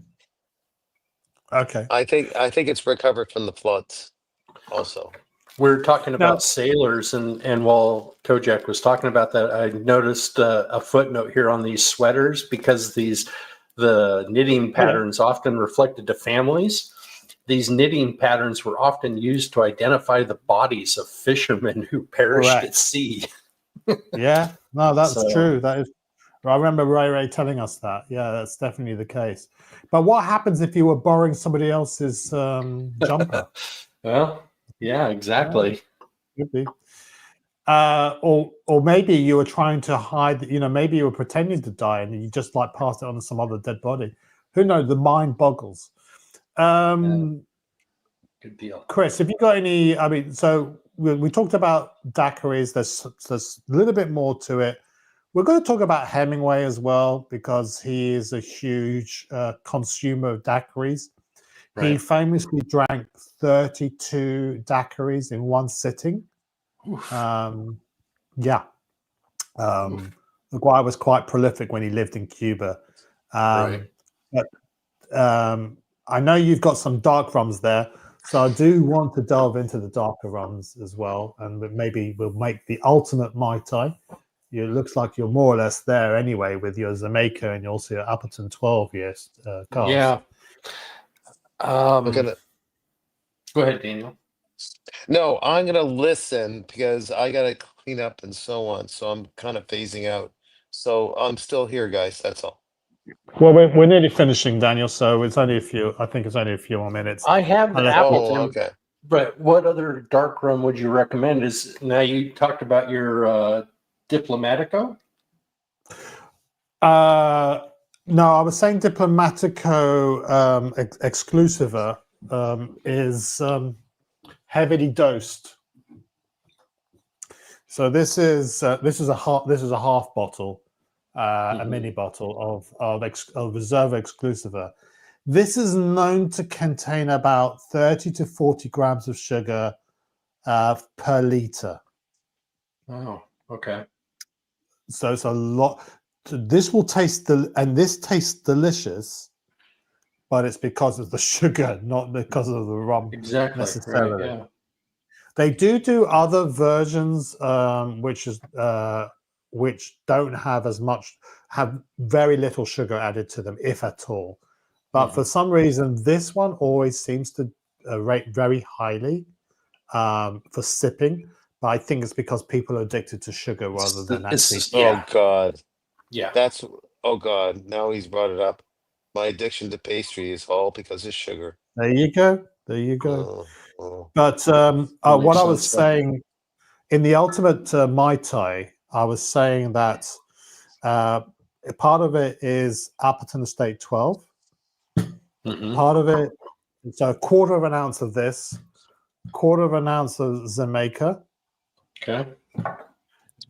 Quarter of an ounce of... Yours is different than mine. What is yours? Your Jamaica? No, it's the same. Oh, is it the same? Okay. Okay. Yeah, it's just the raffia is just... yeah. There you go. Yeah. Yep. No, it's the same. Okay. Yeah, it's the same. There's also Smith & Cross Jamaican rum. Now, this is really powerful. I mean, it's really... It's funk to the max, but I love this, and my wife loves it. Just not in a daiquiri. So you got it. Normally, you only add a small amount of this to any other rums to sort of improve the flavor of it. So this is So this is another Jamaican rum. It's like banana bread, banoffee pie, that sort of vibe to it. 57% ABV. And the other, so a quarter of an ounce of each of these, plus a quarter of an ounce of this rum, which is Plantation OFTD. Now, original. So that stands for old fashioned traditional dark, but actually that's the polite definition of what that means. What it actually means is, oh fuck, that's delicious. Yeah. And that's 69%. I think one of my retailers here has that. Looks familiar. Yeah. So okay. Well, if you can get a small amount from him, then you're sort of, look, I wouldn't say get all these rums just for the sake of testing it. I'm testing it so you don't have to. The ultimate Mai Tai, there's a guy called Kevin Cross on YouTube. He has a YouTube channel plus a Reddit and stuff like that. This is the concoction that he's come up with that a lot of people rave about. And it's a quarter of an ounce of each of these to make the ultimate Mai Tai. But when I was speaking to somebody that used to work at Trader Vic's, Trader Vic's uses now Denizen Merchant's Reserve. Denizen Merchant Reserve. I can't get that in the UK or Europe. It's apparently just available in the United States of America. Yeah. Trader Vic's only uses that now in their Mai Tais. They don't bother with blends with all these other concoctions. Denizen like the watch. Denizen with a Z. Okay. So okay. Denizen Merchant's Reserve. If you look, if you Google that, if you can get that, that's what Trader Vic's now uses. But when I spoke to a former bartender in Trader Vic's, when Trader Vic's used to have a branch in the UK and he was a bartender there, he just suggested just using Jamaica because what is a Mai Tai? When it was invented, they used Ray and Nephew's 17-year-old rum. Ray and Nephew's is the company that owns Appleton Estates. And Ray and Nephew's 17-year-old was used all up. All the reserves were used up because of the Mai Tai became so popular. It was a rum that nobody really wanted, but they created such a huge demand for it. They ended up using all the hundreds of barrels the hundreds, if not thousands of barrels they had of the 17-year-old rum, but they never actually made any more of it. So when they ran out, Trader Vic's then moved on to Ray Nephew's, I think, 14-year-old. They used all that up. And then Trader Vic's started doing blends of like a Jamaican rum plus a rum agricole, something from Martinique. There's various throughout the decades, from the 1940s onwards, they came up with different blends. They just got sick and tired of all of this, and somehow they managed to work in collaboration with Denizen to create a blend of Jamaican rums that they think closely approximates the Ray Nephew 17-year-old. Now, the Ray Nephew 17-year-old doesn't exist except for one bottle, or one or two, maybe one or two bottles. The last bottle that went up for auction went for about $40,000 or $50,000. Sure. Trader, I think, is it Smuggler's Cove or Trader Vic's, has another bottle which they won't open. They just keep it there for prosperity. Right. But so there's no point hankering for something that no longer exists. Surely you should be able to create something that will approximate it now. Sure. Now, Appleton Estate did try and produce a 17-year-old a few years ago, which they were championing as the natural successor to the Ray Nephew 17-year-old. But the reality is that for those people who know, the Ray Nephew 17-year-old was made of 4 marks, 4 different styles of making Jamaican rum. 3 of them were easy to recreate. 1 of them was particularly difficult. And that's the thing that has eluded them since then. It's like not economical to do. It's tricky to do. It requires a lot of like tricks and things to do it. So nobody has really recreated it. So the question is, you don't necessarily need to have the rum that they used back in the 1930s. You need something that is delicious. And apparently Trader Vic's worked with Denizen to create a blend of Jamaican rums that they use now. I think they still use it now in their Mai Tais. But I think I'm going to experiment, given I've got these for science. I'm going to make a blend with this.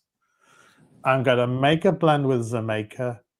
And I'm going to make a blend with it. I'm going to look and see what other recipes there are out there. There'll be some recipes that call for the use of maybe a Barbados or Jamaican rum and a little bit of rum agricole. So that'll be my research for the next few weeks. And I'll write a book about the man that OD'd for science of rum. Remember me fondly. Yes. Well, please be sure to put out the ingredients.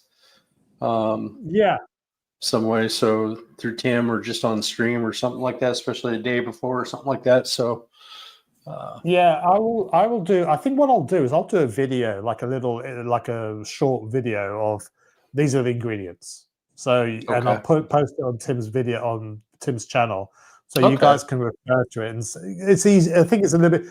It will help with people like Daniel Katz that refuses to read messages. No, but I just screwed up. It was there right in front exactly. of me. You screwed. It's a constant theme, isn't it, Daniel? But do you know what?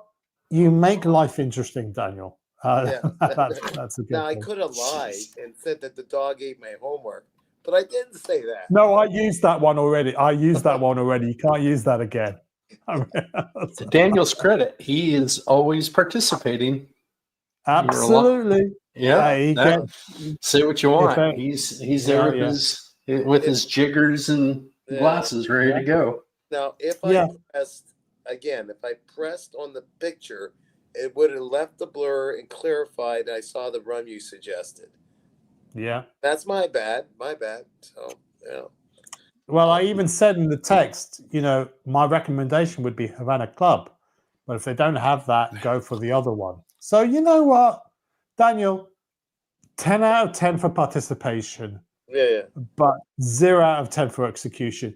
You are the Eddie the Eagle of this channel.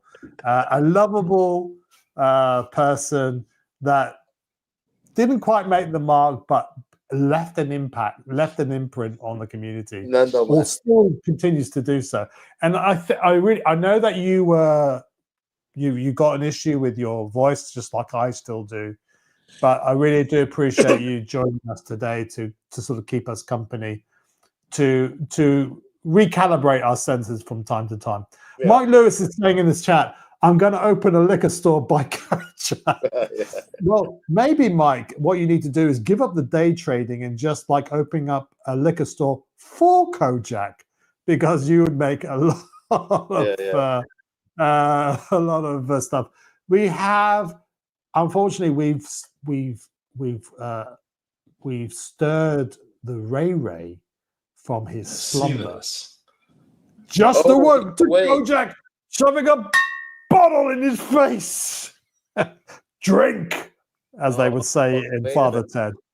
He's gone for a washroom break from sleeping, and he sees we're still on. Okay. Well, I might have startled him from his sleep a little bit.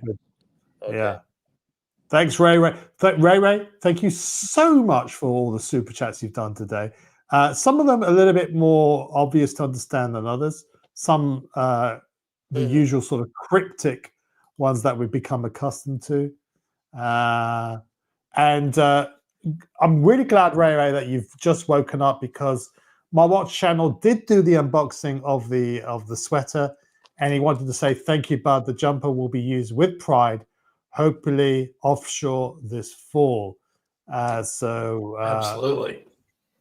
I think he's a little bit premature to say it's not itchy. I think he needs to wear it a little bit before he can report back to us. If he comes back with soft, yeah, on the outside. That's true. Against the tender underarm skin, it might be a little. Yeah, they could. If you come up in hives, my watch channel, we might be able to identify the cause of that. But, I'm a huge fan of merino wool, I like wool, so I love this thing. It's cool. Yeah. Itchy or not. Yeah. Yeah. Well, listen, the number of people who are watching is starting to dwindle a little bit, so I think we're going to sort of start to wrap it up. Yeah. Chris and Daniel, do you have any sort of questions, or do you have any sort of recommendations? The plantation, towards the end, you mentioned about the plantation. They were trying to authenticate some formula from way back when it was so difficult that they just came up with their own way of doing that particular rum. Or was it another? No. So the Mai Tai was invented in two places. But the one that was popularized and nice was Trader Vic's. Trader Vic's. They opened up branches all over the place at some point, but most of them are closed down now. But you still have the original Trader Vic's. Trader Vic's invented the modern version of the Mai Tai back in, I think, in the 1930s. I think it is the 1930s, maybe in the 1940s. They used up all the rum that they used to make that drink that was delicious, because it was so popular. And since the 1940s and 50s, they've been trying to come up with a replacement for that elixir, that amber nectar of the gods that they had back in the day. And they couldn't do it, right? Well, there have been various attempts by them, and I'll be researching this for the show to see what are the popular blends that they've come up with. In my preliminary research, I have found two interesting things. One is this concoction, this mixture of these four rums. Now, I'm doing this because I'm mental. Yeah. I have this incessant need to find out. It's my FOMO. Okay, it's fear of missing out. Yeah. So these four, we're running about, what we're talking about, $180 worth of rums here. Okay, that's a lot of money to spend on something. If you can find a single bottle of rum that will act in its place, why not? So this is a concoction that was popularized by somebody in the rum world, also a YouTuber called, I think, Kevin Cross. maybe I've got that name. Apologies if I got the name wrong. The other one, I spoke to a former bartender from Trader Vic's. He said, look, what is what is the original rum that was used in the Mai Tai? It's a traditional pot-stilled Jamaican rum, which is what the Jamaica is. It's a traditional pot-stilled Jamaica rum. Just use that. So that's another option. Another option is to use the Veritas rum that I'm a fan of. Where is it now? It's no, it's gone missing. Where was it? Veritas Probitas. My God. There we go. Found it. Thank goodness for that. There's this rum. Okay, that's a mixture of Jamaican and Barbados rum. I think it's probably a little light for a Mai Tai, but he said you could get away with this in a Mai Tai. The good news is, though, Daniel, is that you got a Jamaican rum there in the form of the Appleton Estates signature. So you have some of that. You know, have you got that bottle with you, by the way? It's here. Yeah. All right. Can you open it and sniff it from the bottle, and tell me what you think of it? Like sniffing cocaine? Or yes, whatever illegal, illicit substance you like to shove up your nose. It's quite nice, actually. Yeah. Okay. What are you getting from that? It does smell like the bananas and something else. There you go. So that's a banana funk in it. Now that Appleton Estates signature is a very lightly aged rum compared to the 8-year-old and the 12-year-old. Right. But you're sort of almost you're almost there with what would be recommended in the Mai Tai. It needs that Jamaican funk. There are other recipes which call for a combination of the rum agricoles, which are from the French style rums, and other rums. There's as you can imagine, everyone's got an opinion, Daniel. And the thing is, unless you were around at Trader Vic's at the time of when it was invented, you must have been in your early teens or early 20s when that was. What year? Around, more or less? 1930s. Yeah, but some people think that I'm even older, but okay. All right. Okay. You're going through your midlife crisis at that point. Okay, fine. Fine. We got that. The thing is, nobody really knows, unless they've got the original bottle of the rum that was originally used. No one really knows. It doesn't really matter. It's what is delicious. What is delicious? What is in a Mai Tai?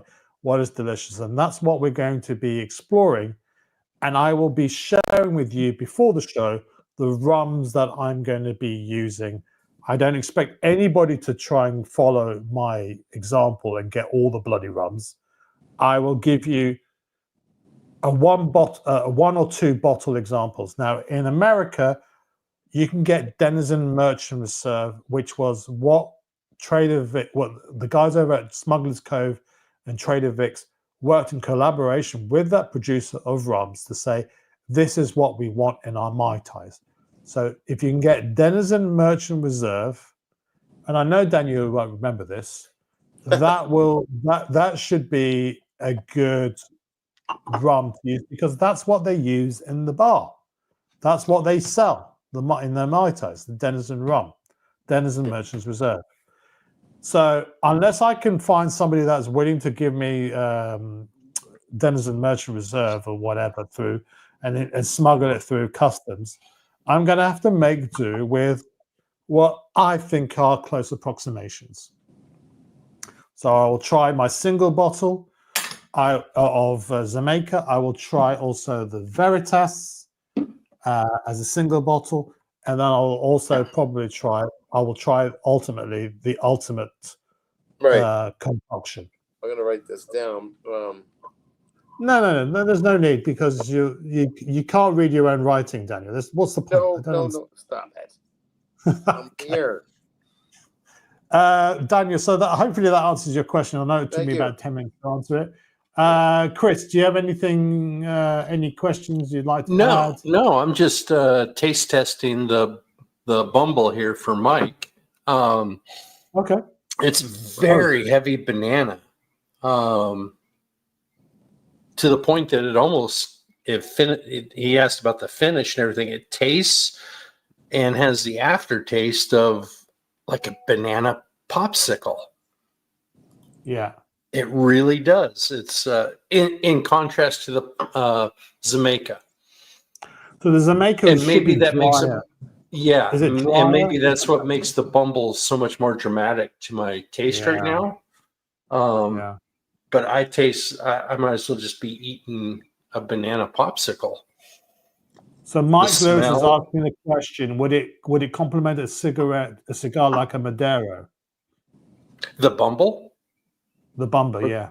Yes, it's like the Cane Rock. It's a very sweet, just kind of a cocktail in and of itself. Really, I would say it really doesn't need a mixer. It's just kind of sweet and yummy the way it is.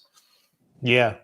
It's not a high-end whiskey or a high-end rum as far as like a purist sense, but it is very delicious.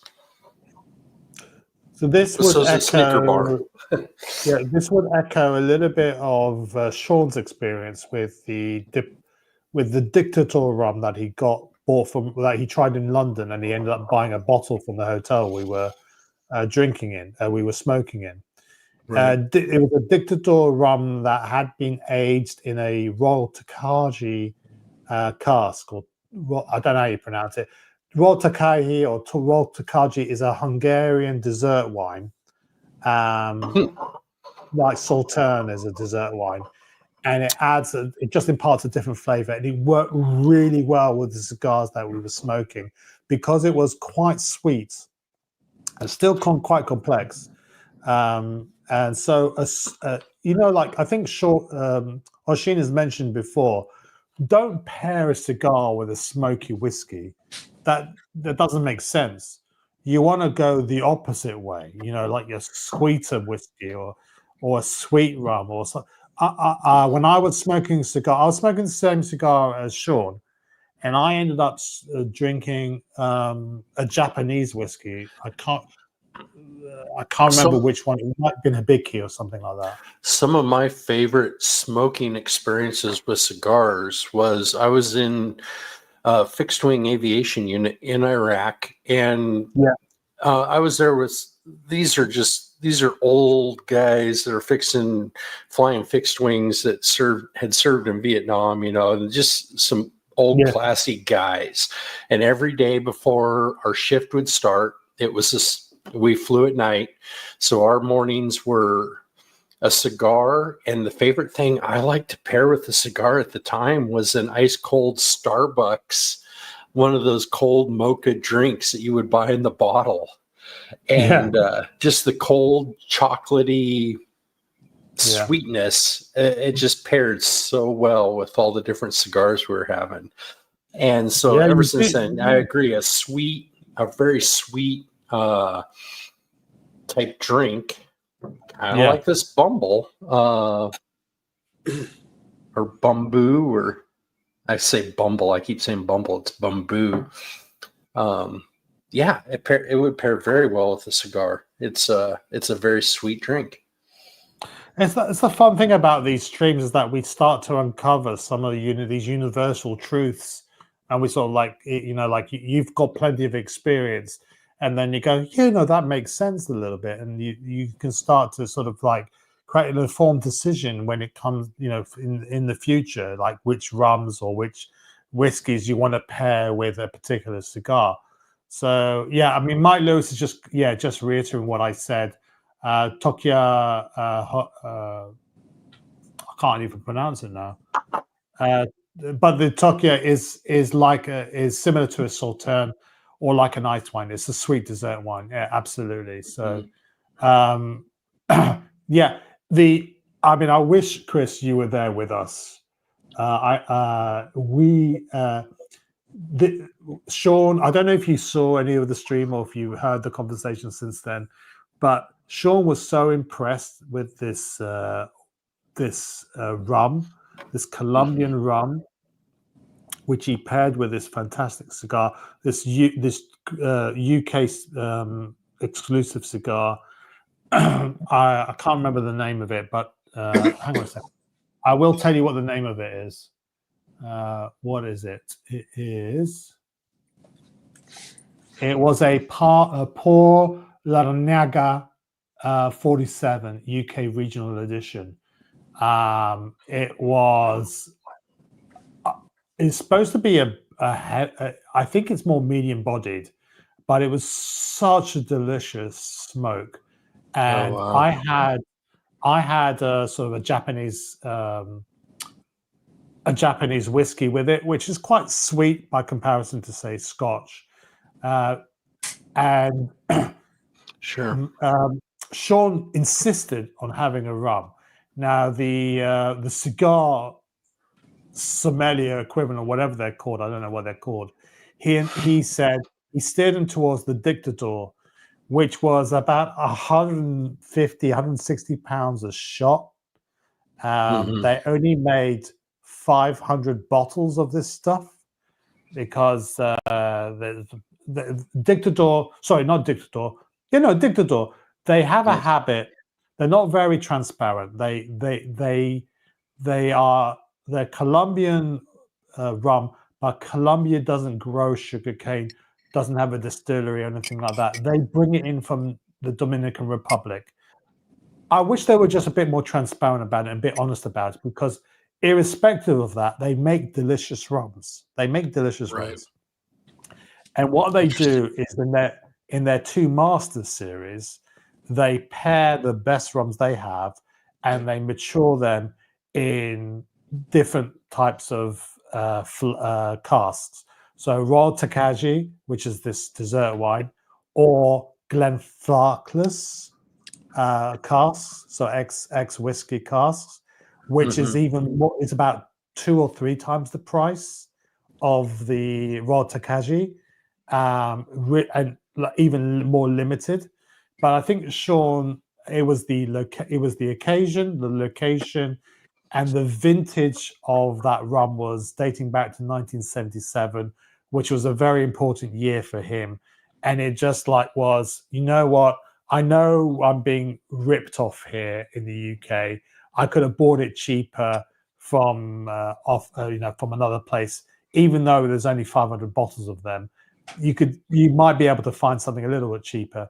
He ended up buying it from there for about almost £2,000, but he had a 15% discount on that, so it was more like 1,800. But for him, it's not just about the cost; it's the experience, the taste of it, and it was an amazing rum to partner that cigar. And there was a cigar person that was there looking after us, Cesar, also allowed us to try a little nip, a little dram of the Glenfarclas one, which would have cost £500 a shot. And he gave us, oh my! I mean, okay, that's completely different. Yeah. I mean, total orgasm from that. So, but yeah, awesome stuff. That's awesome. Anyway, and you have to kind of capitalize on that kind of opportunity when it's there. When will you be back there again with those opportunities to taste those things with those people? You have to. Well, in my opinion, if you can, you have to. Yeah, Sean's going to be back in London in a few weeks' time. So, I think I missed a lot of that. I caught you guys at Davidoff's, which was amazing. I couldn't, you were sitting there with the Saharkians, and that was awesome. And then in the humidor, jeez, What a cool trip. It is a pilgrimage. It's a rite of passage, isn't it? You have to go to the Sahakians where they popularized so that expensive cigars in the Western world, and well, just the fact they're there and available. A lot of times those guys, they have their channels, and you think they're there all the time and stuff, but really, in reality, a lot of times those kind of people, they're nowhere near the actual brick and mortar store 90% of the time. So the fact that they're both there together like that is just awesome, in my opinion. Yeah, what was really touching for me is that Edward Sahakian wanted to give his seat up for Daniel because Mr. Sahakian respects his elders, and as we know, Daniel is 144 years old.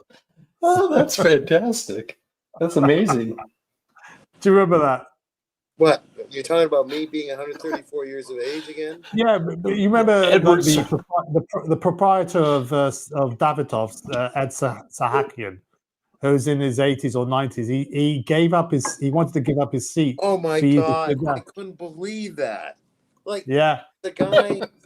Like, first of all, it's hilarious. And I'm looking up at this guy as a god in the industry or whatever.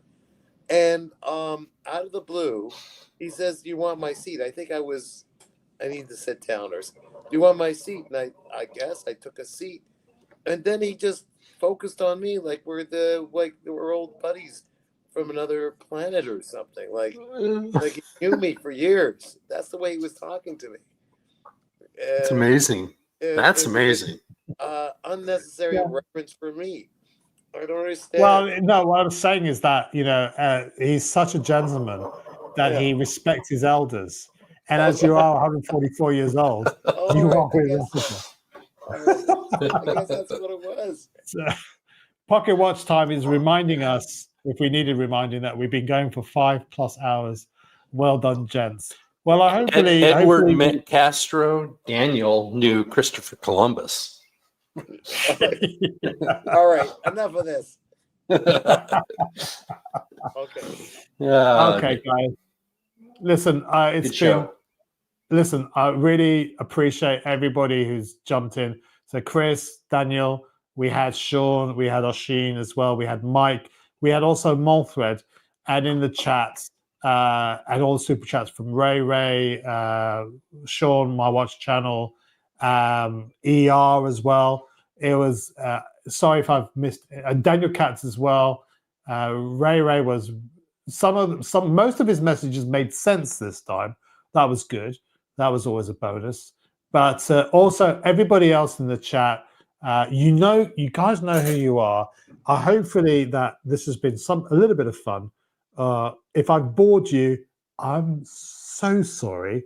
But please don't punish Tim for my issues. Okay. I didn't get around to showing the watches that my wife tried on. Maybe we'll do that another night when Tim can give us his expert opinion on it. But you got to try on every new Rolex. I thought that was pretty cool. Yeah, I thought that would be worth. I wasn't going to do the show tonight, if I was being honest, Chris, because I had a lot of other things to do. But I also didn't want to sit on that video on those videos, because I know you guys are interested in that. And Molthred, really appreciate him being able to jump on and to call out my bullshit by saying I wasn't called. It was he who was called, and then he called me. But as I said, I don't do admin. I get other people. I get my minions to do the admin for me. That's right. Okay.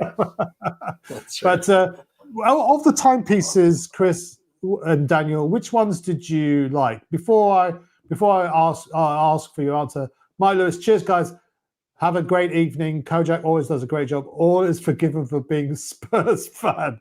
Okay. Thank you very much, Mike. I appreciate that. I may, at the cost of sounding boring, the accessible ones, the OPs with the new colors. But that's not a bad shout out. Yeah. But which of the colors did you like? Of all all things, that cameo green of all things. I agree. The pistachio. The pistachio green. Is that what it was? Yeah. That Oshin liked. I kind of like it too. Okay. Yeah. I like that sage green, but I really like the turquoise dialed Daytona. I mean, I think that's. Oh my God! Oh. Okay, and on that bombshell.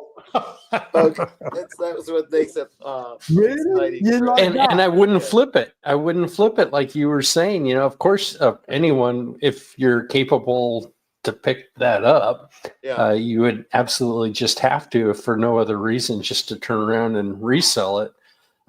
No, you wear that? it. I like it. I like it. All right. I know. Shoot me. Okay. But I need to bring it up then, because this. I'm just wondering whether there's something wrong with your coloration, your screen or your camera to say such things. You can't believe it. So but I like those beach Daytonas that they have that are in the turquoise color, the pink. Yeah. I like those, and that's sparkly too. So it was. The sage green is very nice. That one there, that's really cool. Yeah. I mean, what do you think of the? I don't even mind the yellow either. The yellow's cool too. It's more like a beige, but this mid blue one I quite liked. I know it's a bit boring.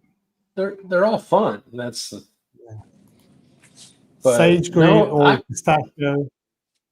I think if you could time travel a little bit, even if you just wore it, that turquoise Daytona would be the one to grab. The lilac? The lilac? Yeah, I like the lilac's pretty too. But that's just a 36, isn't it? Well, that's what Maltrid was saying, that it's only available in the 36. I thought it was, but I don't mind a 36 size either. And I Here we go. Here we go. There it is. Bam. Look at my God. I think the only thing that would make it better is if they made a turquoise colored oyster flex. Sorry. The humanity. The humanity. There you go. No one's watching, so I can say whatever. It's not the blue for me. It's just that I don't feel the blue is connecting with the subdials for me, Chris. I'm not criticizing, of course. Okay. So yeah. Oh my God, that is so fun. Anyway, Pocket Watch Time kind of agrees. He likes the dial anyway, and I think that's what does it. I think if you're looking back, the kind of the, I bet it's discontinued after this year, and a lot of people will be wishing they liked it more. Well, I hope personally, as we end, that this question about this watch is one thing that I won't be discontinued after this year. No, I hope not, Daniel. Okay. They always threaten that they're going to discontinue the Daniel Katz, but he sticks around. But who knows? Mike Lewis is saying, my Apollo 11, in my opinion, much nicer than that. I'm a Speedy fan at heart. I have to say it's a great watch. Daytona once was not popular. Funny how people go after hype. Well, things come in and out of fashion. Daniel is waiting for his turn to come back again. Yeah. Okay, guys, listen. 5 hours. It's easy to like and dislike things you'll never ever own. It's what does my opinion matter? It's not like I'll ever be called to come in to pick up that Daytona. Never. So. Listen. Go ahead. I was honest when I said if I got the call and said you can have this watch, I would buy it. Yep. But I wouldn't want to wear it. That's yeah, and that I find a little bit. I feel a little bit dirty saying that because I've always maintained you should only buy the watches. You should only buy watches that you're going to wear, not deprive other people. But you know what? Listen, on that note, bearing in mind that we're talking about, on occasion we've mentioned the odd daiquiri here and there, which comes from Cuba. I thought I would run out the show with a song from a person that came originally from Cuba. It's a duet with Ed Sheeran. So if people want to sort of, I won't be running an after show for very long, just to say my goodbyes to people that are still around. If people want to, they're welcome to join in. But I wanted to thank everybody again, all the super chats, all the panelists. I've mentioned it time and time again. Not going to repeat it, but hopefully, please, guys, please thumbs up, subscribe. Thank you so much for staying with us. I know it's been a long show, but and let's hope that Timmy's having a fantastic time as well. Let's hope that. And I want to thank the Academy and everyone involved with it. Okay. Thank you, Rick. Okay. Thank you, guys. Take care and see you next time. Said you hated the ocean, but you're surfing now. I said I love you. Hold our house. We were kids at the start. I guess we're grown-ups now. Couldn't ever imagine even having doubts, but not everything works out. No, now I'm out dancing with strangers. You could be casually dating. Damn, it's all changing so fast. Así es la vida, sí. Yeah, that's just life, baby. Yeah, love came around and it knocked me down, but I'm back on my feet. Así es la vida, sí. Yeah, that's just life, baby. I was barely standing, but now I'm dancing. He's all over me. But a bum bum bum bum bum bum. But a bum bum bum bum bum bum. But a bum bum bum bum bum bum. But a bum bum bum bum. Así es la vida. But a bum bum bum bum bum bum. But a bum bum bum bum bum bum. But a bum bum bum bum bum bum. But a bum bum bum bum. It's been a hell of a year. Thank God we made it out. We were riding away and trying not to drown. And on the surface I held it together, but underneath I sort of came unwound. Where would I be? You're all that I need. My world, baby, you hold me down. You always hold me down. Well, I've been the breaker and broken. Every mistake turns to moments. Wouldn't take anything back. Así es la vida, sí. Yeah, that's just life, baby. Yeah, love came around and it knocked me down, but I'm back on my feet. Así es la vida, sí. Yeah, that's just life, baby. I was barely standing, but now I'm dancing. He's all over me. But a bum bum bum bum bum bum. But a bum bum bum bum bum bum. But a bum bum bum bum bum bum. But a bum bum bum bum. But a bum bum bum bum bum bum. But a bum bum bum bum bum bum. But a bum bum bum bum bum bum. But a bum bum bum bum. Póngale azúcar, mi gente. Sigue bailando. Hey. Sigue bailando. Keep dancing, yeah. Sigue bailando. Keep dancing, yeah. Sigue bailando. Sigue bailando. Keep dancing, yeah. Sigue bailando. Sigue bailando. Así es la vida, sí. Yeah, that's just life, baby. Yeah, love came around and it knocked me down, but I'm back on my feet. Así es la vida, sí. Yeah, that's just life, baby. I was barely standing, but now I'm dancing. She's all over me. Now I'm dancing. Keep dancing, yeah. Now I'm dancing. Keep dancing, yeah. Now I'm dancing. Keep dancing, yeah. Yeah, now I'm dancing. Keep dancing, yeah. Now I'm dancing. Keep dancing, yeah, yeah, yeah, yeah.